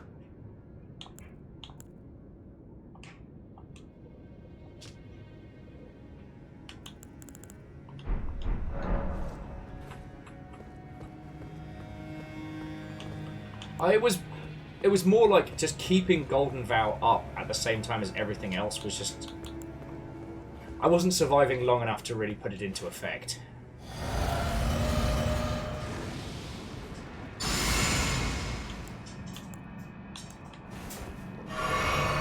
Yes, let me just drink that.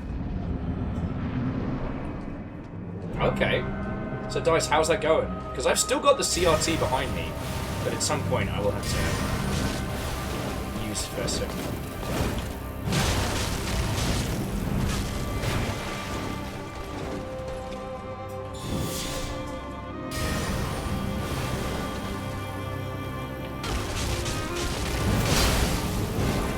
How's that for a big old fucking hit?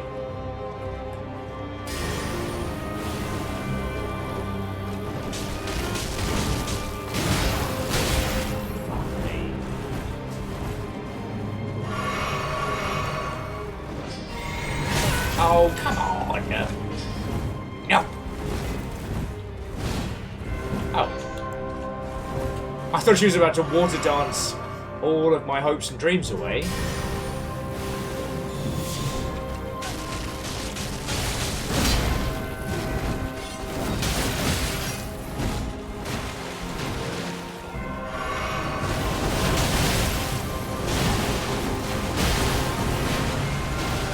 Now, if I could do that dodge consistently, I would be the new Lord. I would be the Elden Lord.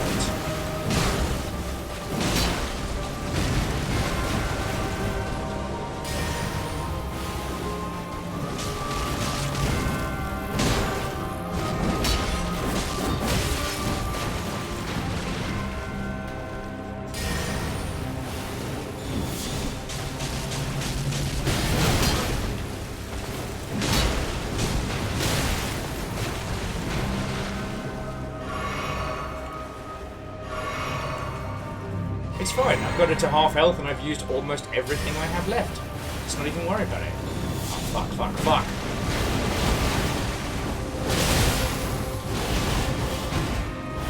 Woo.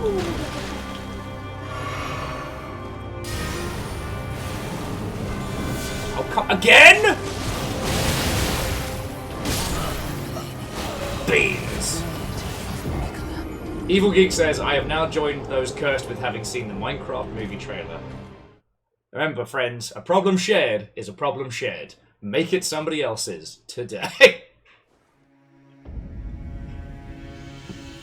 And Dice Colours, that sounds way cool.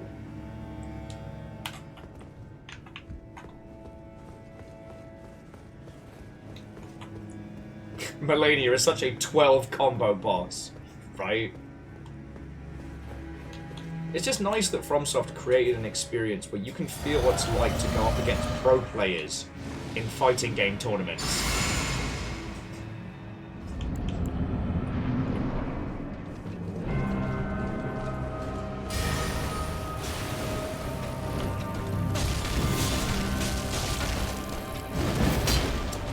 Cheeky bad bird.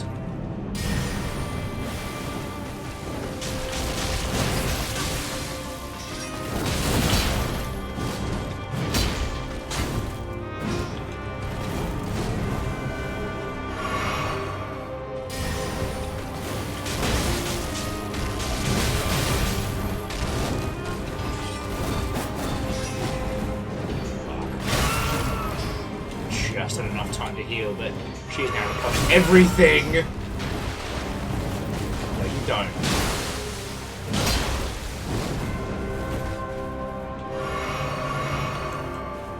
Please stop breaking my dick. Please stop breaking my dick.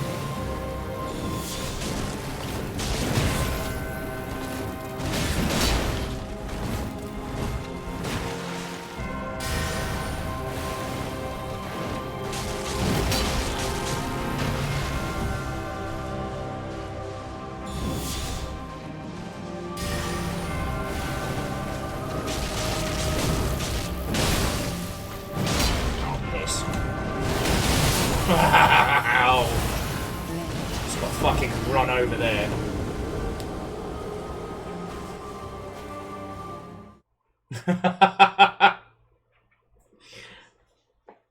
Look, if you're going to torture me via the medium of memes, I'm under no obligation to make it easy for you. Oh, hang on a second. Where's Amos gone?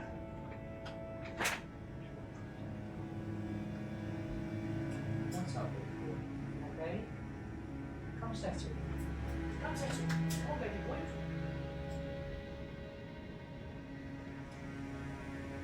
Yeah, come on.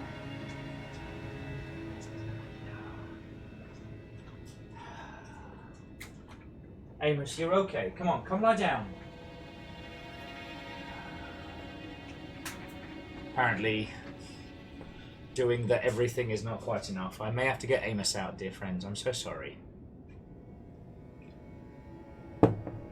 Let me bring this cheeky bugger back to the round table, so at least it's a little bit more interesting a background.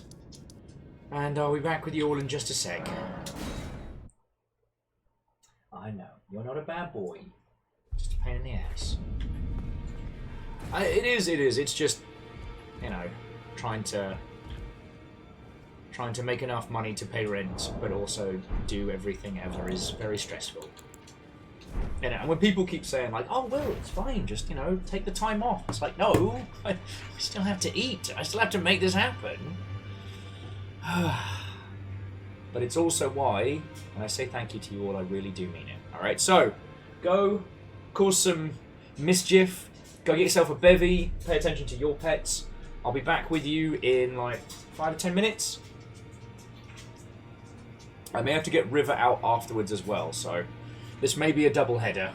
But if you are sticking around, thank you so much for waiting. You have no idea how much it means. I think at this point I might also just go back to story time, because this isn't even training at this point. This is just Malenia working off some steam. Alright, back in a sec.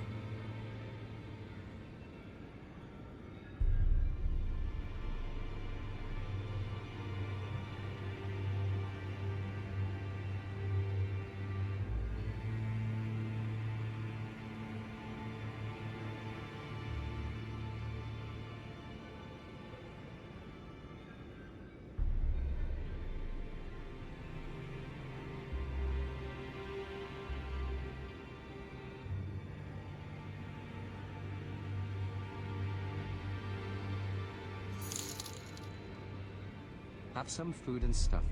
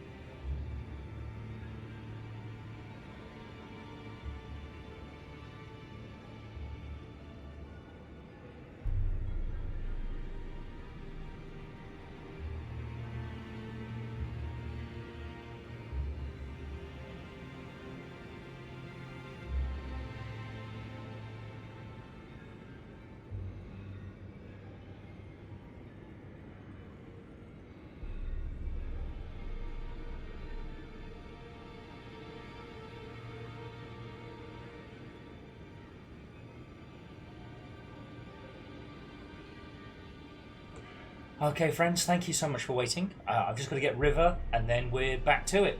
And we're going to decide if we're going to keep having me get my house handed to me, or if we're going to do something else. I'll be back in just a second.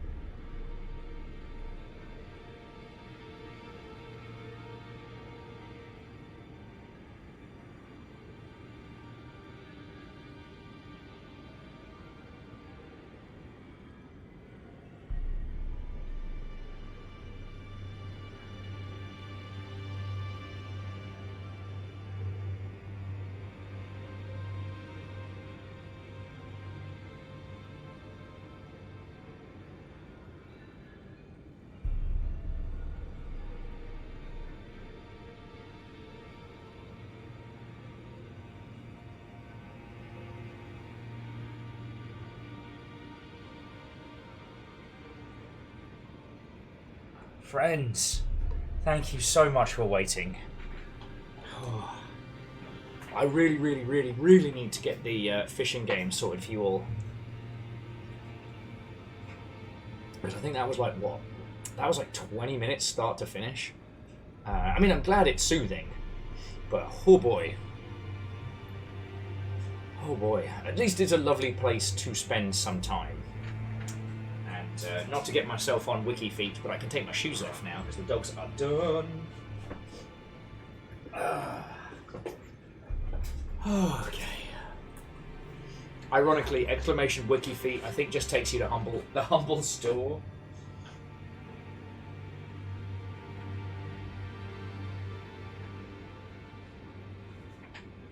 Okay. Hookshot.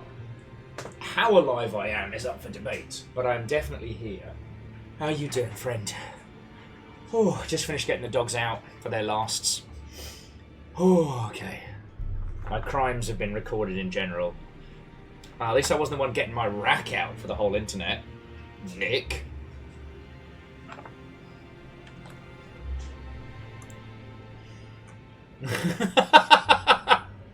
Me stuffing Bacon Avenger into a locker. Ah, that's going in the... Yeah, that's going in the pile. Oh no! Hookshot, what happened? Like, tell me your tales, friend. Sorry, if you don't want to talk about it, then that's entirely fine.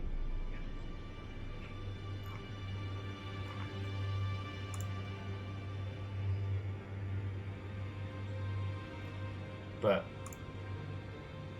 Alright, regardless, you need our help, you got it, friend. You know that, right?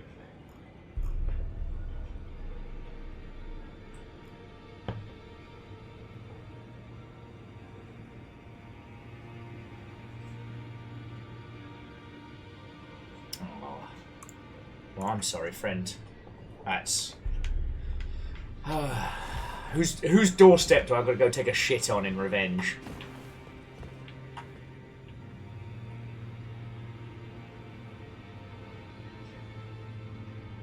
What did you lot do? Holy shit, what the fuck? What the fuck?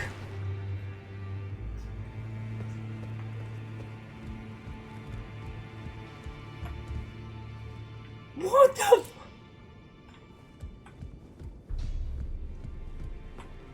Is Redadog still here? Did they leave?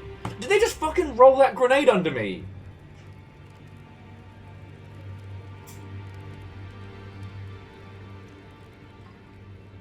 It's a good thing I'm drinking.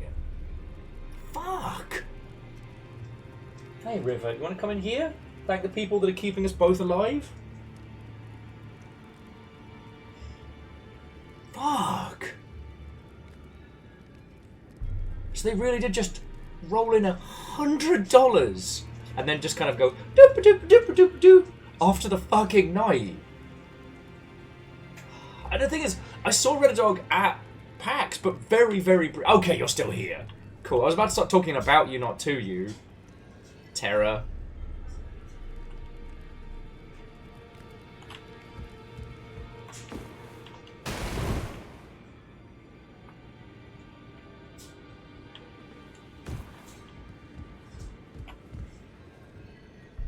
Absolute terror. Thank you. Fuck. You can't be making me feel shit at this hour. This is not late night stream decorum. Almost said something else there. I guess you haven't seen our Friday Nights of Thieves. Fuck. Sorry, I don't know what to say except for thank you. Been doing my very best not to be a fucking feelsy mess. But just because, like, it's been wild.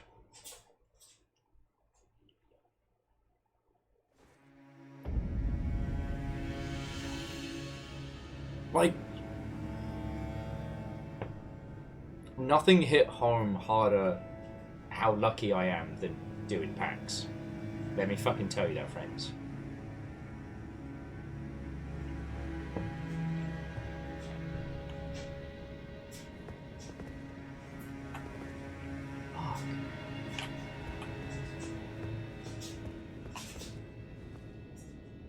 Sorry, I don't know what to say. Just thank you.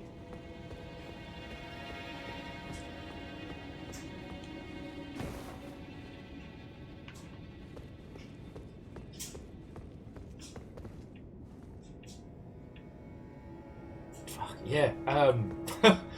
Whew. I don't know if you only had any conversation topics you all wanted to talk about. My brain is now just fucking goo.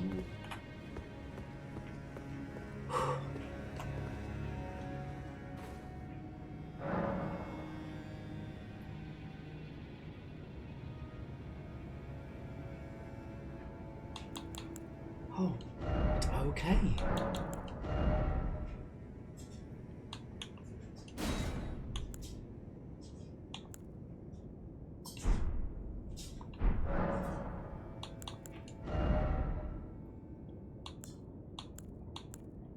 Yeah, sorry, I don't know.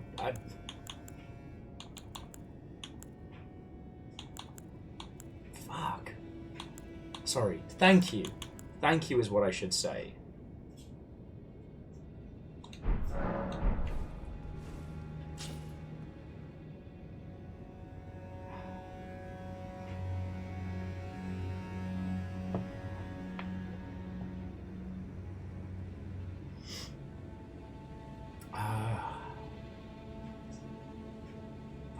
Thank you. Sorry,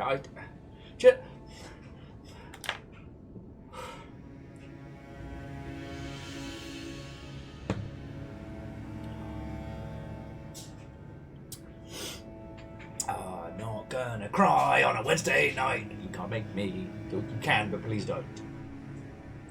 Margin, thank you for a question. The answer to why Romans sound like they're British is predominantly due to a lot of like the classic, like early full color ridiculousness, but also because predominantly the Romans are the baddies.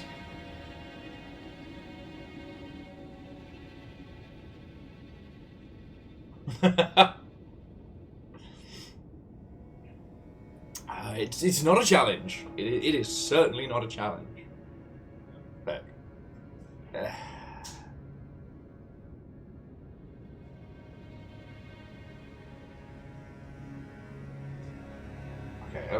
like I said, I'm trying not to get too into the pen at this point, but there have been so many projects that have come and gone, so many operations that have died. I know loads of people that used to stream full time that have now had to retire from it. And some of those people, they were full-on Twitch partners, huge individuals. The fact that I'm able to keep doing this, that you lot keep me alive, is fucking insane. Like, this shouldn't work. And I become so aware of that anytime I go to an event and I talk to people and I see what's going on. There are people genuinely shocked that we're still kicking ass. And I'm certainly fucking one of them.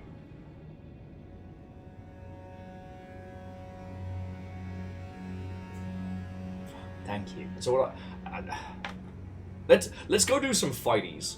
Let's go do some fighties before I start fucking sobbing.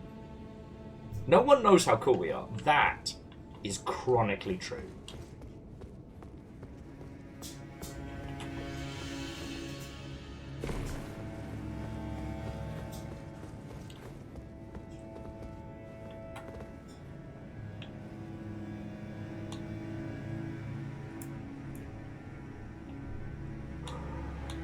I can neither confirm nor deny, Lizzie.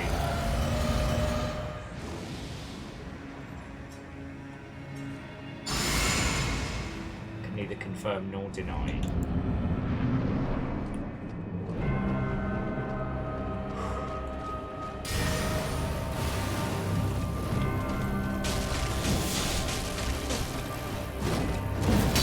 Alright.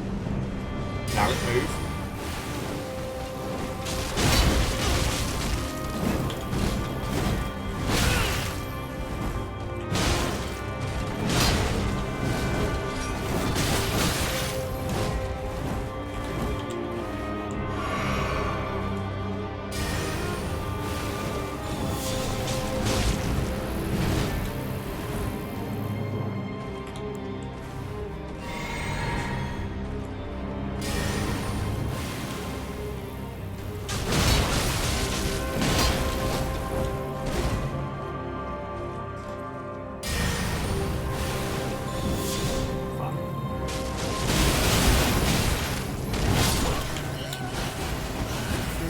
fucking water dance.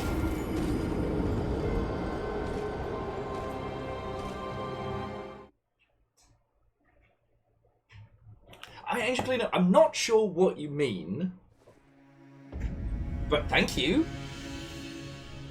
Oh.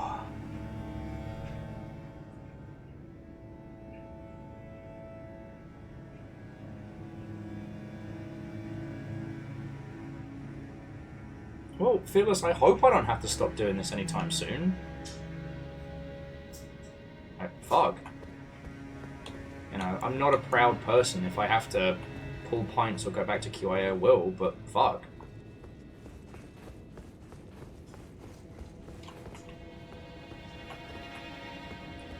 Fuck.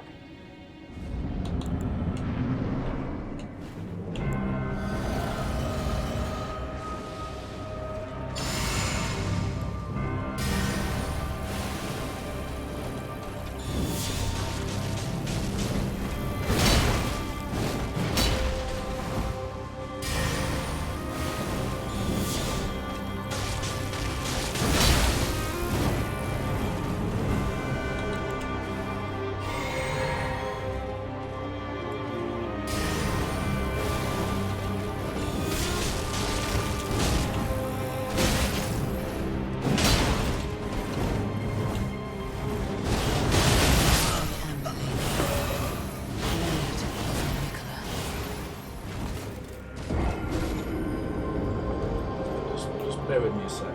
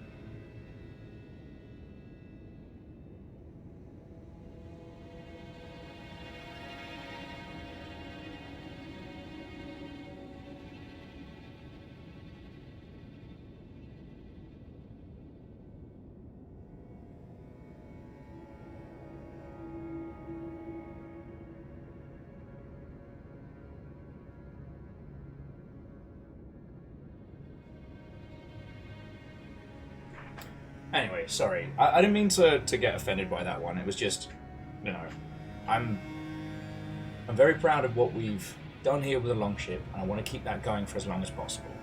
Like, absolutely. And if I was going to start taking games industry jobs, you know, I'm already doing consultancy at a very high level. I'd probably lean more into that. So, like, being asked if I want to go back into QA, no. And again, I'm not too proud. If I have to pick up extra jobs to keep things going, I will. But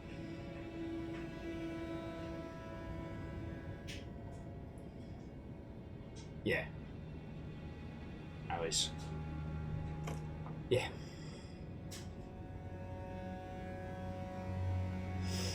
Okay. Oh, and Angel Kalina, like, thank you for saying that. That was a huge compliment. It was nice to hear that the Hidden Gems indie panel is all stuff we talked about.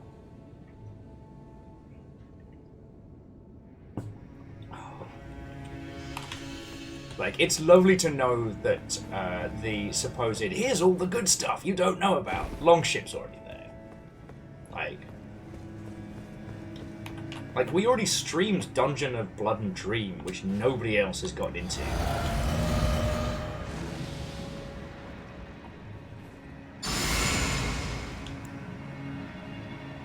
Yeah.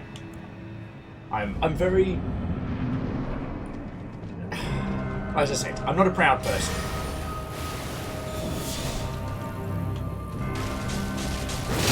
And ultimately, I want to do as many things as I can that will keep this going. Because we made something special here, friends, and I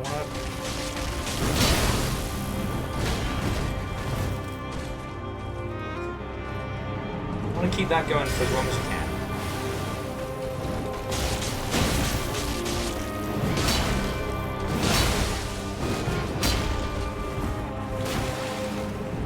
getting into water dancing territory now, so...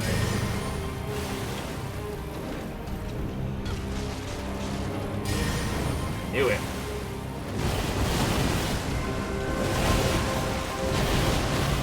There we go! See, that's how it should be.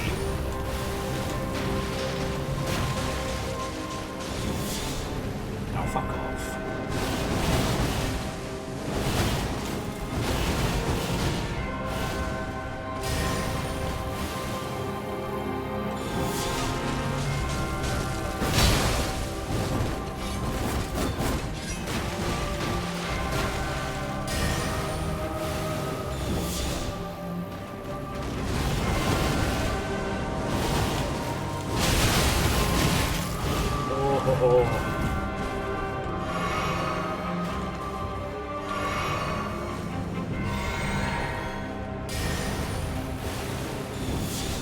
Come on! 4?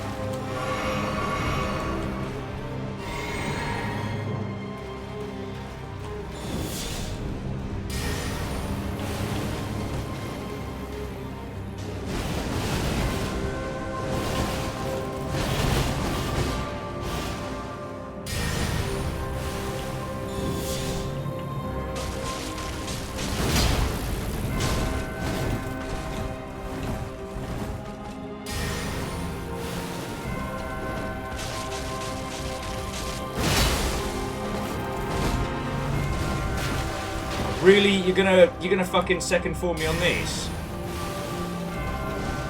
There we go. All it required was bees!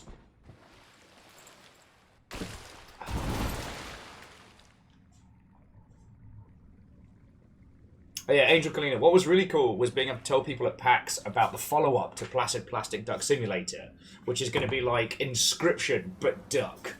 Well, the second chapter of Inscription, but duck. And I'm all for that.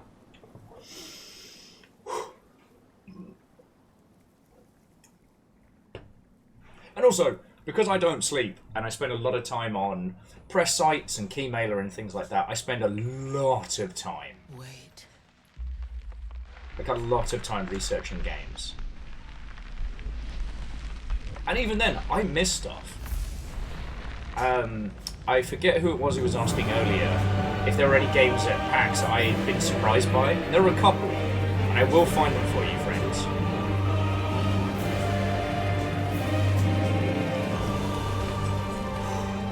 The scarlet bloom flowers once more. Okay, so far I've managed to survive 1.5 attacks. One being the big splashdown, which I had to dodge, and then doing some Armored Core 6 bullshit on me.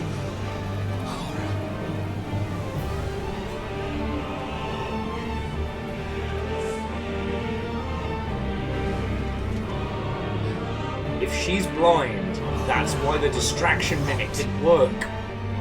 Fuck, that's clever. Alright, so she's gonna do big splash.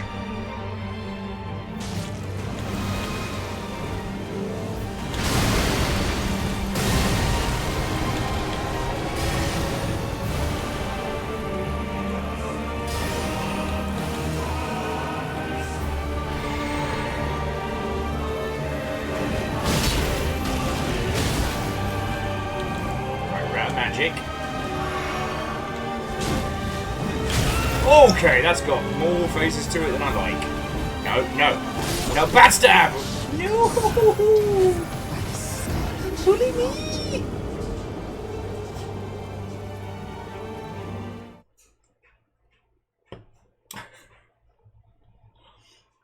When I finally do this, We need to redub it with me doing like a Game of Thrones hero cut, like, "Ha! I'll have at thee! I've totally got you! Ah, repose!" And none of that, "No! Don't stab me! No!"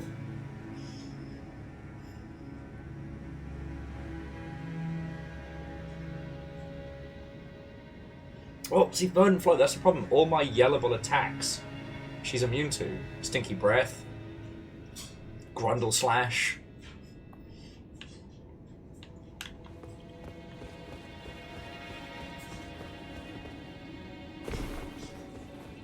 Bees.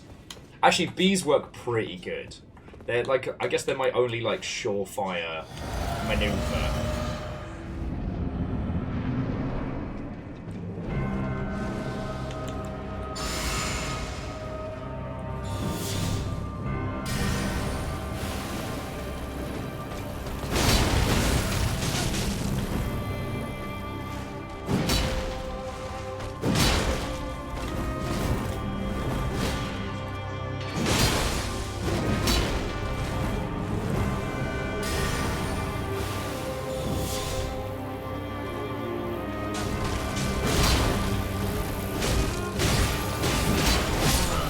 Fuck me.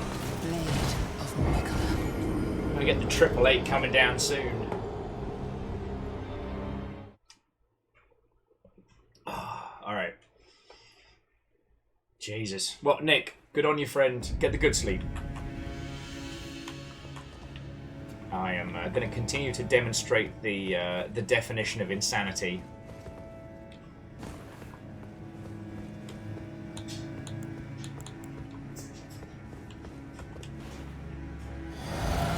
Maybe there is like just a pure DLC weapon.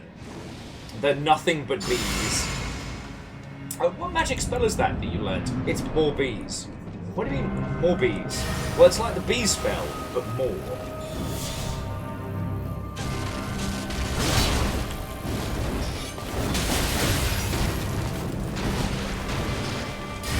Oh god! Alright. Greater bees. That's 888 deaths. It's very warm in here.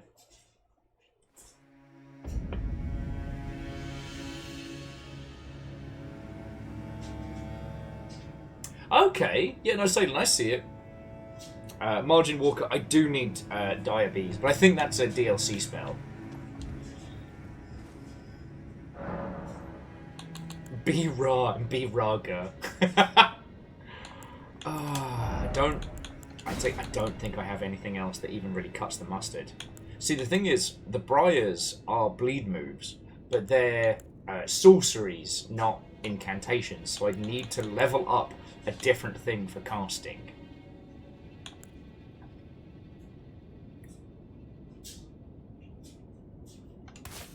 There's no way this would work, but I'm gonna try it anyway.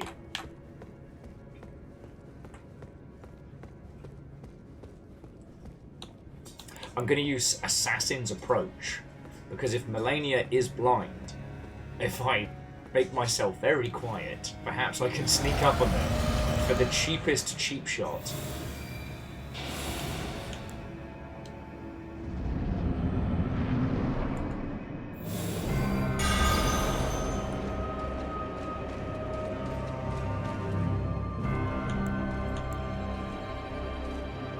Nope, she knows exactly where the fuck I am. Okay, well, that was a waste of time.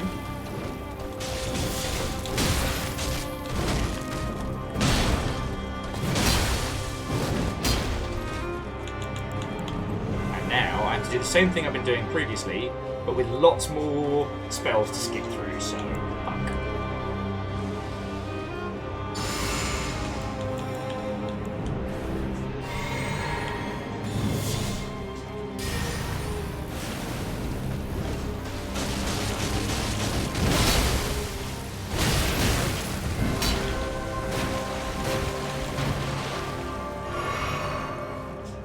Big bees? Oh, fuck.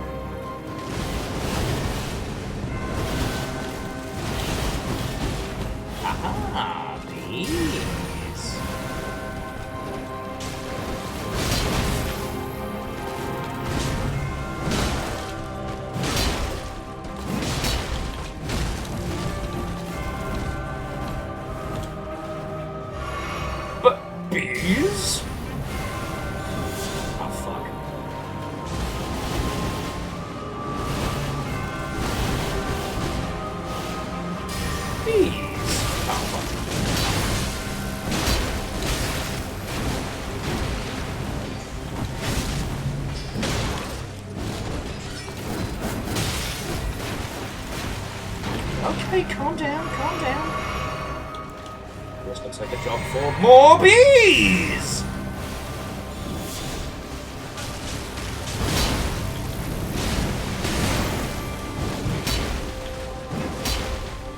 She's absolutely gonna water dance at me. I can sense it. Knew it!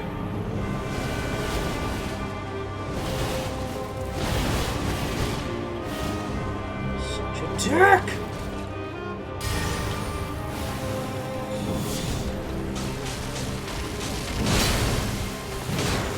Okay! How's that for a slice of fried gold?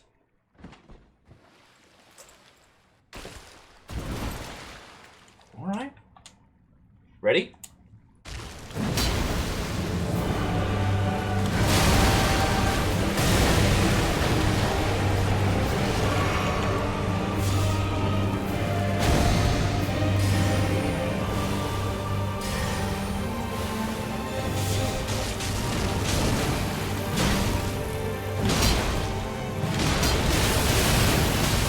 Oh! It's the water dance, but much worse!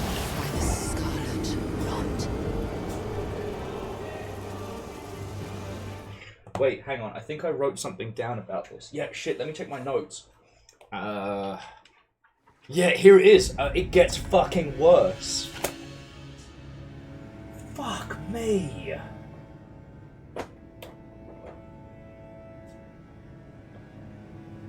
That point where you're starting to feel very proud of yourself. And then you don't. And yeah, Legend, that is the second time I've hit second form today. Second phase.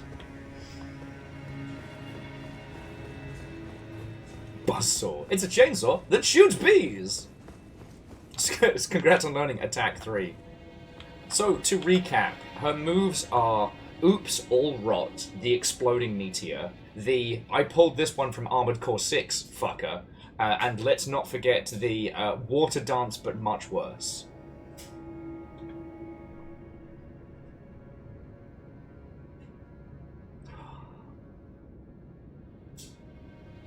How long should one go before one caves? Because I'll be honest, when we hit the second form that time, my little brain was like, you could just summon the dogs. You could just summon the dogs. They're right there. Hang on, let me get rid of the useless spells before I forget.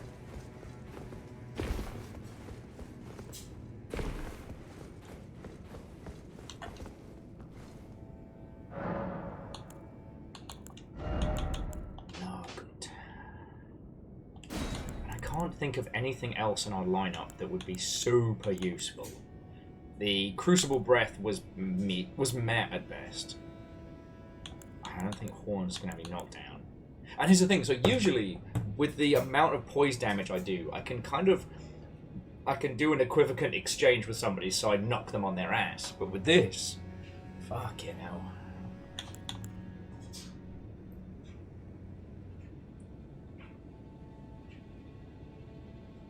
I haven't tried Black Fire? I guess we'll give it a fucking test. What's the worst that can happen? Will unlocks a worse fourth form. What happened to third form? Don't even ask.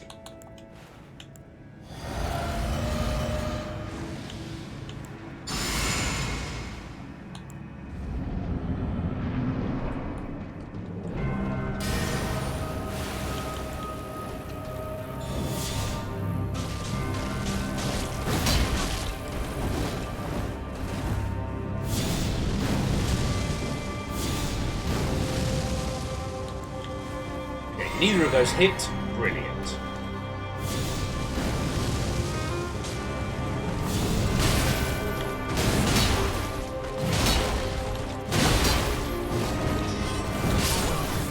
Well, Black Flame, not working. You know, Vern, that's a good point. That is literally the worst that could happen. The graphics card ending powers of Fear's Dragon. I was chatting about it with Bacon yesterday, and it's... The rig that currently runs the Longship is very powerful, but it is definitely starting to hit upon the limitations when we're encountering games that are made in like UE5 and stuff like that. Because it was really annoying that the graphics from Nobody Wants to Die just overloaded what we had. I was like, come on, you're built for this. You're built for sterner stuff.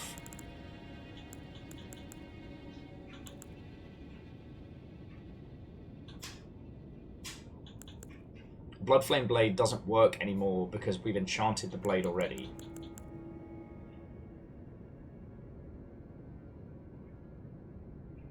I wonder if madness works against rot. Actually, so DJ Coil, do you know what's fascinating is that everybody points to Blighttown and says that FromSoft games are unoptimized. And like this thing runs on so many different systems and looks gorgeous.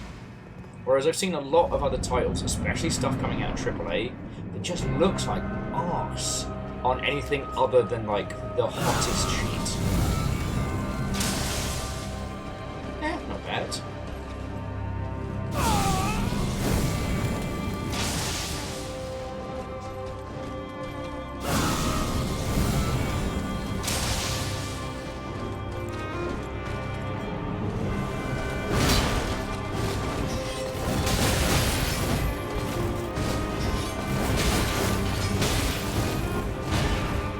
Okay, so Madness Beams do kind of work, but not as well as Bleed.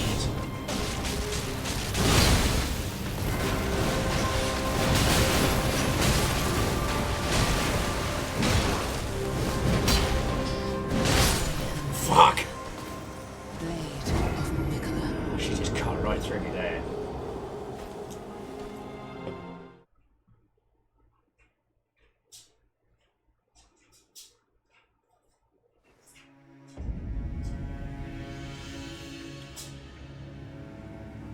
Yeah, so like, aside from that one dragon, which has a specific issue with my specific card, which hasn't been fixed, like this is run gorgeously.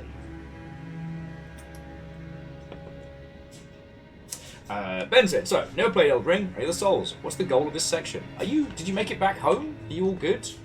So, this goal is just to beat Malenia. 1v1. Well, here's the thing, it doesn't have to be 1v1, but she has the power of, like, vampirism. So anybody that I summon is also potentially, like, a free blood bag for her.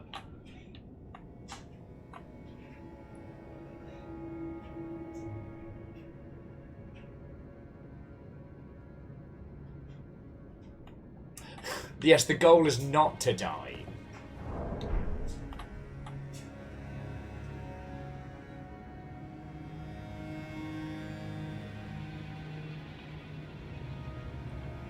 I mean, eventually Verdant Flow, who knows, perhaps my resolve will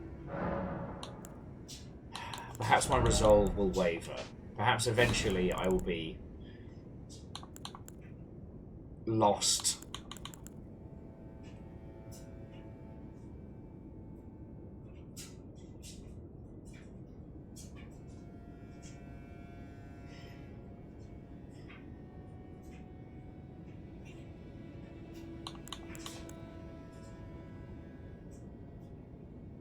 There's no way I'll get time to use Greywell's Roar. There's no way.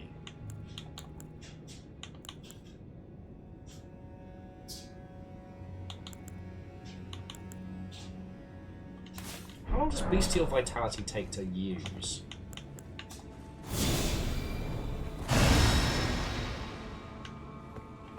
Huh. Fuck it, I'll take it. It looks sparkly. It looks right sparkly.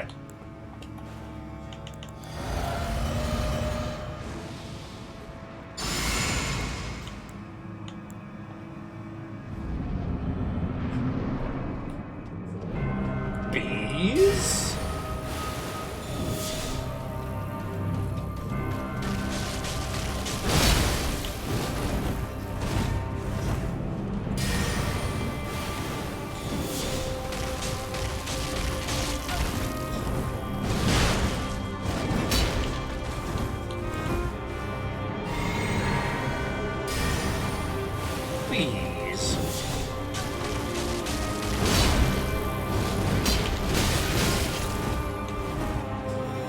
It's the fact that she gets so much health back from kicking my ass. Oh, fuck.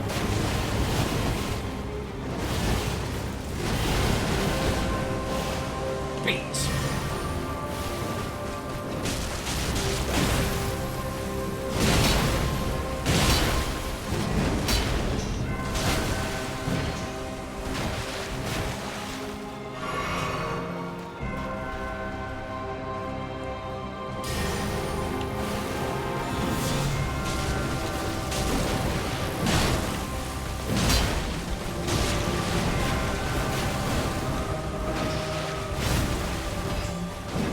I knew you were gonna do that!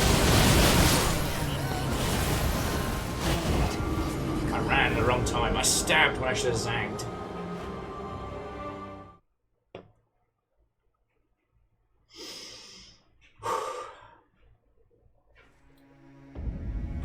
Okay.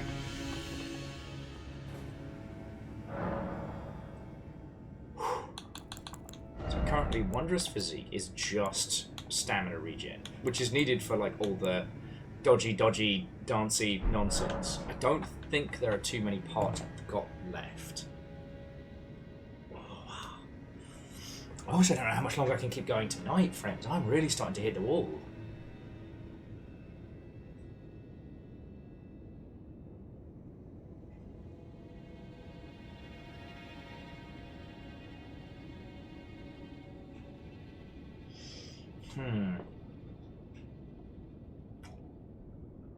I think it's one of those ones, DJs, where I might have to actually look up one of those, like, timing guides. But I'll give it a shot.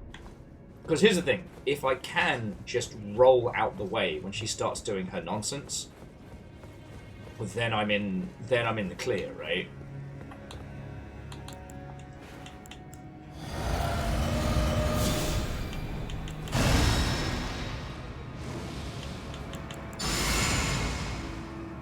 I'm so sparkly now when I walk into a fight.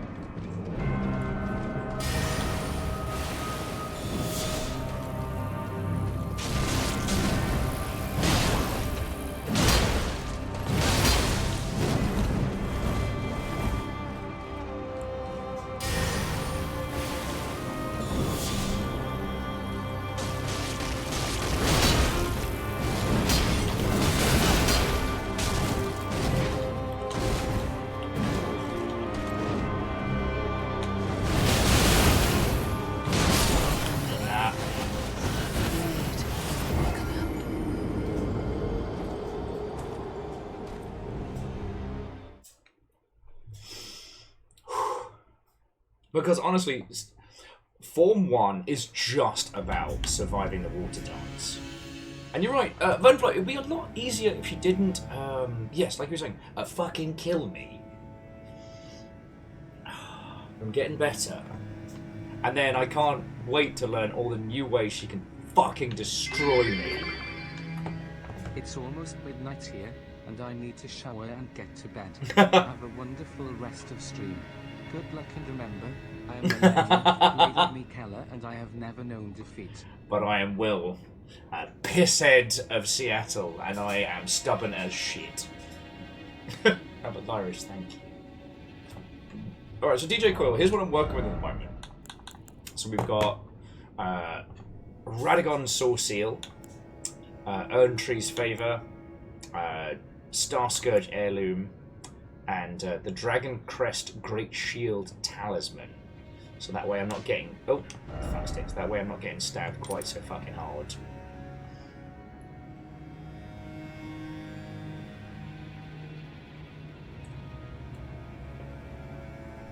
Do I have the Exaltation of Blood? No, that's just my complexion. It's very warm in here. Ah!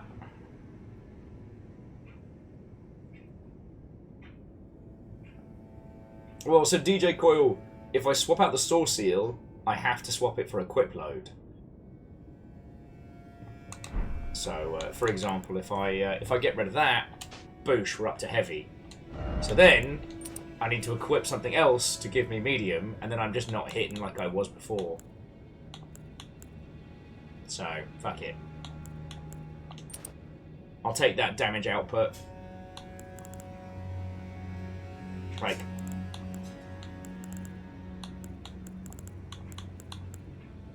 breath attacks are no good on her because we don't have the time. And we don't even have the chance to charge stuff up.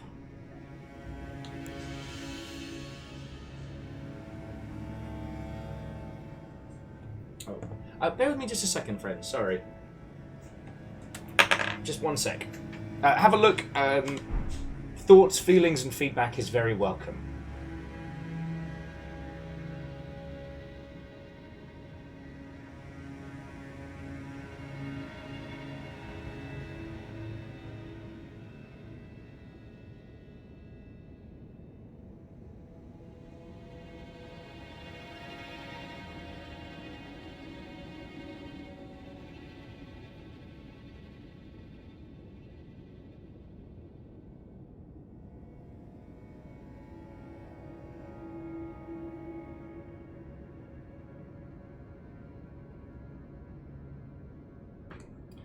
Sorry about that. It turns out it was just the guinea pigs yelling at me for more salad. They'll get some, don't worry.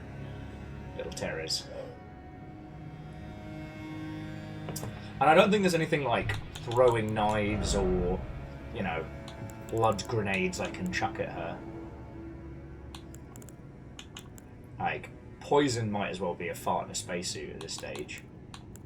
You know. Bleed's getting it done, certainly. But as much as I would love it, you can't add bleed to a bleed weapon. Which is bullshit and chips. You should absolutely be able to stack that shit like there's no tomorrow.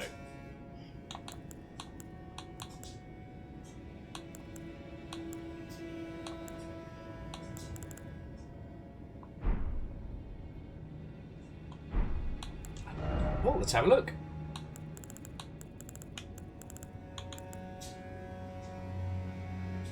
Throw a dose of heavy, accursed blood.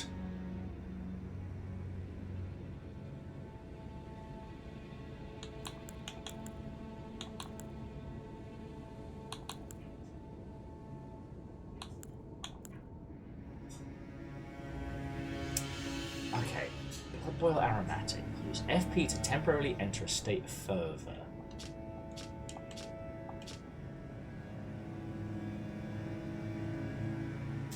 Even upon the battlefield you fear being wounded. Take a good look. Your limbs are frozen stiff. I've got crystal darts, I've got poison darts, but no bleedy bad times. And unfortunately I can't just lob arrows at her, as funny as that would be. See, Salem, you get me.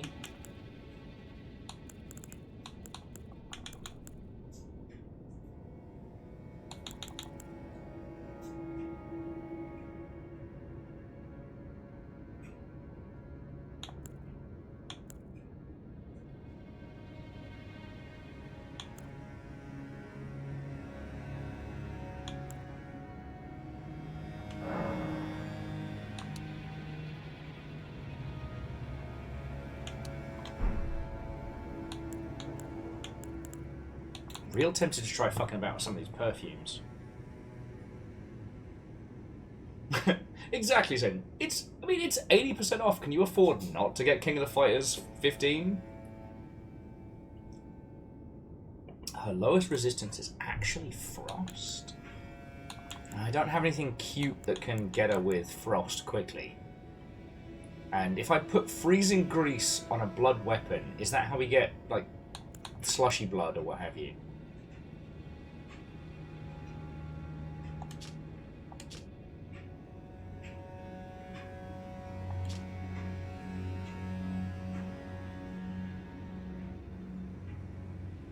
Can't grease an enchanted weapon. Figured.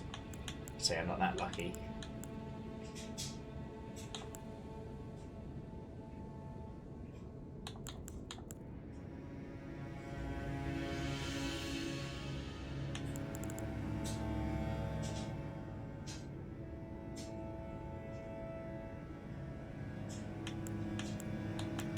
Well, that's shenanigans, Salem.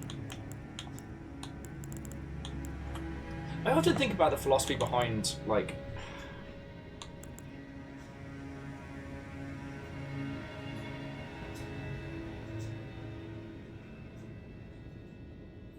like,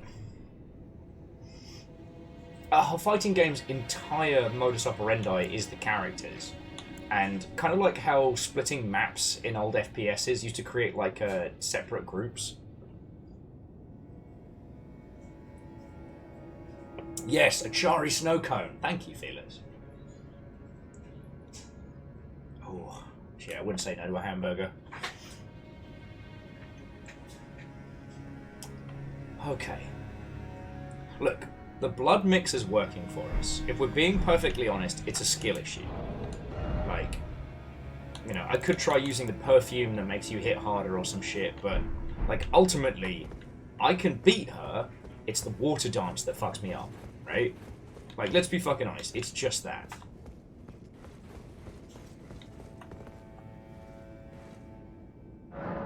You know, there isn't going to be one magical item, aside from the rune arcs that I use, that's going to cause us to win.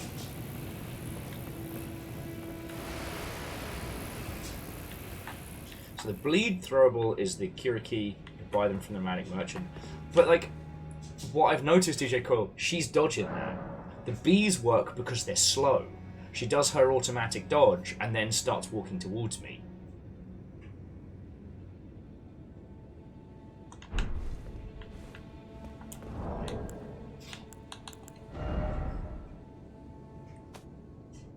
Yeah, see, I'm down to 27 rune arcs. Might treat myself to one now.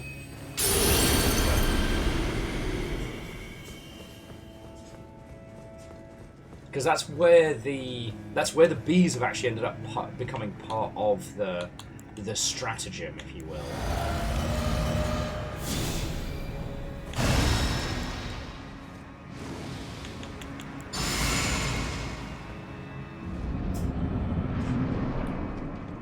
Bees?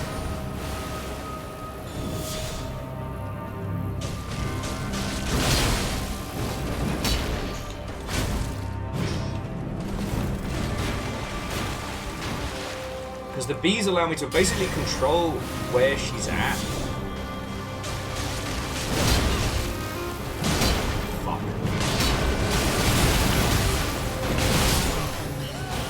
And then fucking shit like that happens.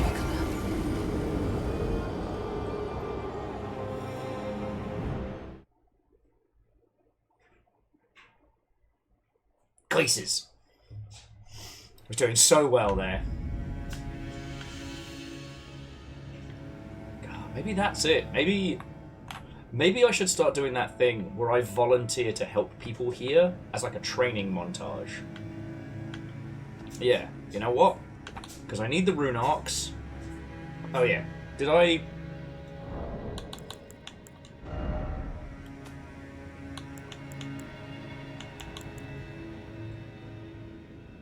we go.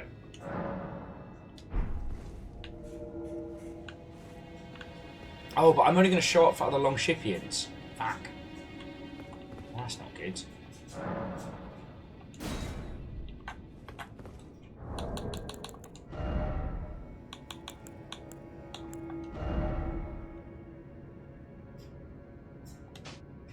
I can always add Friendo back.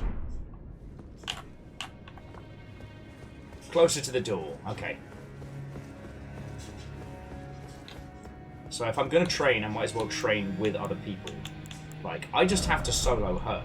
Doesn't matter what I do to help out others. No, Angel Cleaner, go get some sleep. Like, this is montage mode. Maybe we'll help some people. Maybe we'll just turn this into, like, late night chat show. Because, yeah, Salen, it's that thing of, I want the devs to be able to continue to work on stuff. And I do remember what it was like during Street Fighter 4, with just constant re-releases. But then the thing with that was each different re-release had slightly different tweaks. And as someone who was Nabuki main, the difference between one of the Street Fighter 4 variants and the other was the difference between being fucking unstoppable and being so-so.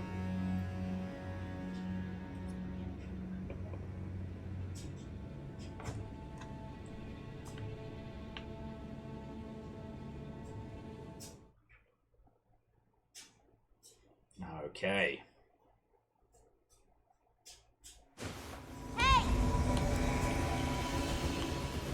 Alright, so I'm helping the host of fingers, Tucker.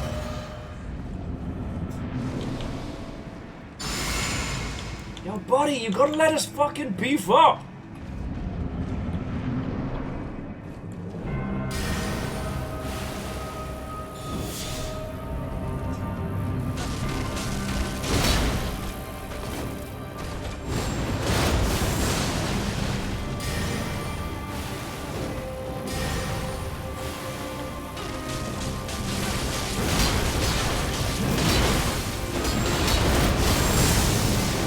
Do a thing. Someone's about to have a very bad time. Buddy. Pal. Host of embers.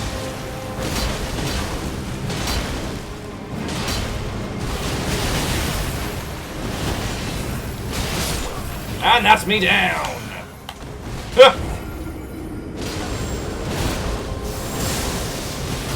Whatever the hell that super spear is impressive.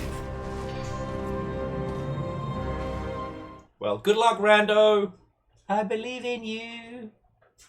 So Verdant, there's lots of games I'm looking forward to, obviously, the ones that we know. I Am Your Beast, Star Trucker Tomorrow, stuff like that.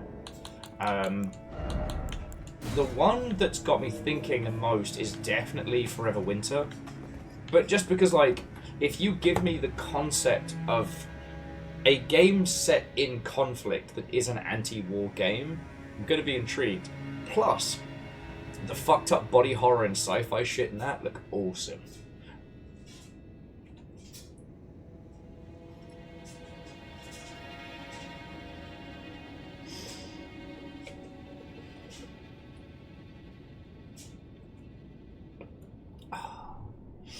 But yeah, so I think Forever Winter is the next one I'm looking forward to that I don't think I've spoken to you all about.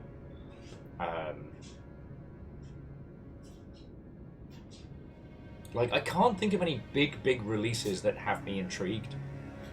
And it's been weird realizing that I'm no longer one of those people who spends a lot of time focused on the newer releases. Like Verdant, I think the new Zelda will be fun. But I wouldn't say it's something that I'm excited for, because it's kind of like, I know what I'm getting, right?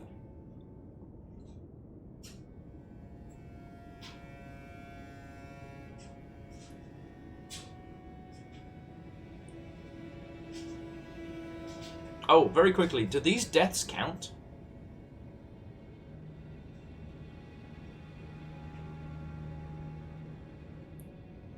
Do these deaths count to the counter? Because I don't think I added that last one. And what's the gear graphic?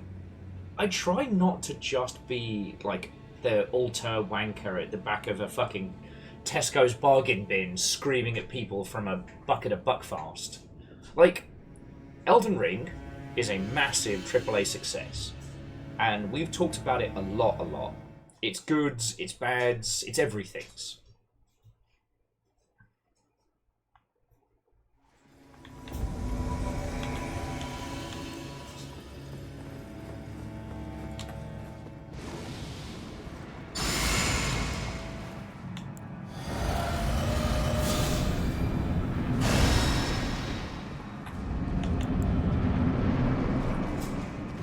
Bees! Bees?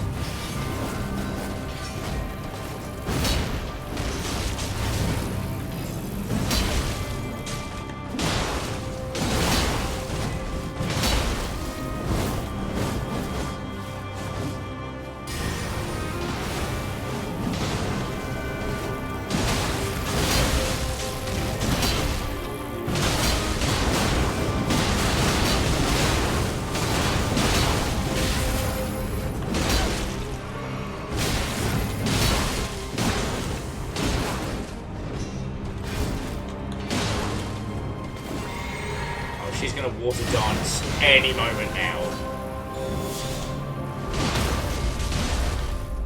Fucking really?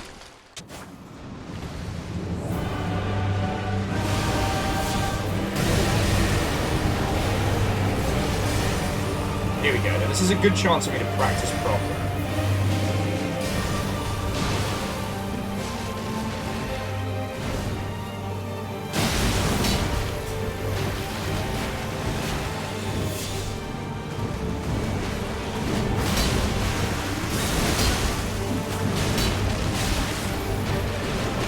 No, you don't get to super stab me. You're not my real dad!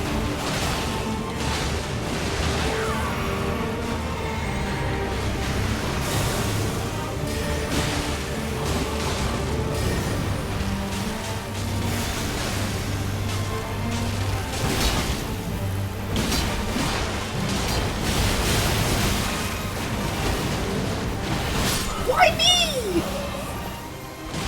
Don't answer that.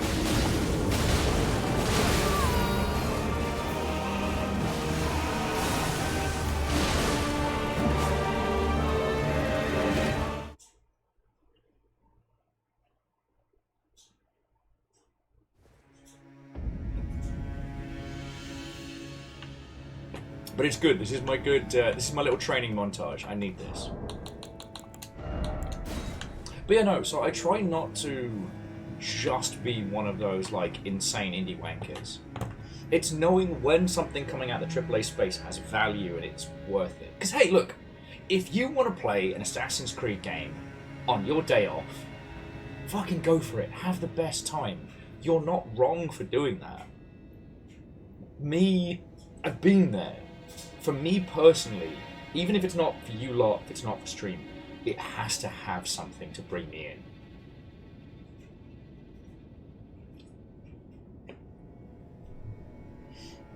I can't remember sprinting forward to be underneath her when she hovers in the air. Ooh, I might have to remember that.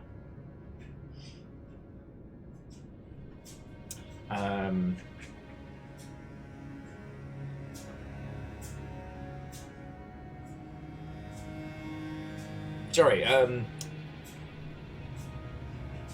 I think there are very few games that are without merit, right? That aren't worth spending your time with, but I can't get excited for the Ninja Samurai Assassin's Creed because I feel like we've done that dance and better in other places. Like, I don't see the value in showing you lot that. And it doesn't have anything to pull me in that I haven't... Like, they already peaked with Black Flag, right? But I take Deathloop, for example, a mainstream AAA shooter that was fresh and original and fun and fucking brilliant. I'm really glad you all enjoyed playing that, because I really needed to play it through. Had a fucking good time getting there. With... I'm trying to think of some of the other ones we've tangled with. Like, okay, let's take Sea of Thieves. Sea of Thieves is damn near unique in the multiplayer scene. And is very, very AAA. So yeah. You know, I'm trying to justify my weird indie cred quite a lot. But then what's interesting is we'll spend a day playing something like this, whilst also talking about, and in a way kind of promoting other lesser known titles. Like, Angel Kalina was saying, like, going to the indie panel at PAX and being like, well, I know that one, I know that one, I know that one. I guess I know enough to know I don't know everything.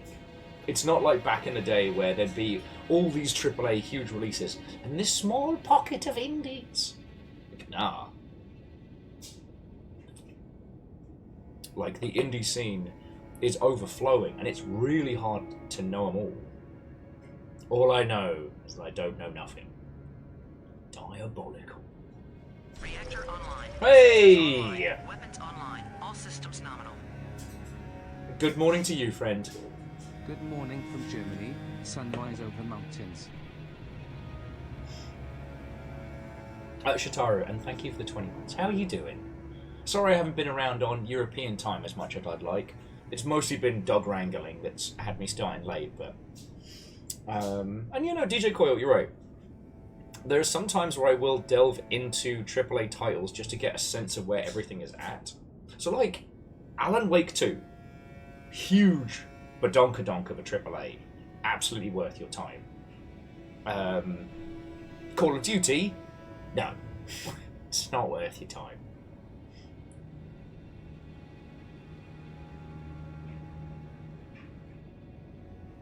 Where?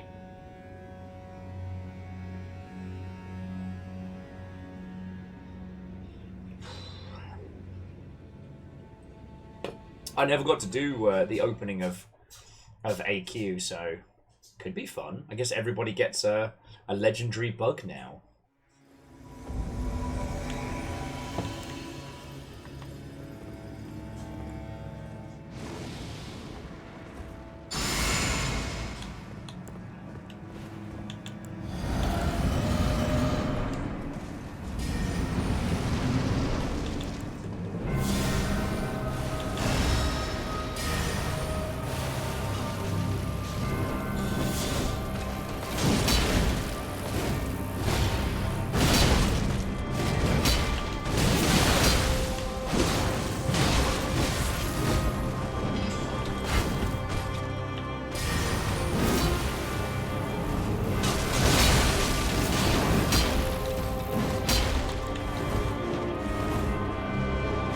Going for him. Oh no! No! It was supposed to go for me! It was supposed to be me!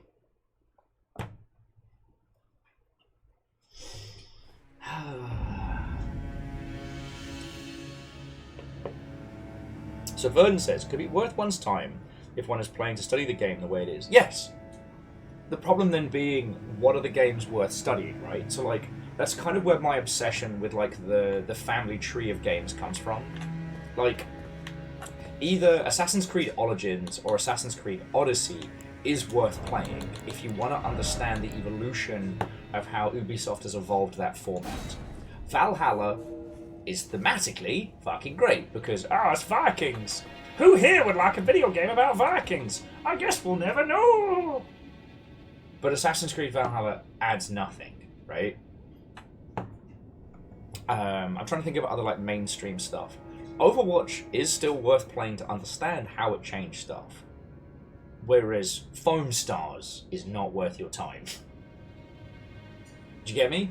Like, knowing where to invest your time in research. Because there is one unfortunate side effect of video games that when you like a video game, it becomes a part of you, right? That emotional hook, that emotional attachment is very felt. And that's good. That's not a bad thing. However, it can lead to a situation where you want to justify its relevance or its inclusion in other things you're doing. Any of you that have worked in a big game dev know what I mean. It's Monday morning, and the lead creative walks in all crazy-eyed and tells you the most terrifying phrase. So I've been playing this game all weekend. And you know, everything is about to get shit up sideways. So, it's knowing that things are...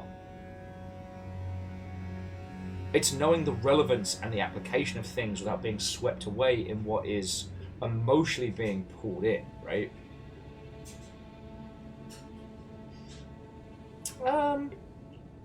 So DJ Coil, I think you could play...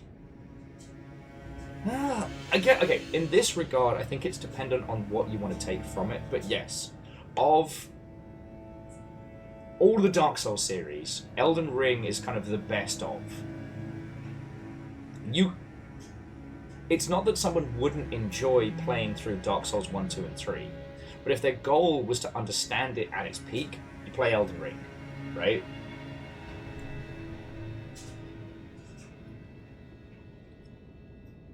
Sekiro is another title altogether. And that one can be worth researching because it feels similar in its presentation until you experience it. Well, hopefully Gear Graphic, nobody posts about it and it actually makes it onto PC before Sony smush it down. Hey Dustin, go get some sleep, friend. This is a training montage.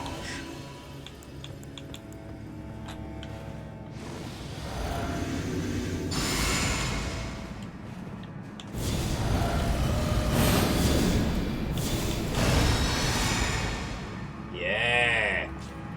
That's a lot of buffs.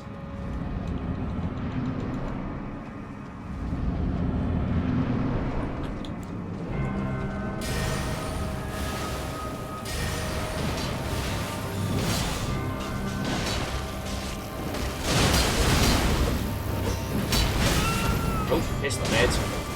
Okay, let's take some meds.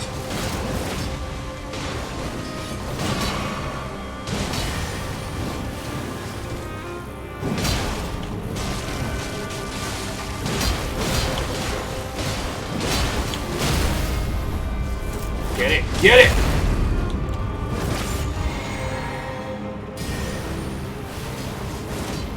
Go on. Go on. Go for me. I'm the more annoying.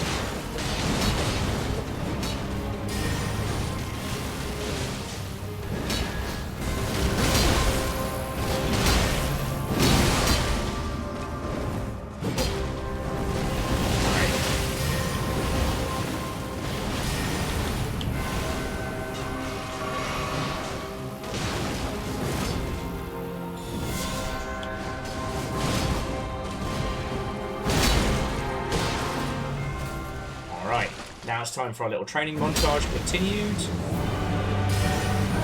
Go get them, my bees!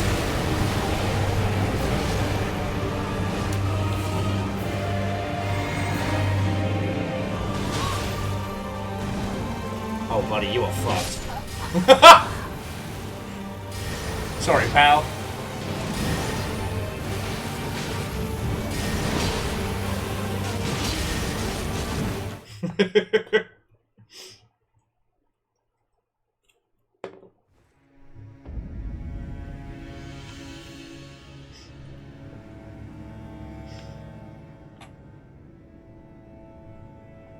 Gear graphic, I think it's because I got summoned to somewhere, like, on the other side of the planet. Because to play with the longship, I have region matching, just free for all, so...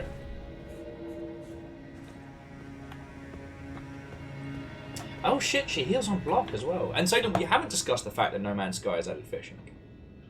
And Ozzy, Dark Souls 3 is an incredible game. I've loved the series. But it's like, if you had to show somebody, like, all the best elements that have made this series so good, you just go to Elden Ring, right? It's all the subtle tweaks and changes they learn over time.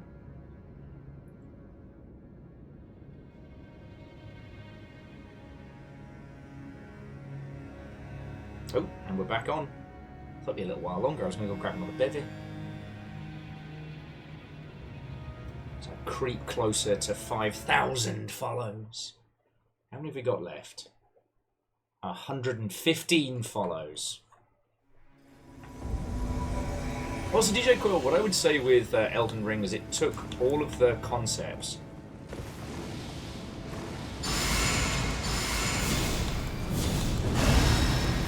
It chose the best ones.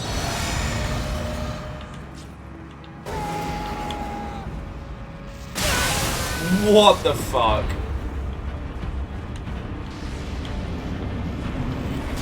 What kind of a dickhead? Alright. That's a mean move.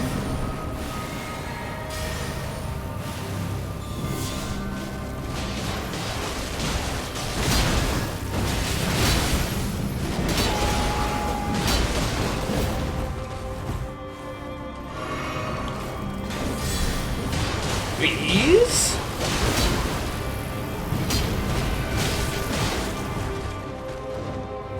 Oh yeah, you're fucking mate.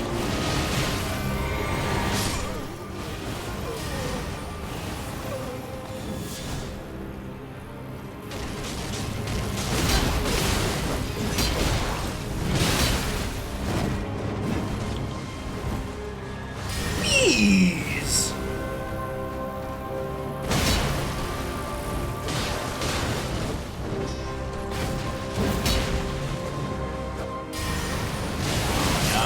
Yeah, no, you're not coming back from that, mate.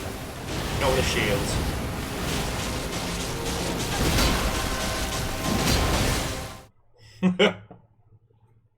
Yeah, Lizzie, how fucking rude was that? Lightning strike the door. Everyone's having a little bro moment, or as I call it, a broment.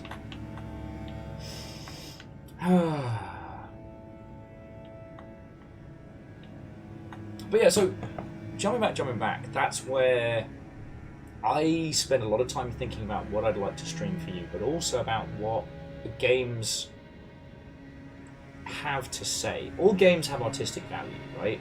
But if your goal is to learn games, all the interconnected elements, and to have like a good like historical grounding in them, you want to minimize the amount of time spent. So things like Metro Last Light is probably worth jumping into over Metro Exodus, for example. But also, the Mad Max open world game, whilst not being one of the greats, is a really, really good example of embracing the heart and spirit of a concept, even on a lower budget. Do you know what I'm saying? Like, out of all of those, like, big open worldy 360 titles, I think that one still has something to say in terms of its mechanics, in terms of how it plays. Stop me if I'm going completely loopy, because it's quite possible. You're getting basically Will After Dark. Hang on. So friends, think of one game in the family tree of titles that you think is worth like discussing and researching. It doesn't have to be best, but something that refines a lot of elements. Like how Far Cry 3 is definitely the one of that series to play, but the first and second should almost be considered other titles. And Catastros, thank you. But 71 months, Fred, bleeding hell. And considering I've been terrible about starting on European times, the fact that you kept that going is a really big deal, so thank you. Malenia has been kicking the fuck out of me, so I'm now volunteering to help other people so I can learn her second form moves without fucking dying. And it's nice to understand that there are people around the world who are also fucking terrible at dodging. But I'm just going to nip to the pisser very quickly because I've been drinking cider. But I'll be back with you in just a sec, friend, alright?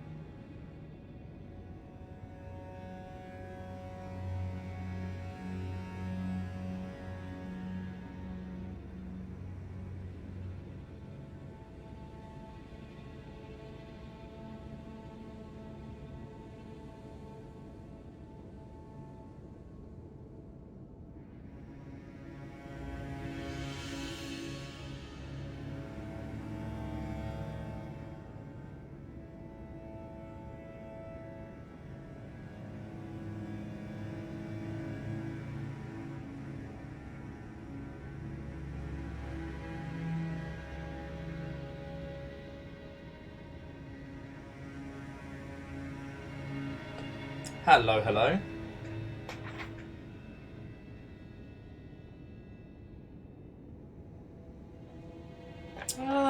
So DJ Coil, I know what you're saying, But if you had to convey that, the Sands of Time trilogy, and what made it, it's just Sands of Time, right?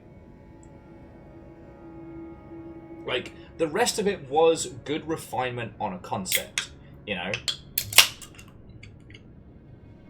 But that's my point. Like, key beats, important parts in gaming that are worth, like, research and discussion.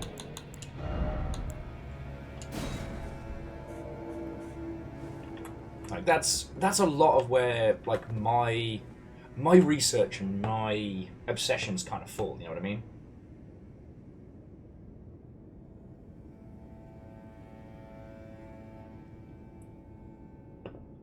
I mean, DJ Core, no more worse than the original Prince of Persia.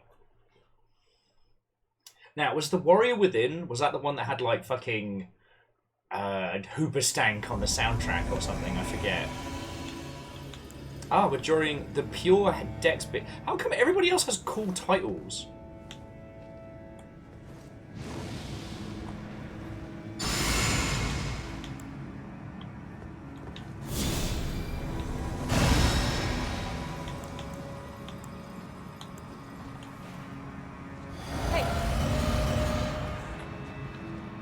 How do I get to be the Dex bitch? Ooh, free hit.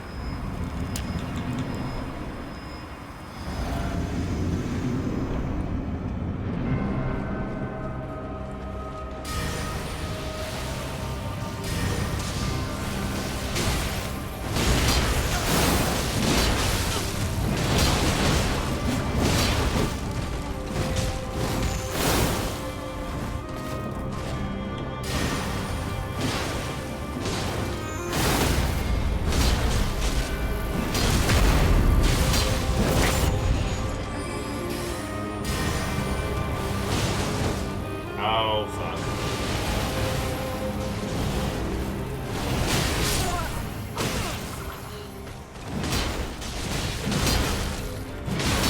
Yeah, there's nothing we can do to help people dodge that.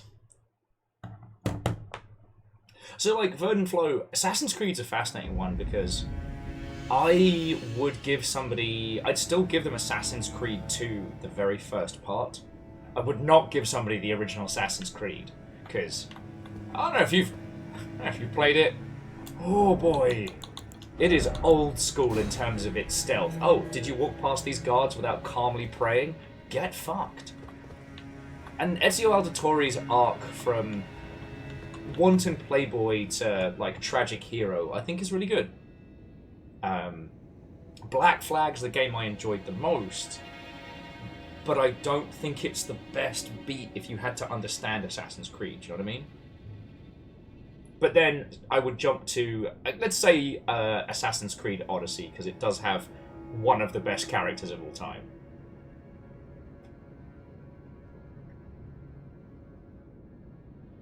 Yeah, well, DJ Coil, I feel a little bad for the one of the newer Assassin's Creeds that was actually set during, like, you know, the golden age of Islam.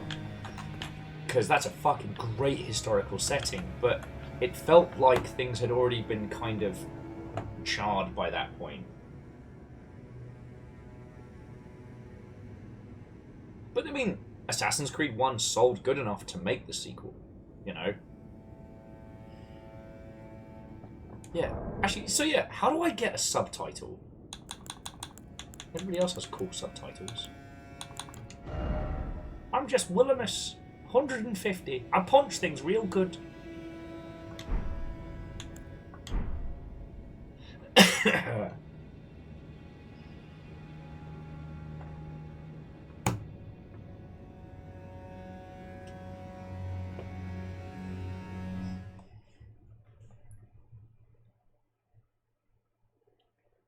Ooh, which Zelda? Okay. Hey. We're back with the Dex, bitch.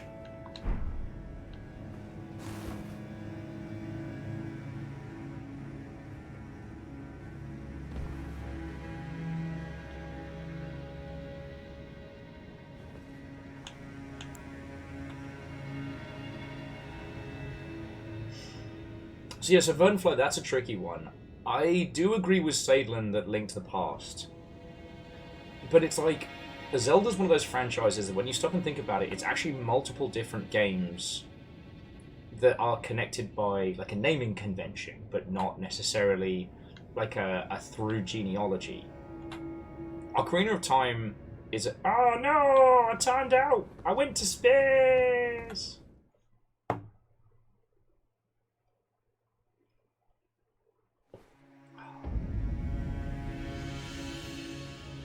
Because, like,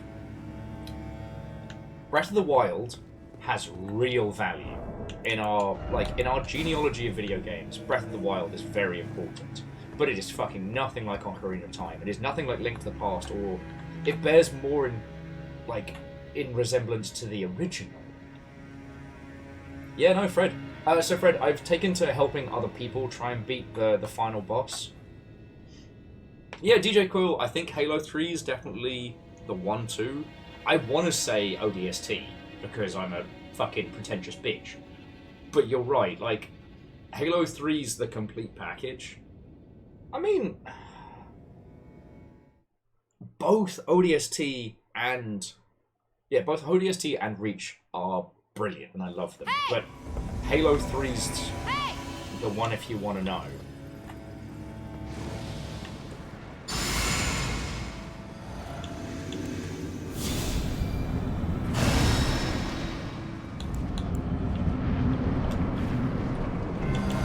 Anyway, let's call some more bees.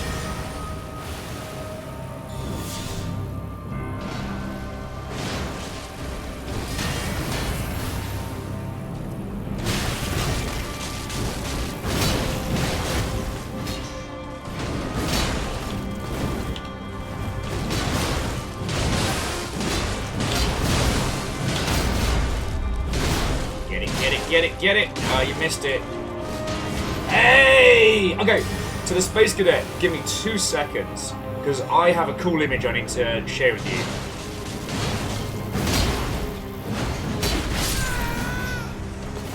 Oh, cool. Alright, well, solved my own problem. To jail, Bulldozer, Watto, and welcome. Greetings, space friends! You've come to me live from low orbit. It's I, well over guard. I'm fighting Malenia, and I'm taking a break from getting the fuck kicked out of me to help other people. And I'm sure you've noticed how well that's going. To Chewie, to Mr. Yutus. I don't know why I said it like that. How are you all doing, friends? Watto and welcome. So I realized I might not be able to show you this very moment, but so remember you gave me that really cool sticker, Space Cadet? I put it up in the Black Cat in Belltown because I was drinking and I reached in my pocket and I found the sticker and I was like, oh. And so I added it to a fucking cool dive bar.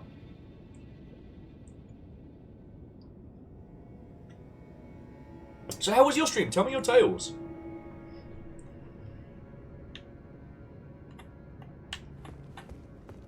Over here, I've been regaling people with stories from PAX, which has been very good.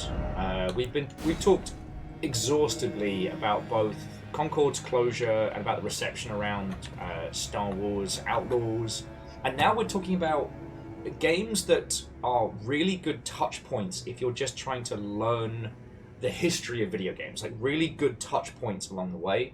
Someone asked, like, what are the Zelda games that, if you had someone to research Zelda as a concept, what are the games you put forth? And I was like, Link to the Past, Ocarina of Time, and Breath of the Wild. Oh no, and Space Cadet, I completely understand. I completely understand. Hey! We're back with the pure Dex, bitch. Hey.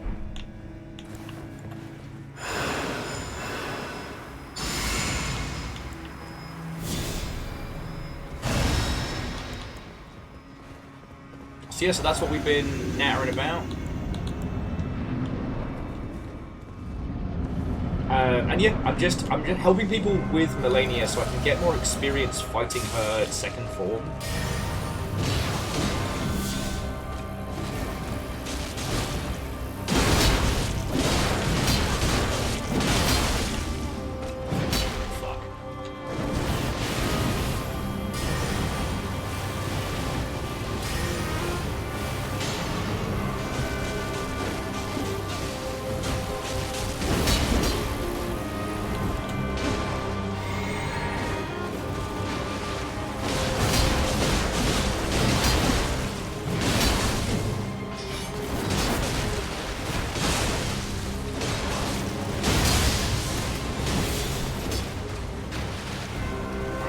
Thunder.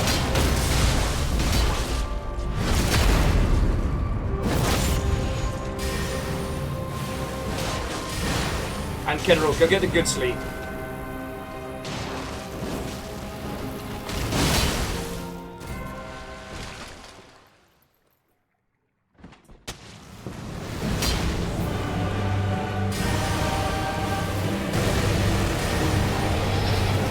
Right, that's what I need to do, Fred. I'm going to rename me to Malenia as well. That's how I'll do it.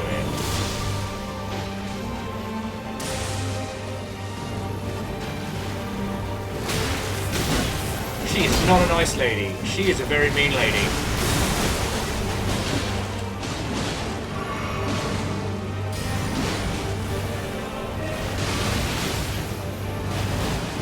Like, get out of there, friend!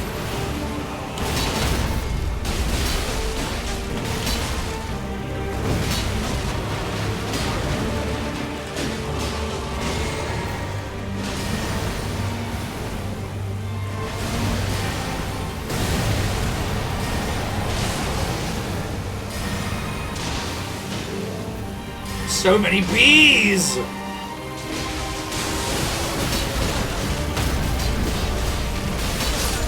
There we go! I'm helping! Whoa! So now all I've got to do is that, but for myself. Simples! One rune arc. There we go.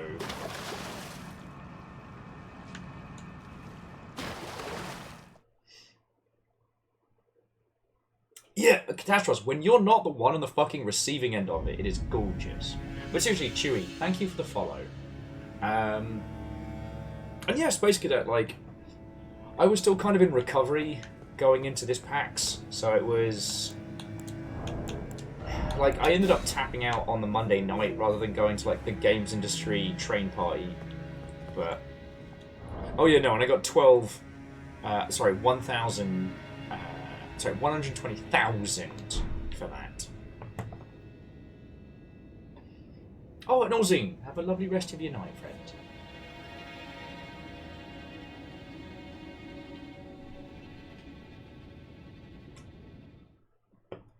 It's also nice to see everyone else struggling with water dance, because when it's just yourself, time in, time out, you do start to feel like a great big stupid.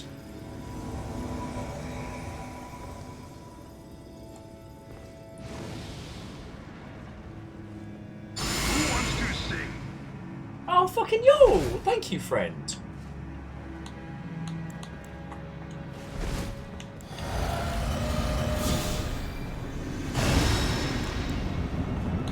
My bees are powerful.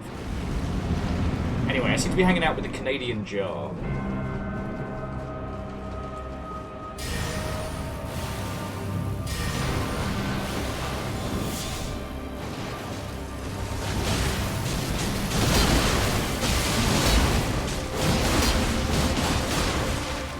I think the invader's going to have a hard time.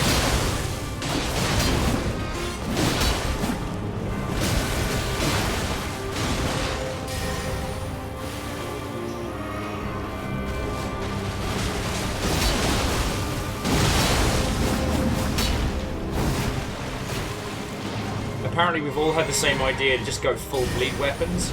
So, eat bees!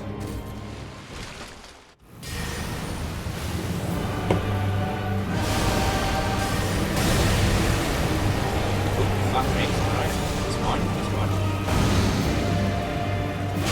Oh, she is mad at me. Oh, she is big mad at me. Okay. Oh shit! No, that's not official death. Fuck.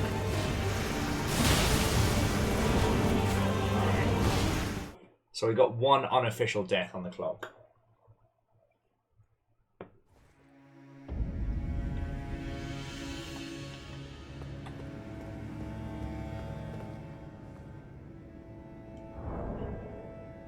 Okay, see, Cadastros, again, that makes me feel a lot better. Cadastros was just saying that the general consensus on Water Dance is keep trying and fucking pray. But yeah, just trying to think if there's anything else like we haven't really kind of like tucked into. I do at some point want to sit down and talk about racing games and mech games, but I don't know if I have the wherewithal to get into the history of racing games and how there are essentially, despite them all coming under the same branch, they're almost like two different genres that are under one umbrella. Think about that one a lot. Because the team behind Tokyo Street... is it Tokyo Street Challenge? God. It's Genki. They made a bunch of games for the PS2 and the Dreamcast.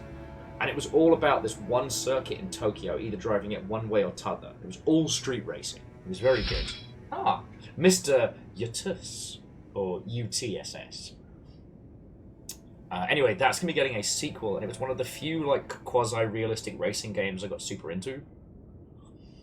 But it's just interesting because I think racing games and giant robot games have a lot of DNA in common, and Tokyo Extreme Racing, Evil Geek, thank you. No, DJ Coil, it's definitely Unreal Tournament XX.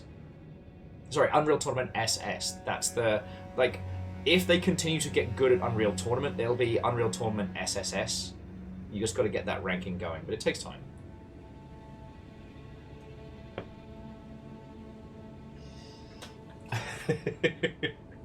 But going back, there's this thing with a lot of the giant robot games, especially free-to-play ones, where they're based on people buying more and more different robots, and ultimately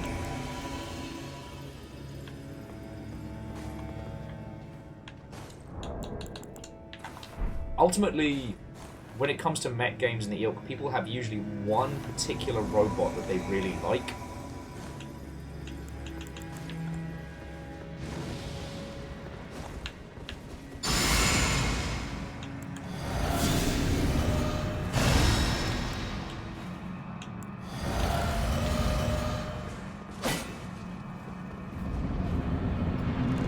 So, Space Cadet...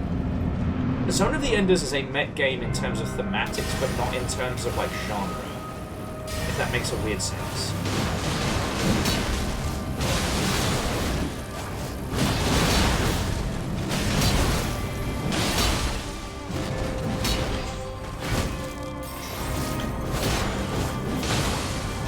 Oh, interrupt on Water Dance. We love to see it.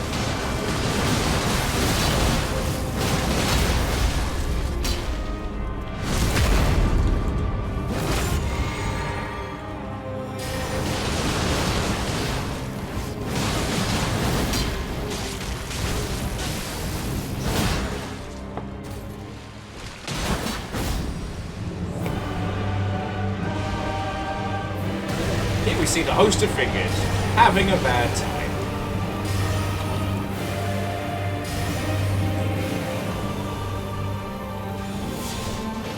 Butterflies versus bees. Let's go.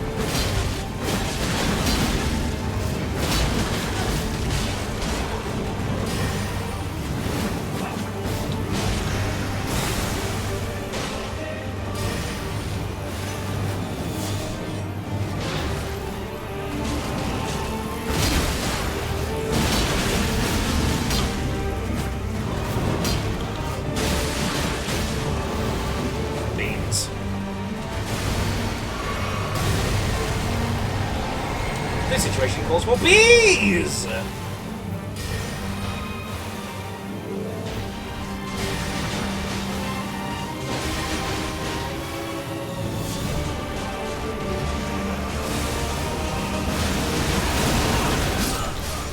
Oh, fuck! We all ran in and died.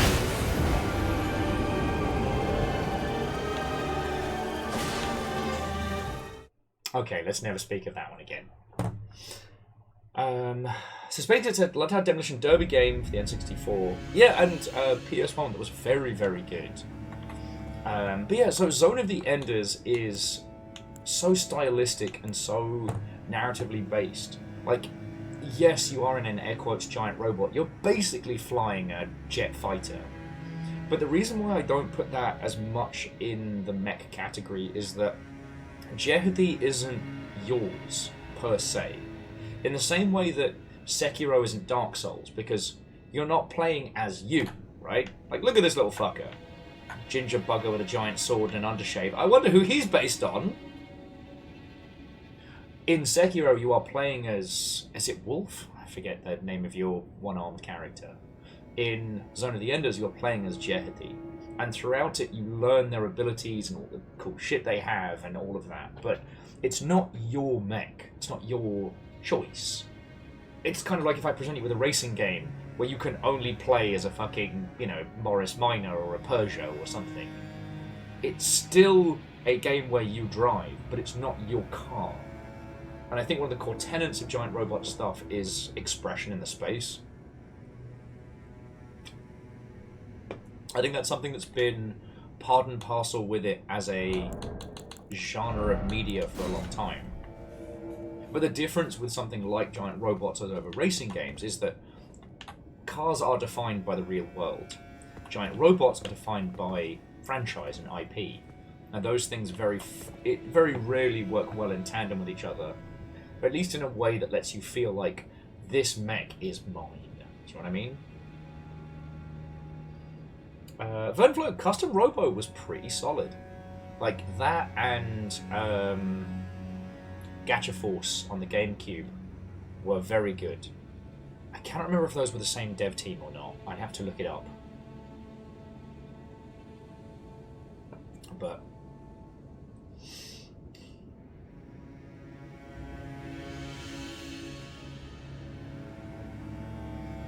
yes, so Space Cadet, I'd have to find the name of it, but the Dreamcast had 2 Gundam games that slapped. I think there's 1 or 2 on the on the PS2 that were good. Actually, I mean, time willing, I'd love to do a video about how, unfortunately, most Gundam video games are trash. It's very heartbreaking, but it's due to the difficulties in terms of licensing, in terms of how Gundam is distributed across the world. That even before the kind of resurgence in Gundam, like during the pandemic,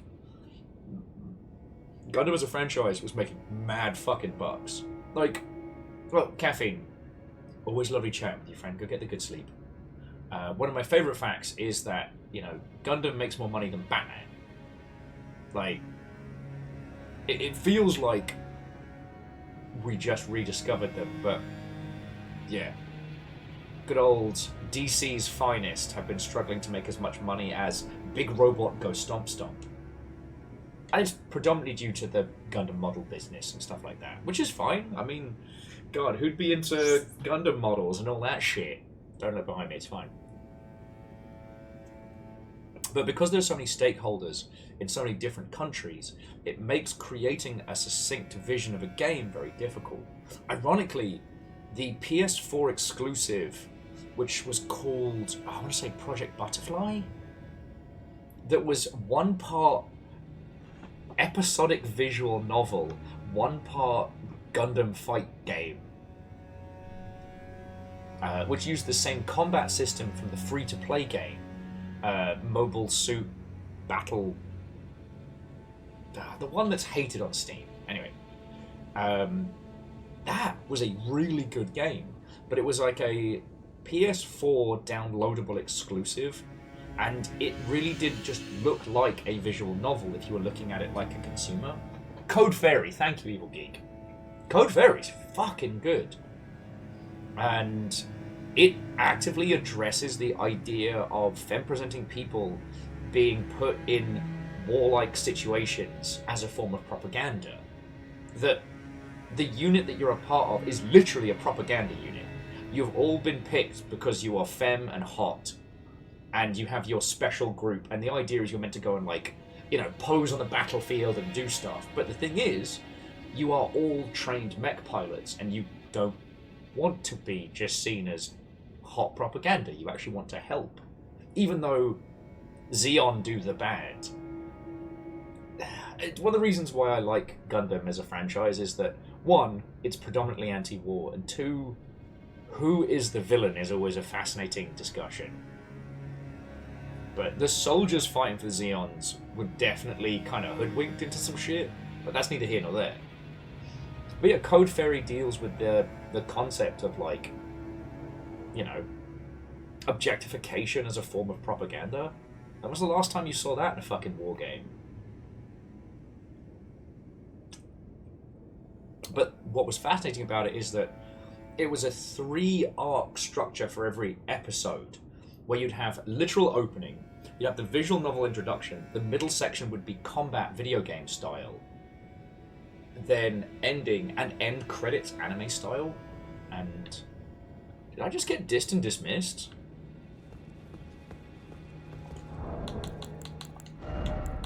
No, it's just taking a while to summon me in, alright. Or Verdant Flow. I think that's why they don't try too hard with Batman, is because he's already wealthy, you know. If Warner Brothers really needs some cash, they can just fucking ask him, right?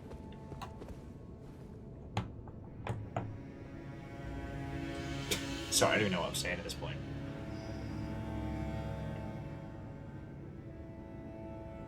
But yeah. There was also an incredible Berserk game on the Dreamcast, which I will still argue to this day was a huge inspiration for what would become, like, Dark Souls.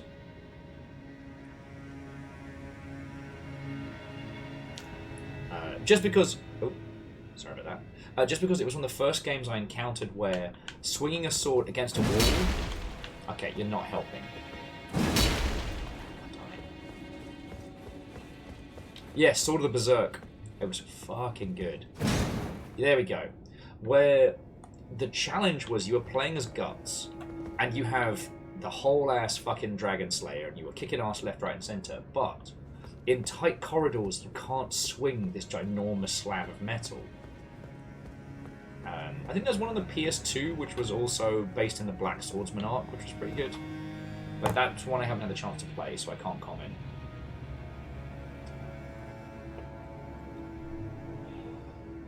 I don't remember why we got onto Sword of the Berserk. I guess we're just talking about Dreamcast games now.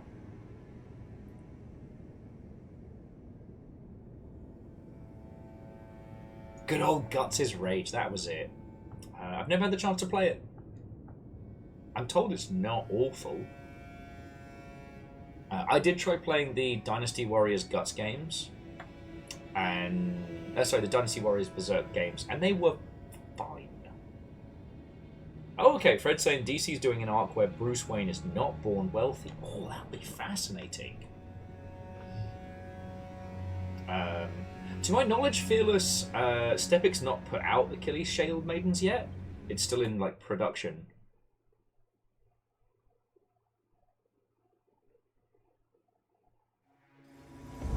Okay, who are we helping? Oh, this guy again.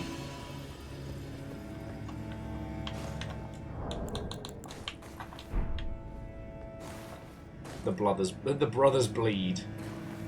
Alright. You got anyone else coming?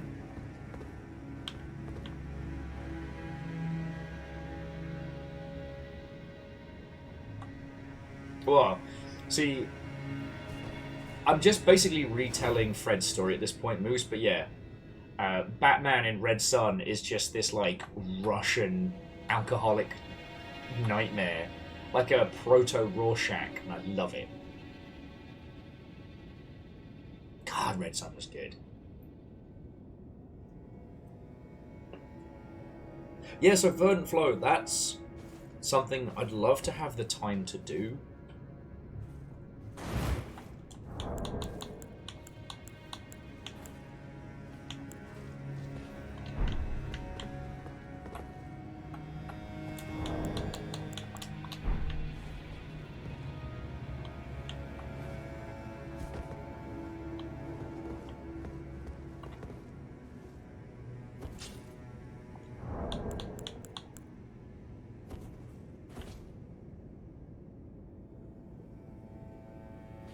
Yeah, in Batman, his superpower is money. In Red Sun, it's vodka.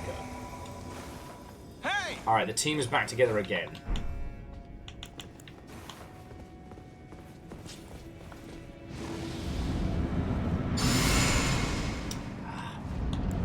He's impatient, this child.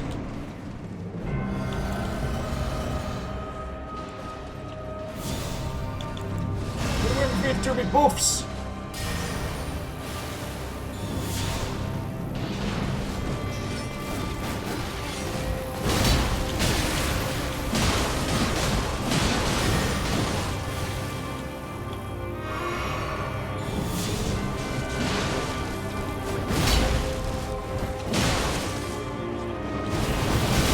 Me? How did I survive that? What the fuck? These guys are probably thinking I'm some kind of fucking savant genius.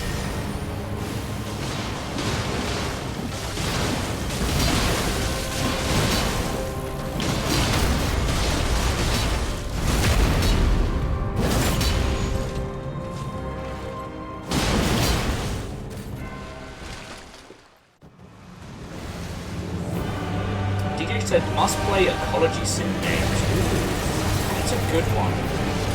Because that space has changed so much.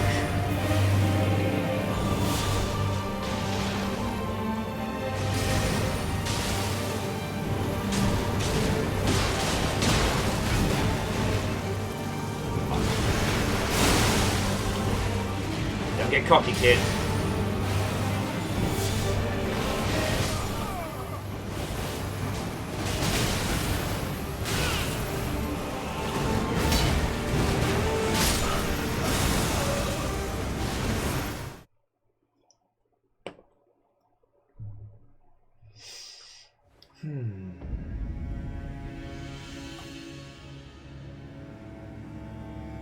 Well, and again, so DJ Coil, it's not necessarily must play. Like, we're not talking about what is the funnest of the fun.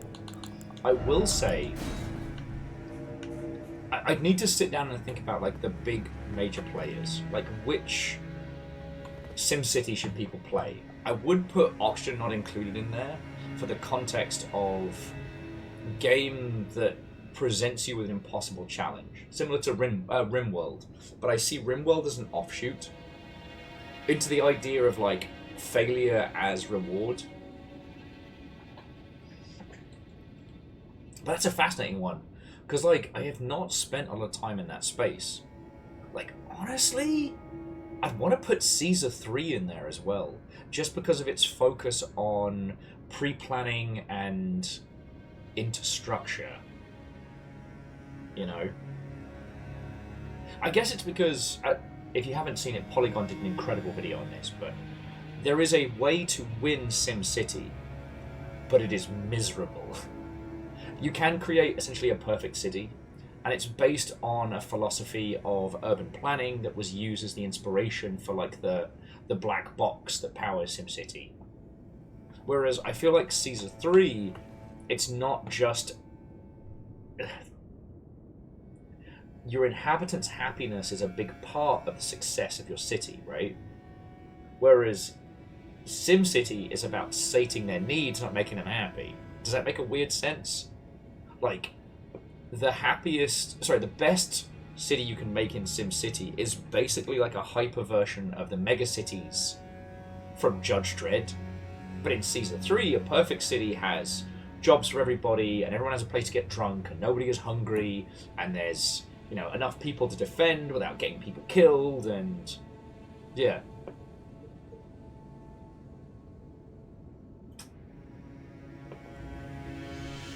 Well, so Vernflow, it's... if I had to teach people about the etymology of games, right? Because here's the thing. BioShock was more influential than System Shock 2. However, System Shock 2, I feel, demonstrates this concept of, like, subversion of purpose and the feeling of being in an open world when you're kind of not. I think it does it far better. So, if someone were asking me what should I play for fun, for stream, I'd probably push them towards Bioshock. But if you wanted to know it, System Shock 2 does it better. Yes, and Fred, you're right. System Shock 2's footprint ended up being a lot higher.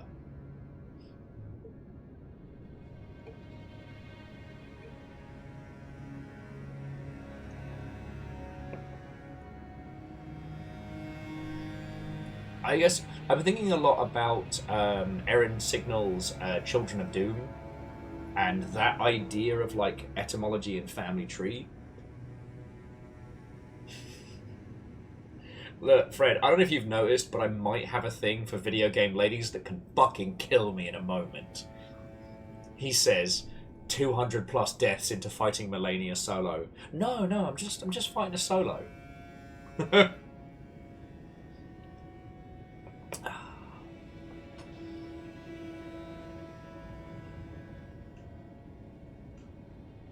And I think this came from the discussion about games that have value and games that are fresh, even if they are AAA titles. Evening, Krill. You get me. Look at you, hacker. Excuse me.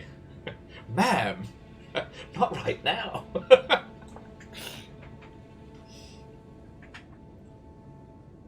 I have a totally normal experience when dealing with Shodan. But okay, but joking aside, it's not that System Shock 2 didn't do fascinating things in a narrative sense and in a meta-narrative sense, but it was the same beats as System Shock 2. You know, the one thing that System Shock the Bioshock presented, which I always find something that I think about, was Andrew Ryan being someone who is so inflexible with his thinking, that someone who is so insanely dedicated to his personal beliefs that he will die to prove a point. And he'll die in a nasty fucking way.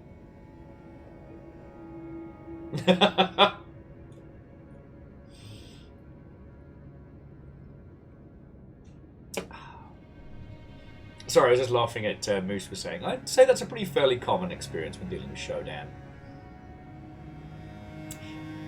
I am just amazed it took everybody till Lady Dimitrescu for the rest of the sphere of gaming nerdery to realise, like, oh, okay. And I know I've told you this 8 times, but it still makes me smile. On all of the Capcom press emails, at the point where everybody started getting the thirst for the Dimitrescu, they swapped out Ryu on their press emails, like on a little like Capcom blurb for Dimitrescu in like seconds.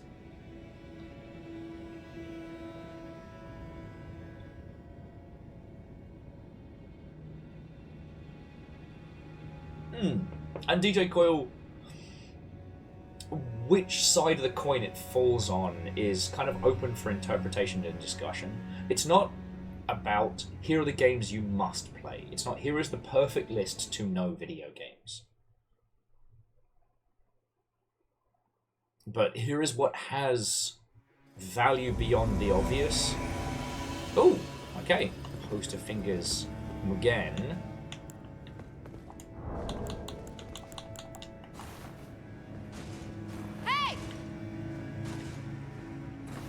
Yeah, so Krill, I'm just helping other people now because I've been just trying to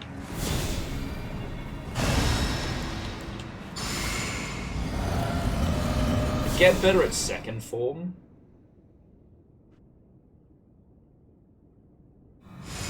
Oh wow, did she summon us in for her first fight? This feels a little dirty. Also, what's that circle next to her name? Also, are you alright? My teammate seems to be screaming.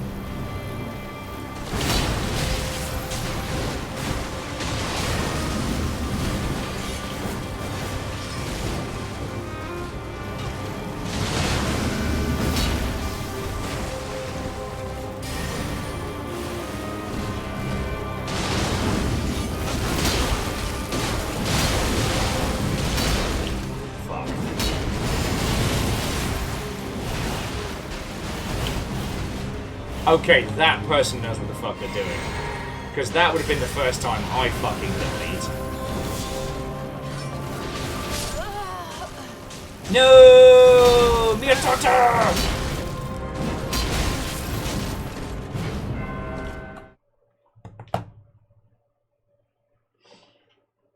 Catastros. How does it feel to be correct in real time? So Vern says, which Zelda games would be the least helpful in teaching people? I mean, I want to be a dick and say Link's crossbow training. I would say Skyward Sword. And I'm not saying Skyward Sword is bad, but it's a strange evolution from the Ocarina of Time, Mask of Moon Doesn't Like You. Sorry.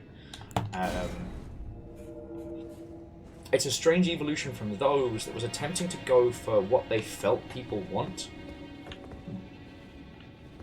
Well, I guess, because Twilight Princess slapped, and both the boat and train ones were kind of doing their own thing. So Skyward Swords was trying to be about 3 different Zeldas smushed together, and aside from being in the sky, it never really gained its own identity. And especially the early narrative focus is really uncomfortable. It's like if the first 10 minutes of Chrono Trigger were dragged out for like 10 hours. Again, I'm not saying it's a bad game.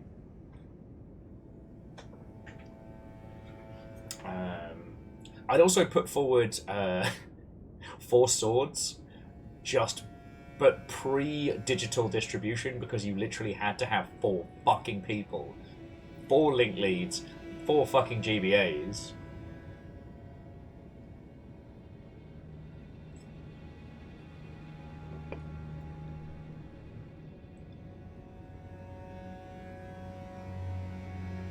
But yeah, so this is where this conversation is really interesting, because Majora's Mask fucking slaps. Love it. No notes. It is a really hard game for people who have not encountered that era of Zelda before. And also, it in itself is a really fantastic articulation on stuff that already exists. You know, it is the... Man, I'm just being a dick tonight. I was about to say, it's the Final Fantasy X-2 of its era.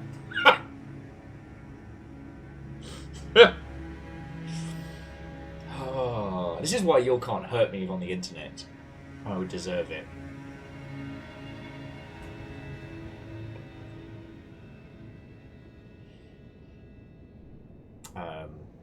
But no, it's... And that's where this discussion is so fascinating, right?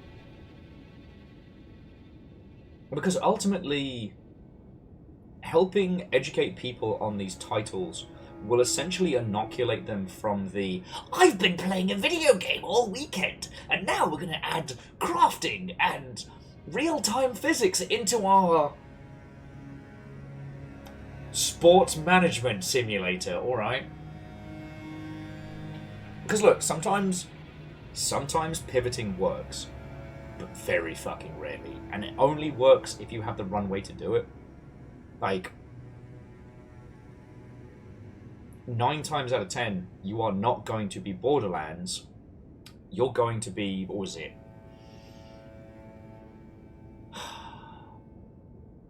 Oh god. Man, my post-PAX brain is jelly. The PS3 shooter where everybody's huffing yellow gas drugs.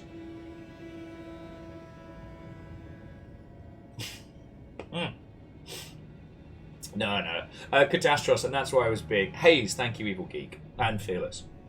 Like, very rarely will you be Borderlands. Most often you'll be Haze.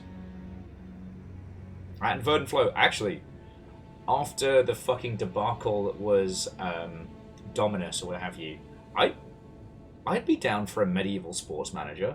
Let's go. But, Catastros, I should say that while I regret being whipped up in the frenzy of hating on X2 when it dropped, it's one of those games that I've really come to appreciate as I've gotten older. And, you know, I'm glad it exists. I wish I'd bought the fucking gun controllers when I had the chance, because those things are worth bank now. Like, them and the chainsaw controller from Resident Evil 4 on the GameCube. Fred, always 25 in your eyes. Hey! Lord Silly. You gonna get another homie, or is it just us?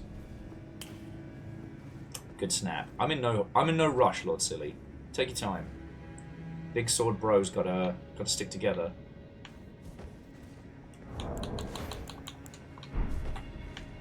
Okay, welcome to Chat Show. I'm here with Lord Silly, and we're talking about classic games of value. Lord Silly, what's your go-to title? Fred, let's not get crazy.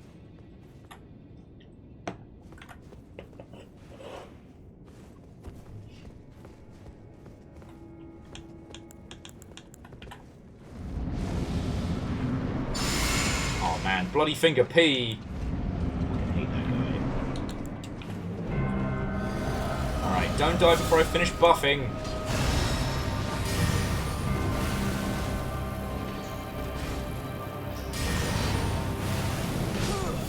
And he's gone!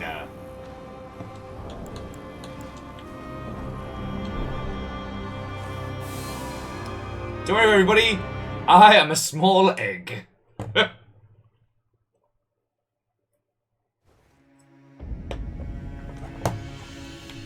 rush in before everybody's had a chance to finish fucking buffing.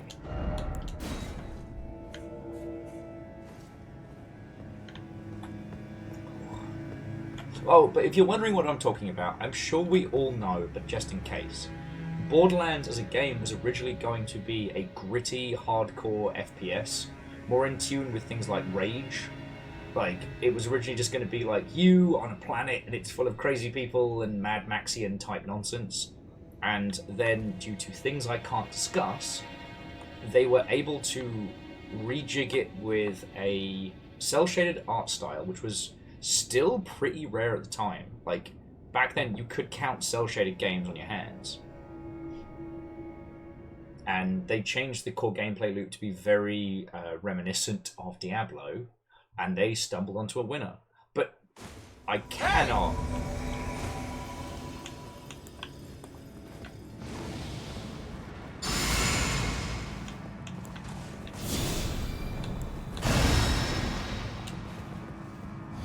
I cannot state how that is not the case for most situations.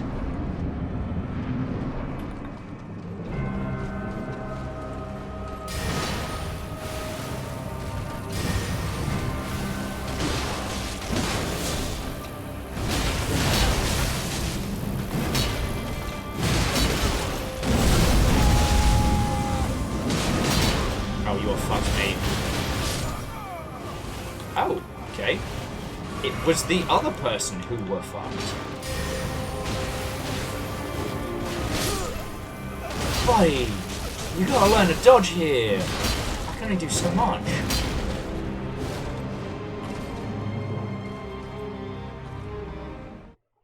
Well, so Fred, interestingly, the light gun games aren't worth researching to the same extent. Because, like, the light gun is gone. It is an interesting, occasional gimmick used, but, like, people are more likely to use a rollerball mouse than a light gun right now. And the amount of time and resources it would take to get an authentic experience. However, like, Typing of the Dead, and I would say especially Typing of the Dead Overkill, are very much worth studying, right?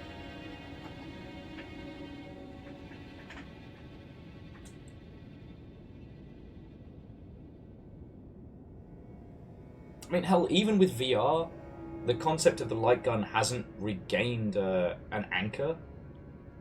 Now, I will admit, I haven't had the chance to try any of those supposed immersive experiences. The one where you have like a VR headset and a gun. I got to play one that was like haptic feedback and VR that was quite interesting, but it wasn't like a physical move and shoot. So I can't speak to the value of those, but here's the thing. If you are making video games, either personally or professionally right now, unless someone literally comes to you and says, I will give you $15 million to make a game with a light gun peripheral, there is no reason to do so. Like, you're hampering yourself so hard. And it's sad, you know? While I was at PAX, I finally got to do a whole bunch of time with the Namco Accuracy Quick Draw Pistol arcade game that used to give you real money if you were good at it. Spoiler, no one's good at it.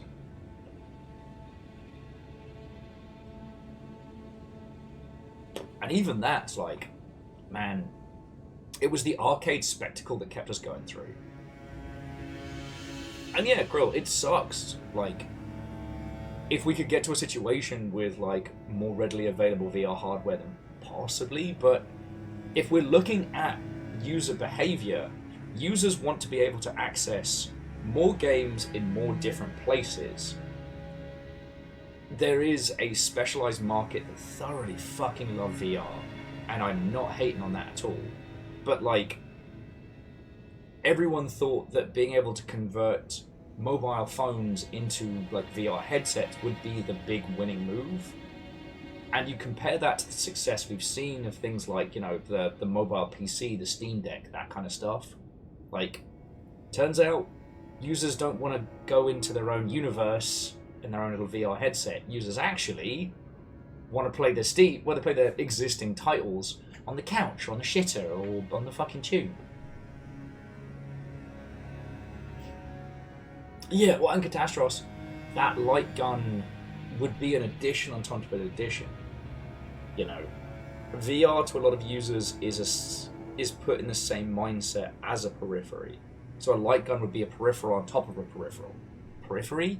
No, that's a part of a church. God, I'm losing my marbles now. Late Night with Will, helping people sort of fight Malenia, but not really.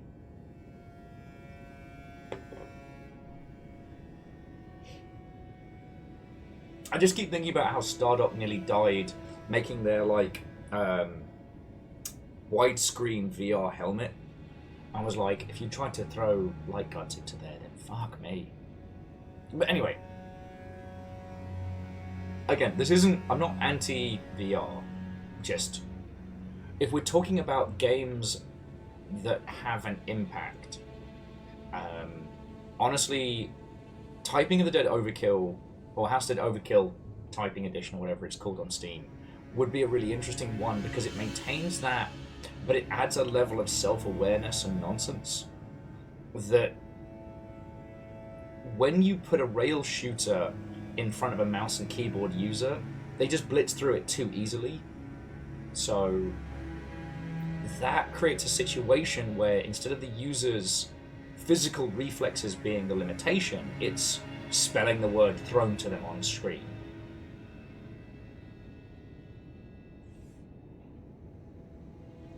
Well, so Verdant, what is interesting is that there is an underground of open source Guitar Hero and essentially rebuilt third-party peripherals to continue to play things like Guitar Hero, sans Guitar Hero, and that is a fascinating thing. Yeah, Krill, the rhythm game community is fascinating, and which bits of it they like and which ones they don't. Like, no one's rushing to rebuild DJ Hero, but Rock Band, people are really working hard to maintain and... what's the term? Keep it going good like for time, that is rad. Cool, I have all the words today. Oh, Krill, I've watched the Clone Hero stuff. But it's also the fact that you can buy a third-party Guitar Hero controller that is just home-built.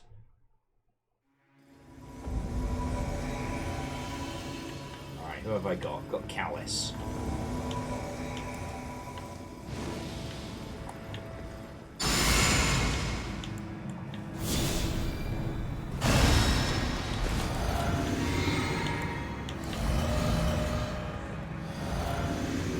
This guy's right chunky.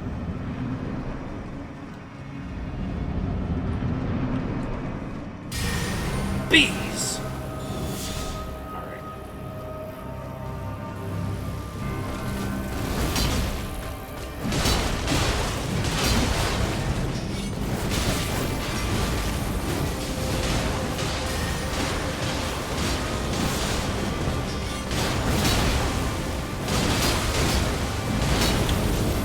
Look at them big hits. Let's fucking go. Alright, so someone's about to have a bad time. Oh, it's me. I'm about to have a bad time. Hey, Hobbs, I can't help but feel like you brought her here to me. I'm just gonna say it.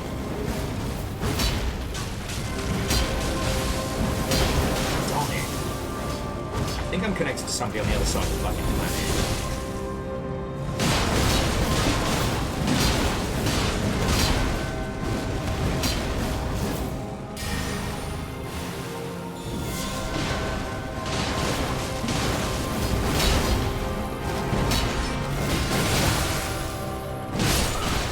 Oh no! I have been defeated!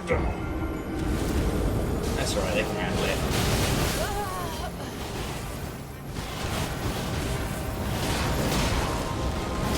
Okay, both of us died, so the main guy can handle it. Don't worry about it. Okay, no, Fearless, go get some sleep, friend. There's been some lovely banter. Like, I think I'm going to crack another cider and just hang out with you lot for a little bit longer before I can have a shower and start going to bed. Because there's a bunch of you that have like woken up from Europe, and I don't usually get to see you. And I'm having a really good time. I'm trying to think of some other like bangers that would be forgotten.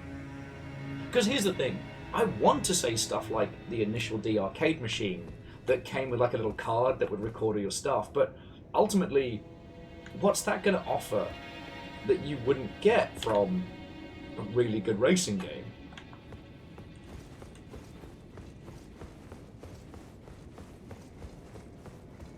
Also, before I go get another cider, let's spend that point. Oh, sorry, I need to use a little bit more. Shall I just bite the bullet and keep doing vigor? Kills me. It kills me to go back on my stubbornness, but I'm more stubborn about beating Malenia than I am about being right. So Verdant says, what Metroidvania games would you choose?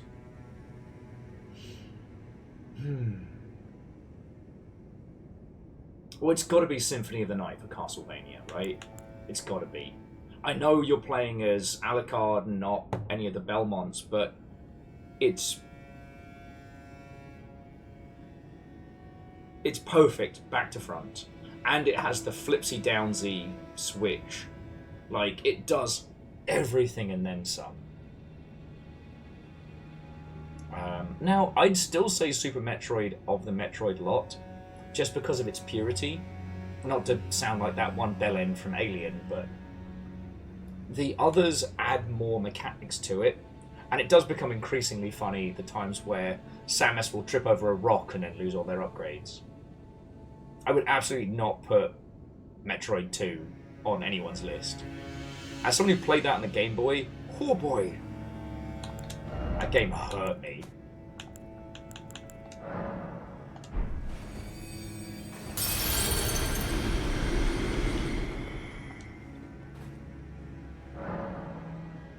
Well, so DJ Coil, Metroid Prime, I do think has value, but it's in a different branching tree again. I still think Metroid Prime does a lot of things that other first-person games don't do.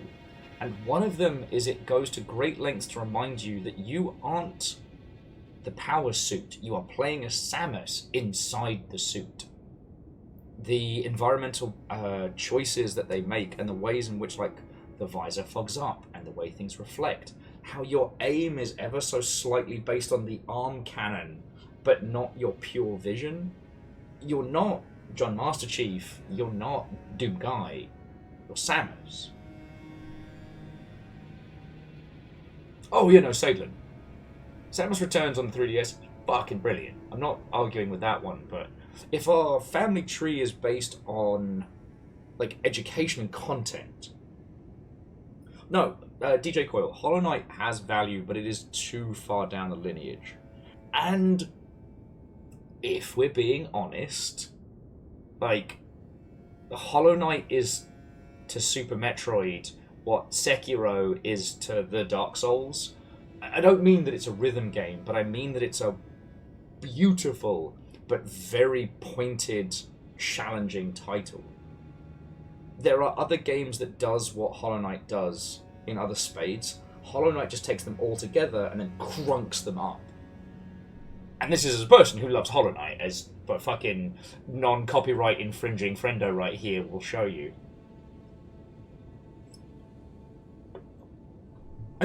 Okay, so the reason why this is so strongly on my mind, and when I get back with a bevy, I will take recommendations for where I should spend this fucking level, but one of the things I've been really struggling with this year is discussions with game devs who don't have a high games literacy, and they tend to pick really bad examples when trying to make a point about systems that should be emulated or things that should be implemented.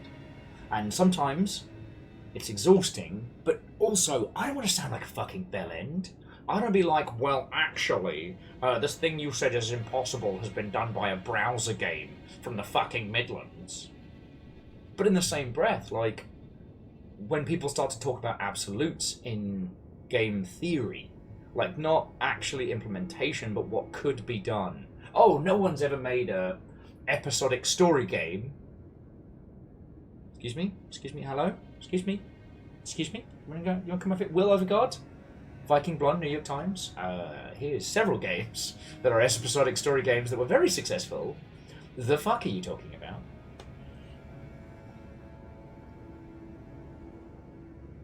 Sadlin says the giant D20 I've got is a little dangerous for pointy reasons. That's why I don't buy the big PAX dice anymore, because I'm going to destroy myself and others. Okay, let me nip to the loo. Feel free to judge my build. I've got 1 point to spend. I should probably put it in Vigor, but yeah. I'll be back in just a second. And now DJ Coil, what crazy revisionist history. If Valve made Half-Life but episodic, that'd be a fucking disaster. Can you imagine? They'd probably get 2 episodes in and forget about it. I'll be back in a sec.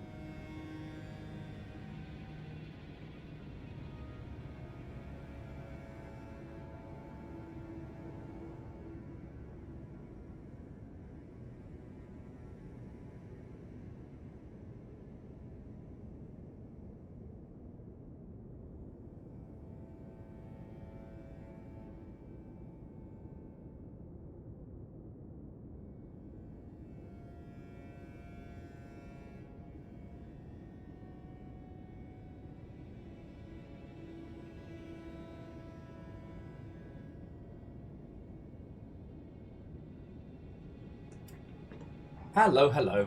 Thank you for waiting. Now, Verdant Flow, you are correct that PT should absolutely go on this list. Now, interestingly, because horror is predominantly another control schemes genre, but is thematically inspired, it's actually easier to track the family tree of horror games than it is in other spaces. Because, like, technically, Siphon Filter and Silent Hill 2 have similar control schemes, but thematically, they're so different, right? And we consider Silent Hill to be horror, and we forgot about Siphon Filter because it was Garbo. And that's okay. PT is fascinating because it had one of the biggest impacts on the concept of horror and what could be done. It's a first-person game. It's not a first-person shooter. We wouldn't call PT an FPS. But despite it only being this little waif of a concept, it had such an impact on the industry. And it's so easy to understand. Yeah, DJ Coil, you need to record that playthrough in like a fucking Faraday cage or something. Give it no chance to update.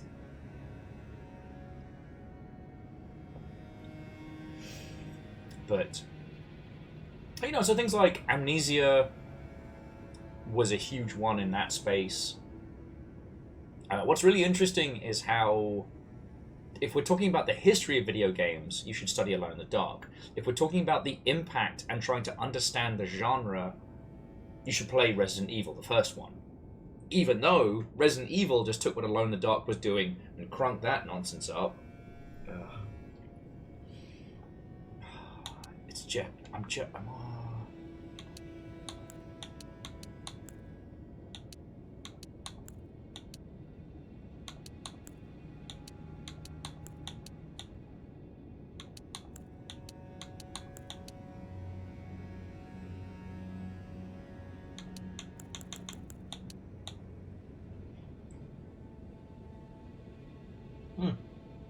And Sturdy Kiwi, how's it going? No, you're right. I'll give myself some more health. The Ring of Elden is going wonderful. I'm taking a break from the prior nonsense just to help people out, because I need more practice with Malenia's second form. So I'm just putting down my summon sign and helping people. And we're talking about games that are... We're talking about seminal games in terms of like a game's history standpoint, or perhaps better to understand like a game's literacy standpoint, like understanding the etymology of games and where they go. You know? Where different genres take things and where they're important. I will say, I do not have high hopes for Blooper Team's Silent Hill 2 remake, but I will be happy if I'm proven wrong.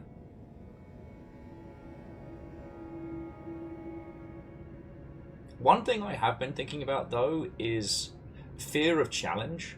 Sorry, fear via challenge. And games that present that.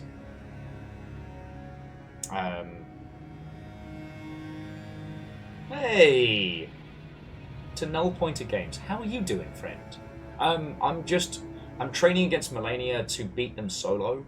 I was just banging my head against a wall, but now I'm taking the opportunity to help other people's via summon so I can learn second form. How are you doing? I just got back from PAX. I'm a little tired, my voice is a little crispy, but I'm doing good, you know? Having a cider, staying up late with the homies. I'm doing good.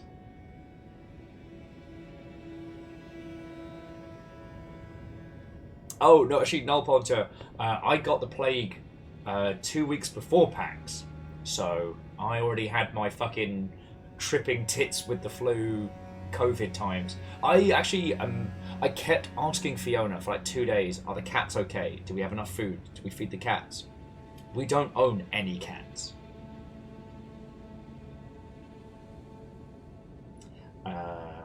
Sorry, Fred, I think I was like trailing off on my discussions of like horror and stuff like that. What was I saying? I was talking about Silent Hill 2 remake. I was talking about horror being conceptual genre less than a mechanics genre, but with some mechanics. Horror is one of the squidgiest of the lot. Verdant says, which Diablo would you choose? I would do Diablo 2, and I would do... I think Diablo 2 and 4 are so far different from themselves. Like, Path of Exile is gorgeous and I love it, but Path of Exile is an articulation on the freedoms that Diablo 2 put forward, but can be very intimidating at first. Hey, no, if you ever want me to play horror game sommelier, like, I am down for it. Well, so DJ Coyle, Diablo 2 was a game that changed the world and set the formula. Diablo 4 is the modern action RPG, like, masterclass. It's not the best Diablo game, but if you put it alongside, like, Last Epoch and V Rising and things like that, it's the most polished in that space. I consider Diablo 4 in the same place that I consider, like, I'm trying to think of an equivalent. Maybe not Breath of the Wild, but, like, that is to Zelda what Ocarina of Time was to Link to the Past. Like, it's a huge jump. Yeah, actually, Fred, stop me if I told you this one, but me and Ket had it on the docket for 1,000 years that we were going to do the Children of Diablo as a series, like, stream-wise. Because Diablo 2 changed everything.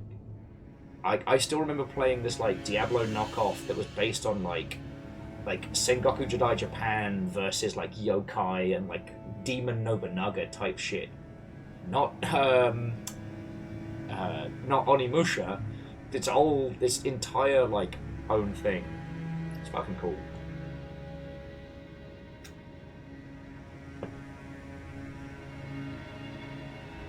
Okay. But again, Diablo 2 is part of, like, the core fundamentals. Because to understand why Borderlands was such a departure from its peers at the time, you have to understand why Diablo 2 was so good, right? Hey, and Noel, I'm really glad to hear you're having that. If you want a sanity check, or if you want somebody to just be like, or what have you, feel free to, like, DM me or otherwise. But if the deal is looking good and it's not like a fucking 90-10 revenue split or some bullshit, then I'm very happy for you, because money's real tight on the ground, and if you found some, then seriously, cheers to you.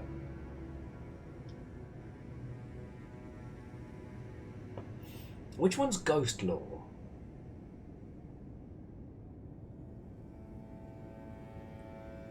Well, so Fred, and that's why I put Diablo 4 rather than Diablo 3. 3 was a branching methodology into a lot of the more modern... What's the acronym people like? Is it just action RPG? And I felt like Diablo 4 was acknowledging 3's failings and then remaking. Okay, Taylor, that sounds dope. When I'm not helping people, I'll have a look at that one.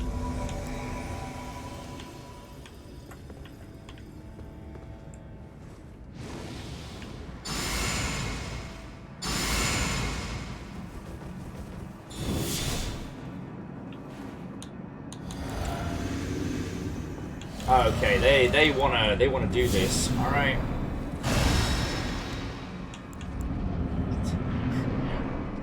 Dr. Corleone, I appreciate where you're going with this.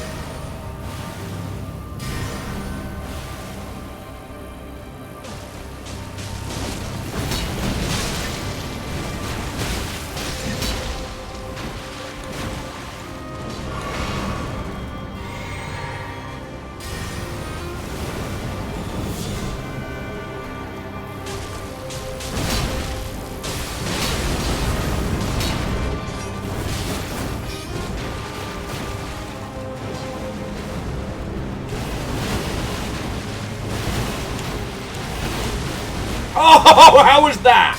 The fucking cleanest dodge I've done all night.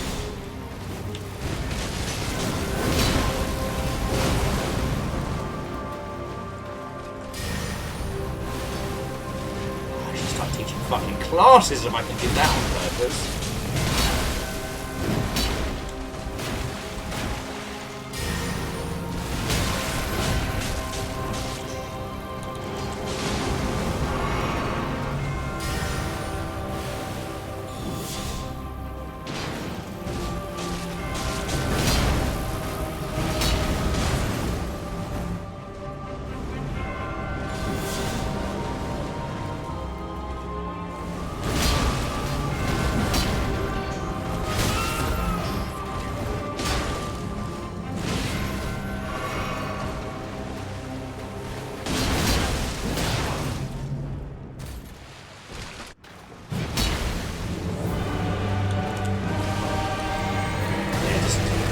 Don't fucking die too early.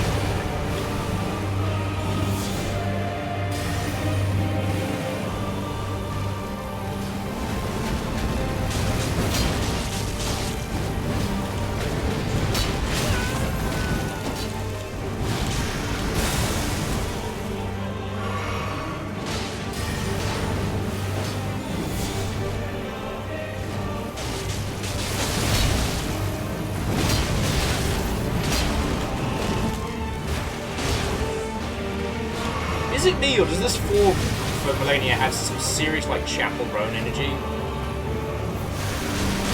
I'm fucked. Yep, nope, I ran into that death. Good luck, Rando! I believe in you!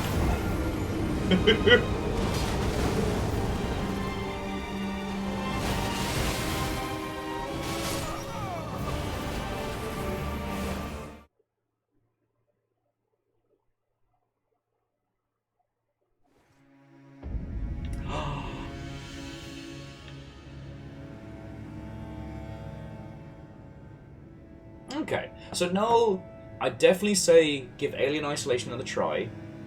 Darkwood is so ridiculous. DJ Coil with nah. Chapel Roan has Malenia energy.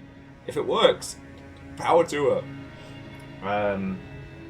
I would also recommend Silent Hill 4 The Room, because its representation of agoraphobia and the fact that no matter how much of it you play, you're never quite sure if you're just fucking insane. Eternal Darkness. Shit, how did we not hit upon that one? Here's the thing.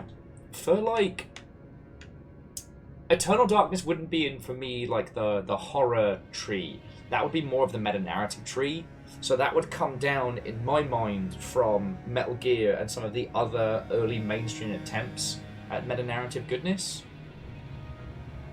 I'm not saying it's bad, but just like that's where I'd put it in my little mindosphere.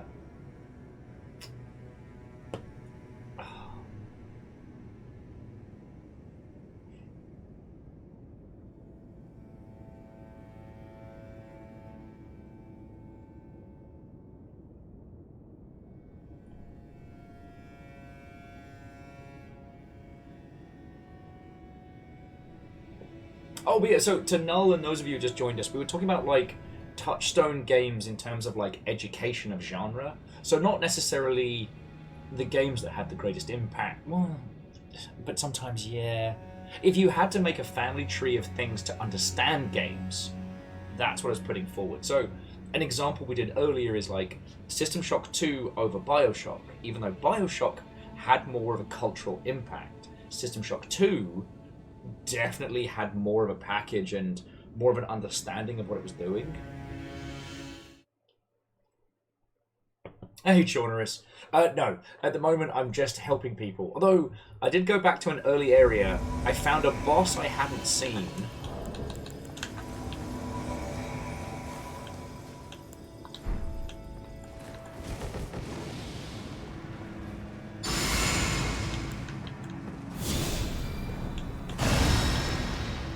And I'd also managed to find a cookbook I'd missed, so felt pretty good. Hey, and good morning, Martin.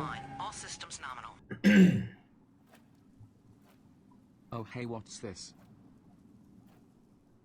So this is one of those video games. A lot of people have been talking about them recently, and I thought I'd start, like, you know, just trying to mix it up. I've been wanting to try these video games for some time, and the kids have been talking about them. So I'm trying it out now, and I've got to be honest, I don't see the hype. I don't get it. Sorry, been a dick. Martin, thank you for 61 months. Seriously. I've been gone for essentially 2 weeks. I got sick with COVID, then came back for a hot second, then came back with PAX, and we're still rocking at only just under 200. I'm fucking yo. Now, Sadlin, I do think the discussion of which Mario games would be put in there so long. is kind of fascinating. I'm not sure. My flesh was dull gold. I'm not sure what horse I would put in this race. Corpse after corpse left in my wake. I want to say original Super Mario World, and then. See, here's the thing. Is there anything in Mario 64 that isn't in Mario Odyssey?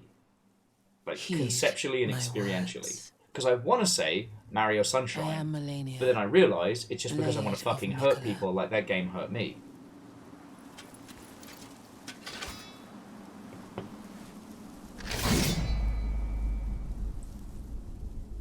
And I have never known defeat. Oh, poor guy. This is his first run. Oh, homie. Yeah, you're gonna want to get out of there. Don't put your shield up. Yo.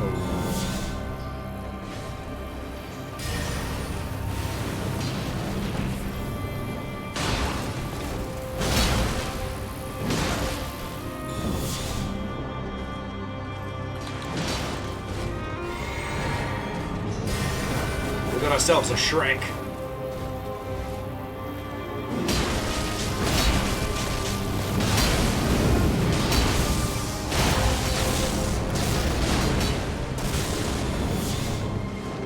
And Shrek's fucked.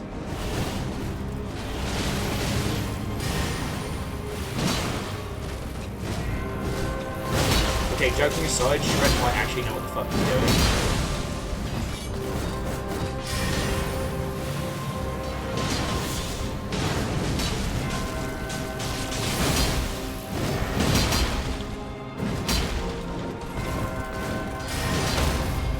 Oh, they got it, they got it!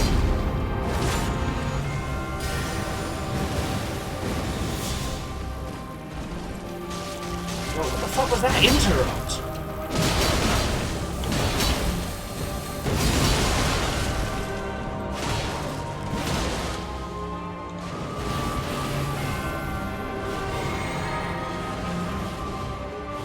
Okay, you know what? So that host of embers, he just dodged that his first attempt, so congratulations to him.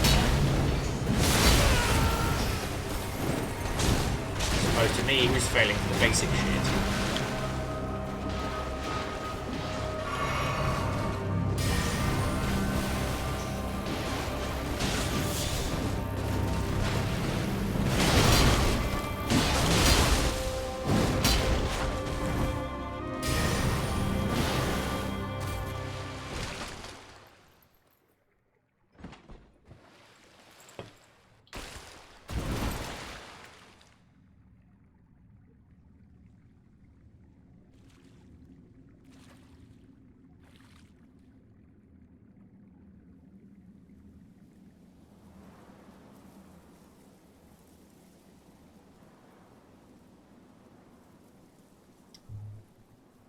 Oh. So Null, unfortunately, it really depends on what kind of like business stuff you've got set up already. Once I've gone through this trading round, I'll talk about it. But what you can do, if you have the time and the money, is set up a company in a specific region that you think is going to have strong currency, have Steam sent to there, and then move it across as needed. But that's expensive and time consuming. It's not something I recommend as a solo dev.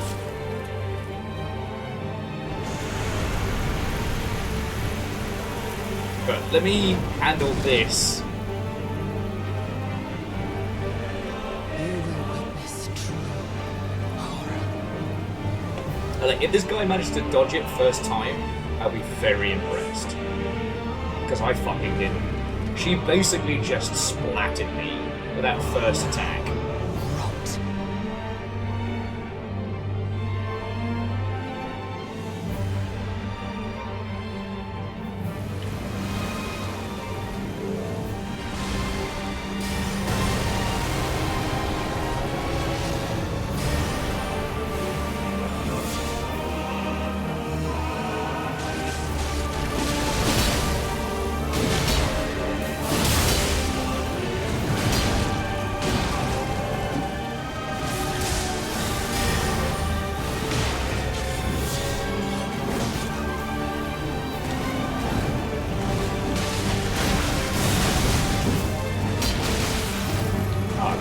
Out of dodge, I'm in serious trouble.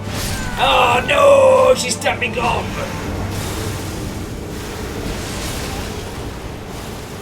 So yeah, null pointer. That did look very scary for a second there, but I get what you're saying now. So yeah, I can't speak to the specific companies, but what I will say is that when I was working for a company in New Zealand, it was definitely beneficial for the money coming in to be in USD, not in New Zealand dollars. You know what I'm saying? However, that does mean that you need an accountant who can either handle international stuff or is based in the US. So it... Hey! Lizzie, that's really fucking cool of you, thank you. I mean, Varials, we woke her up from, like, the sweet nap, and now she's turning into the epitome of, like, the god of rot, so we kind of did that. That's why she's grumpy. But it really depends, like, Null, on how much cash you got coming in. And, like, if it's just you, just take the hit, right?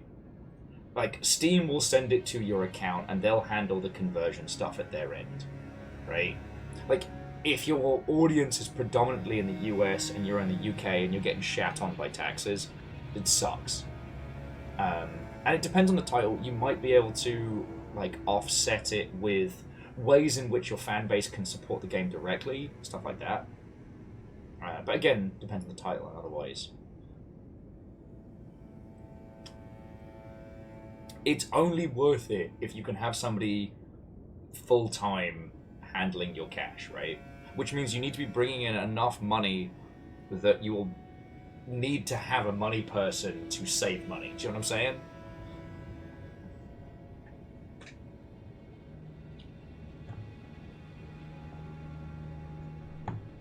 But also, if you're in a region that has, like, severely unstable currency, also valid.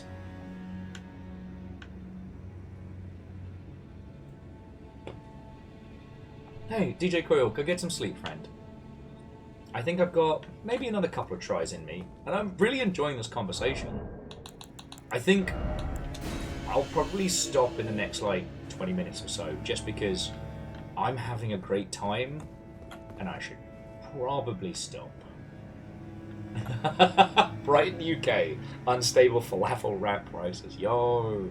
So no, I got to meet the guy who made Dread Delusions, who's also in Brighton. I finally got to hear, you know, tales of the lanes and whatnot from Brighton, Yore, and I hope I get to go, like, actually hang down that way for a while, because when I was in the UK, I really enjoyed going to the Brighton Game Dev Meet when Picard was running it, aka the B-52 bomber. I don't know if he's still down that way. I don't know how things have been since the plague. Yeah, Sladen, it's that great Freddie Mercury song. I'm having a great time. I should probably stop. Having a great time. Having a good time.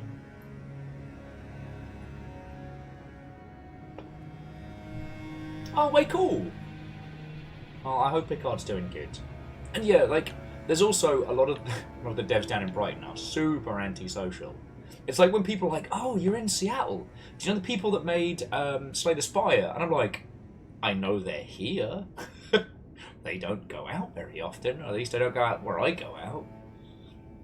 I guess they're not into late night dive bars.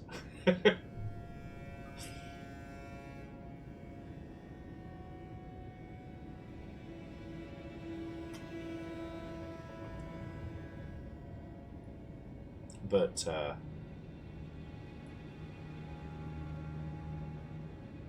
mean, right now, Noel, USD's holding strong, so it's almost not a bad shout to just get it shuffled over.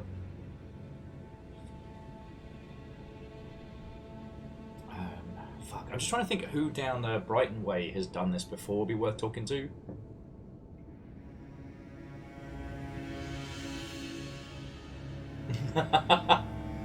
Oh, Salem, that's always fun when you get to be the person who knows in a group of people who have no clue.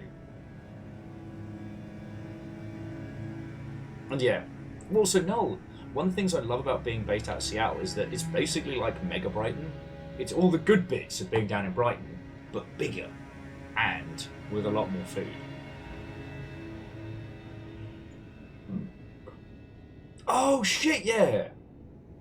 Oh, sorry, so Noel was mentioning Jake, who did Regency Solitaire and, oh, what is it? Not the Scarlet Hand. Oh. It was like a queer variation on the Scarlet Pimpernel, but it's like Solitaire RPG. Fuck! Shadow Hand. No, thank you.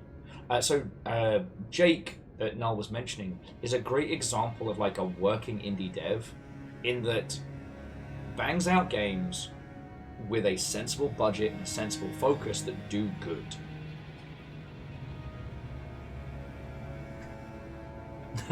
So Varials, you're like the unleashed summon. You have to be dragged to the place, but you're good once you're there. Okay. But yeah, like, absolutely talk to Jake, because a lot of my knowledge is things I've learned from him and from other people down the space, right? Like, I'm giving you the, like, watered-down Ribena of, like, the good juice, you know what I'm saying?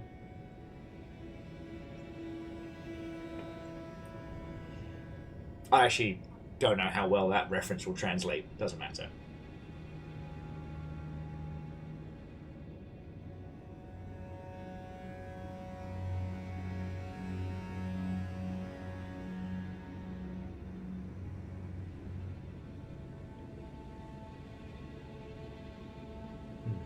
But yeah, like, sorry, I know it's late and I'm just kind of faffing about and drinking a little, but I hope you know, if there's ever any other stuff that you want to, like, natter through, like, this is what I'm here for, friend.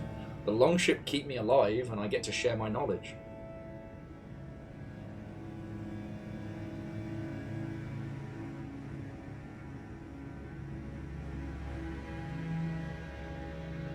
Like, and if you have anything up on Steam, please let us know, because at least we can plug it, because, you know, we have a whole ass channel for just our friends' games. I don't know if the Longship has been the ones to push the needle on Space Trucker, but Bacon is very much alive, Fred. Stop trying to tripping over my own words here. In rage! Oh, shit. Give me 2 seconds now, I'll reshare it. We just have it so it's links for sub only. Just so that we don't get hit by... Oh, actually, Lizzie, I was on the fucking ball for once.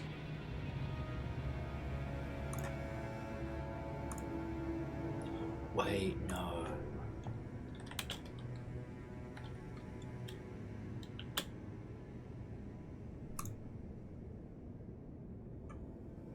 Shit, no.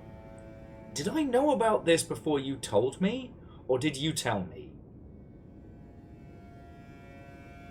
Because I have the horror at Hyrule literally on my wish list.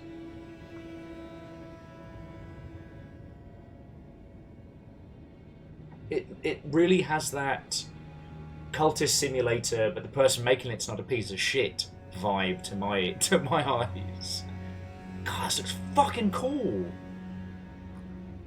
I've been using my wish list basically as like an offset memory.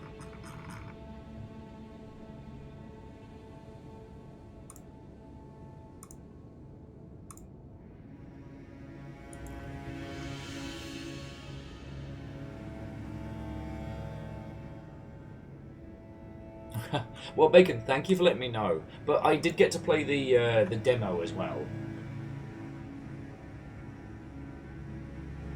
Oh, and Null, my wish list. Oh, hold that door.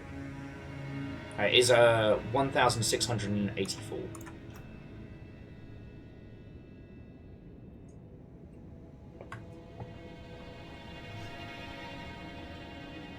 Nice.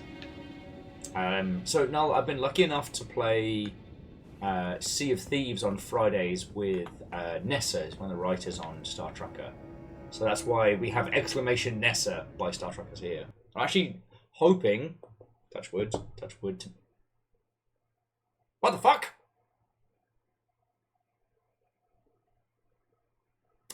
Huh. Elden Ring just shut down in its entirety. What the fuck? Okay. I think, friends, I should take that as a sign. I think I should take that as a hint. Maybe, as it's about to turn midnight, I should bring our adventures to a close.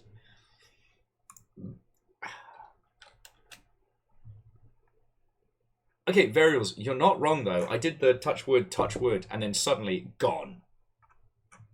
So, okay. Alright, well give me my chill jams as we bring this adventure to a close.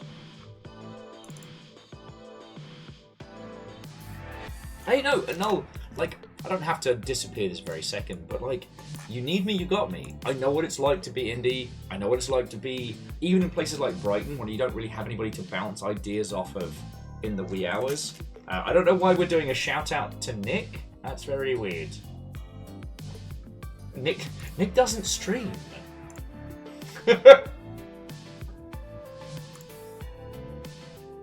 But we do also have Nick on for Sea of Thieves, and Nick's skills is very much in coding and engine stuff. Actually, our Sea of Thieves squad between us could pretty much produce a whole ass game. If we can just steal Dice Goddess for art, got Nessa for writing, Nick for everything code-wise, and I make them sales good happen, like.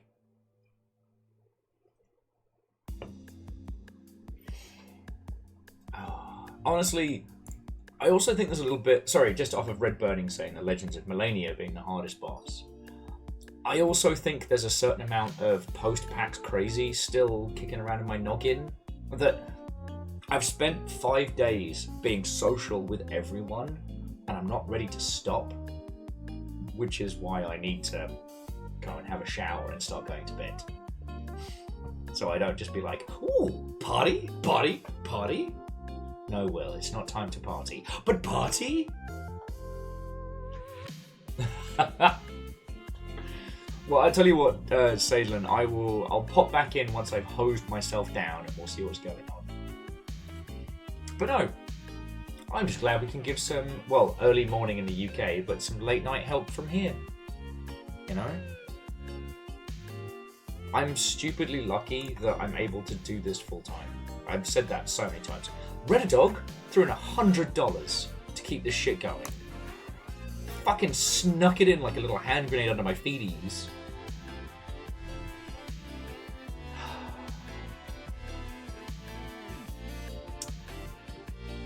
Like, because of that, I'm able to do the stream part full time. Meaning that all of my knowledge I can just share. And Catastros, we're going. And Verdant, we've reached a point now where indie isn't a genre, it's a whole plethora. So I don't know, we'd have to start breaking down like genres and beats. You know? Super Meat Boy isn't influential anymore. Sorry, let me rephrase that. Super Meat Boy isn't a vital thing for you to play. If you played one hyper technical platformer, you get it. Honestly, I'd say that Ori and the Blind Forest is a better example of what Super Meat Boy was aiming for, now that we have the whole plethora. And again, that's not saying Meat Boy's bad. I fucking love Meat Boy. So, it's a hard one. You know, Sadlin, you're entirely right. Celeste is the masterclass of Meat Boy's, like, messy progenitors, right?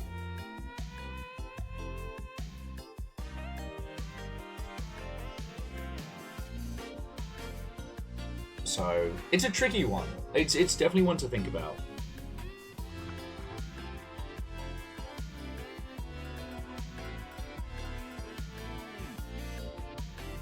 Well, yeah, so Sadlin, if you had to give someone a technical-based platformer that's very skill-based, but uses that skill to say something, like Celeste is there. Meat Boy was all about the chunk, the gore, the visualization of the unsurmountable challenge, whereas the insurmountable challenge in Celeste is part of the narrative, right? Have I gone crazy? I might be going crazy. Will has been left alone with cider and arty discussions of indie games. He may be going loopy. Only you can solve this problem.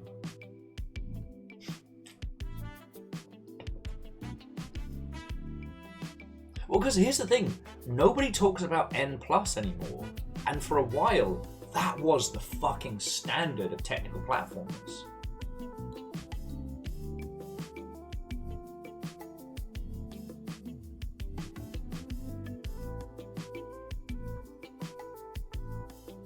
Binding of Isaac, you know what, Varials, you are correct. The Binding of Isaac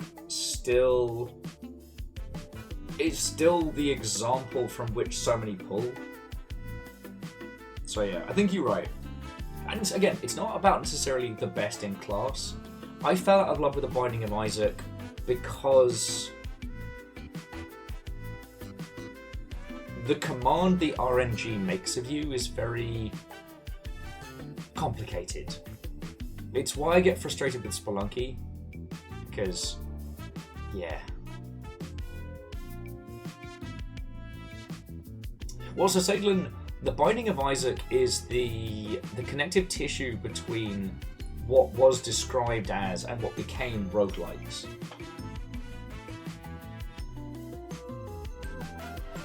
And because it's been going so long, it mechanically covers most of the concepts.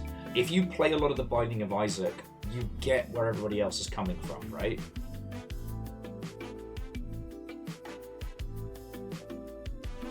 It's like, Hades is still one of the gold standard games of our industry.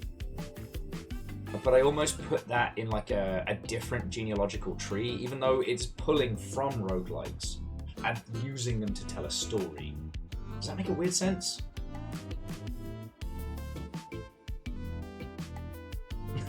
There is, yeah. Like your game is Binding of Isaac. If Isaac was a strange, lovely gelfling from the Dark Crystal. Sadlin, yeah. Hades is the endpoint in that branch tree because it's not been surpassed yet. But again, so with the void reigns upon her heart, that I don't know if Supergiant saw it, but you could definitely see the connective tissue if you were putting together that family tree. But the void reigns upon her heart does a lot of things that are purely about emotion and interpretation. Hades is simultaneously very literal and folding the mechanics in to tell the story.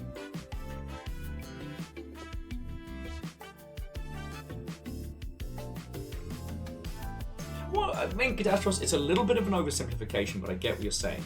The Binding of Isaac is a hill that you must climb. Hades wants you to win. It is a story that just happens to be wrapped in a roguelike. See, and with the void reigns upon her heart, both winning and losing are reflections of interpersonal relationships. Sometimes you win, sometimes you break up, right? Both states are reflected in the game, whereas the Binding of Isaac doesn't give a shit if you die. You failed, try again. Well, what happened doesn't matter, you failed, try again. Hades, it's all part of the cycle. Sorry, Virals, you made the mistake of coming in while I'm drinking, so now I'm going to say nice things about your games. Boosh! Biggity bam! Embarrass you live on twitch.tv. Pagow! Got a little bit Beetlejuice there. That was unintentional.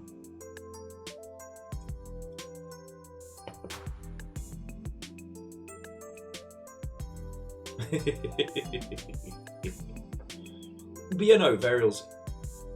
But this discussion wasn't which game is best, but if you had to educate someone in the game's family tree, like what are the core nobules to give them that grounding?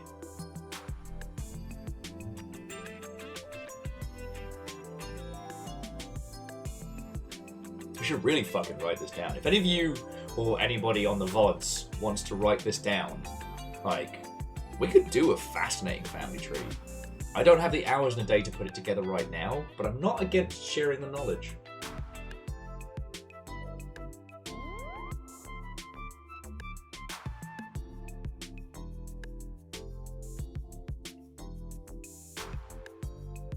And I will say, sometimes the best one of the block is the one to show people. Fallout New Vegas, of the modern Fallout games, like the FPS ones, is absolutely the one to study, right? It's got action-based combat, RPG mechanics, a great environment to explore, and a fascinating interconnected story. Whereas all the others have something wrong with them. Fallout 3, great start. Liam Neeson's your dad. Who doesn't want to start with Liam Neeson as your fucking dad? But it falls apart in the end because it tries to have a definitive ending that isn't itself undone by the very setting. And Fallout 4, great shooting. Mechanics, fucking love them. Power armor, let's go. The story, I don't think from a medical standpoint I could have given less of a shit. Oh, your maybe baby has been taken in cryostasis. I don't care. I don't care. Verdant Flow, getting over it is an important one. But in the same breath that getting over it is also a game about that explains its own value whilst it's happening.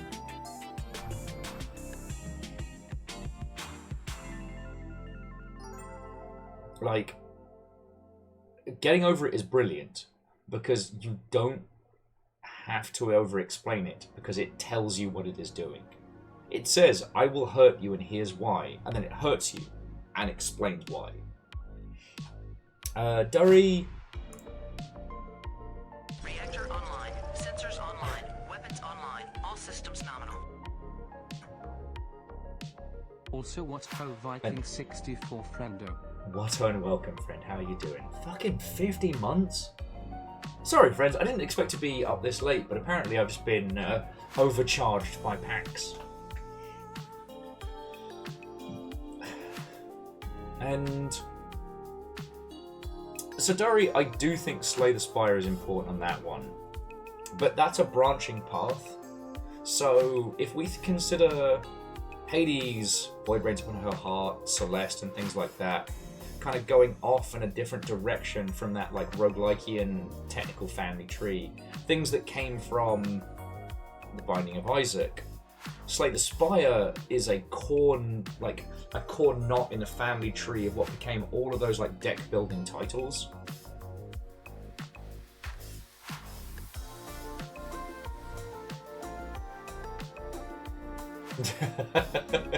There you go, Varials. And so the thing with Sony was that they made really aggressive inroads to hiring devs to make Sony exclusives, but the IP stuff is a bit wishy-washy. So like, the Final Fantasy series isn't a Sony exclusive, but it was an iconic Sony franchise that is now multi-platform. Same with Tomb Raider, and then other things like Abe's Odyssey, Wipeout, etc. Those kind of evaporated, but again, none of those were wholly Sony's. And now we're getting into this era where they don't have a lot of stuff that's just 100% theirs. It's kind of fascinating when you think about what games are considered iconically PlayStation aren't actually owned by Sony. Nintendo owned the Mario. Sony don't own the Crash Bandicoot. That's another story. Also, can we just take a moment to appreciate the fact, because Varials has mentioned Kirby, that we got a Kirby Last of Us style game and it slapped? We got given post-apocalyptic Kirby and it was good. Something that sounds like an obnoxious fever dream from some kind of fucking executive somewhere. It was good. Okay, friends. So, I'm going to be rolling credits in just a second. I'm just seeing where our homies are at. I'm spoilt for people to raid into.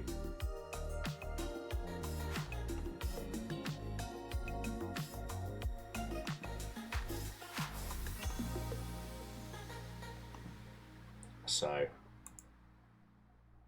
just, sorry, I'm just getting through fucking Twitch ads and bollocks.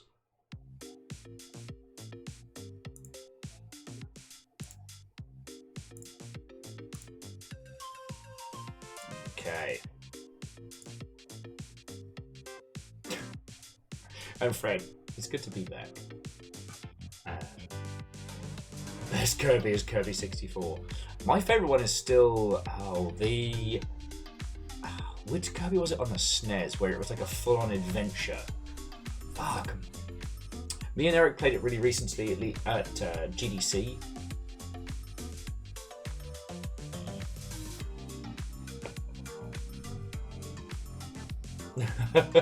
And Soviet, here's hoping.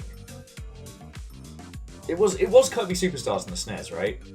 God, that one is definitely one of my favourites. Oh, sorry. That one is one that I would definitely put forward. My personal favourite, I know it's a bit basic, but it is the OG Kirby on the Game Boy. But that was one of the first games I owned myself as a kid. And it was one of the first times I realised that you can make something that looks cute that will fuck you. And not in a fun way. Like, I've never completed the proper mode of Kirby. And I kind of want to go back and try as a grown-up. For those who don't know, when you play through Kirby once, that's the easy mode. To get it in its full, you have to play through it a second time.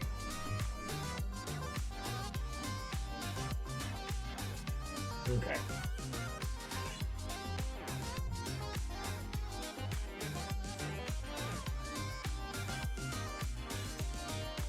So friends, let's come back to this. Tomorrow we're going to be playing Star Truckers, and I'm really looking forward to it. I really am. I do need to say my thank yous via the medium of Twitch.television.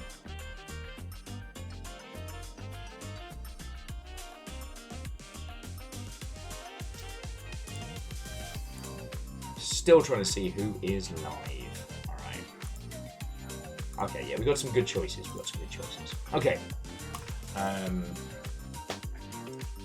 So, I know I've been a little bit unhinged today. I've definitely been up later than I expected, and certainly has been drinking. But I want to restate what I was saying earlier, that a lot of people were amazed that we as a squad are still going. 6 years going strong, the Longship is still here. And that's you, right? Like, I might be the meaty megaphone, I might be the flag to bring people together, but you lot put in literal cash dollars to keep the Longship going. And I'm failing to come up with eloquent ways to say thank you. Wait, Catastros.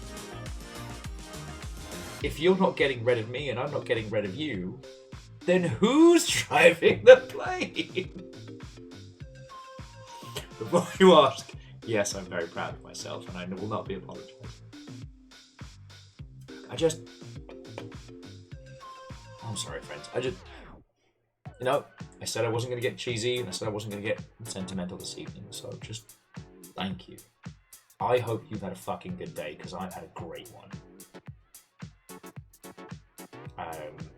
Honestly, like, training against Malenia with other people feels like the way to go. If I can do this solo, I still wanna. You know what I mean? River. River is driving the plane. She has no license. Please help her. Oh. Thank you. Okay. Let me roll credits.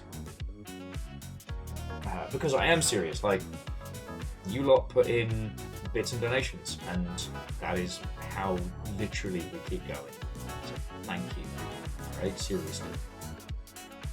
I did not expect Redadog was going to, as I said, roll a hand grenade under my feeties while I was away. Terror. But to Mr. UTSS, thank you kindly for the follow, along with Chewy, Solus, and Rich Wilson. No, seriously, all of you. Thank you for following. I hope you've been enjoying the banter, and like, hope we get to chat some more, you know? To Legend of Moraid, C222, Vanderbeast, J-Punch, Airman, Punspector. Hey! I'm a goodie. I'm a goddie. Let's come back to that one. But also, Sweet Rat Boy. Oh, The Thinker. Yuri Dolly. Tanaput. Thrulladan. Sentient Ficus. Isaac Sendriat. Valkyrie Lantern Witch. Stop Create. DJ Coil Caffeine. Gilmar Greyjoy. Verdant Flow. Redadog. Rhymes of Moose, Lance Icarus, or Trazini Jetman J, Restless Roots, Sadlin, Kakazi Varbles. Fuck you guys so much. One of you did this and you know who you are. In memory of Bacons. But also Deus JZ, Shataru, Catastros, Martin, Krill, and Durry. Thank you. Fucking criminals. Thank you to Redadog for a fucking ridiculous donation. And to Bacon Avenger, Eraman, Lyris, Akira Zero, Punspector, Some Numbers, Fearless Sun, Andorf, PBS, and Air Dragon. Thank you for the bits. Like, you know by now, it's bits and donations keep the light on. Thank you to the entire moderation team, which is not just Lizzie T. Power and Raps of Moose, but also Caffeine. And look at that trio of excellent raids. So the Jetman J, Space Cadet C from Seattle, and Restless Roots, thank you for bringing your teams in. If you stayed in from those raids, I hope you had a bloody good time. So, you don't have to go home, but you can't stay here. I have 3 places I can offer you. Risk of Rain, Deadlock, or Monkey. Black Myth Wukong. So, those are the 3 things I can offer you. Risk of Rain 2, specifically. Deadlock, which appears to be somebody running around as a British Bobby with a machine gun. God, I love this game. Or Monkey. Black Myth Wukong. I'm sorry, I can't not say. If you ever had to encounter British television when I did, you can't not do the terrible Monkey.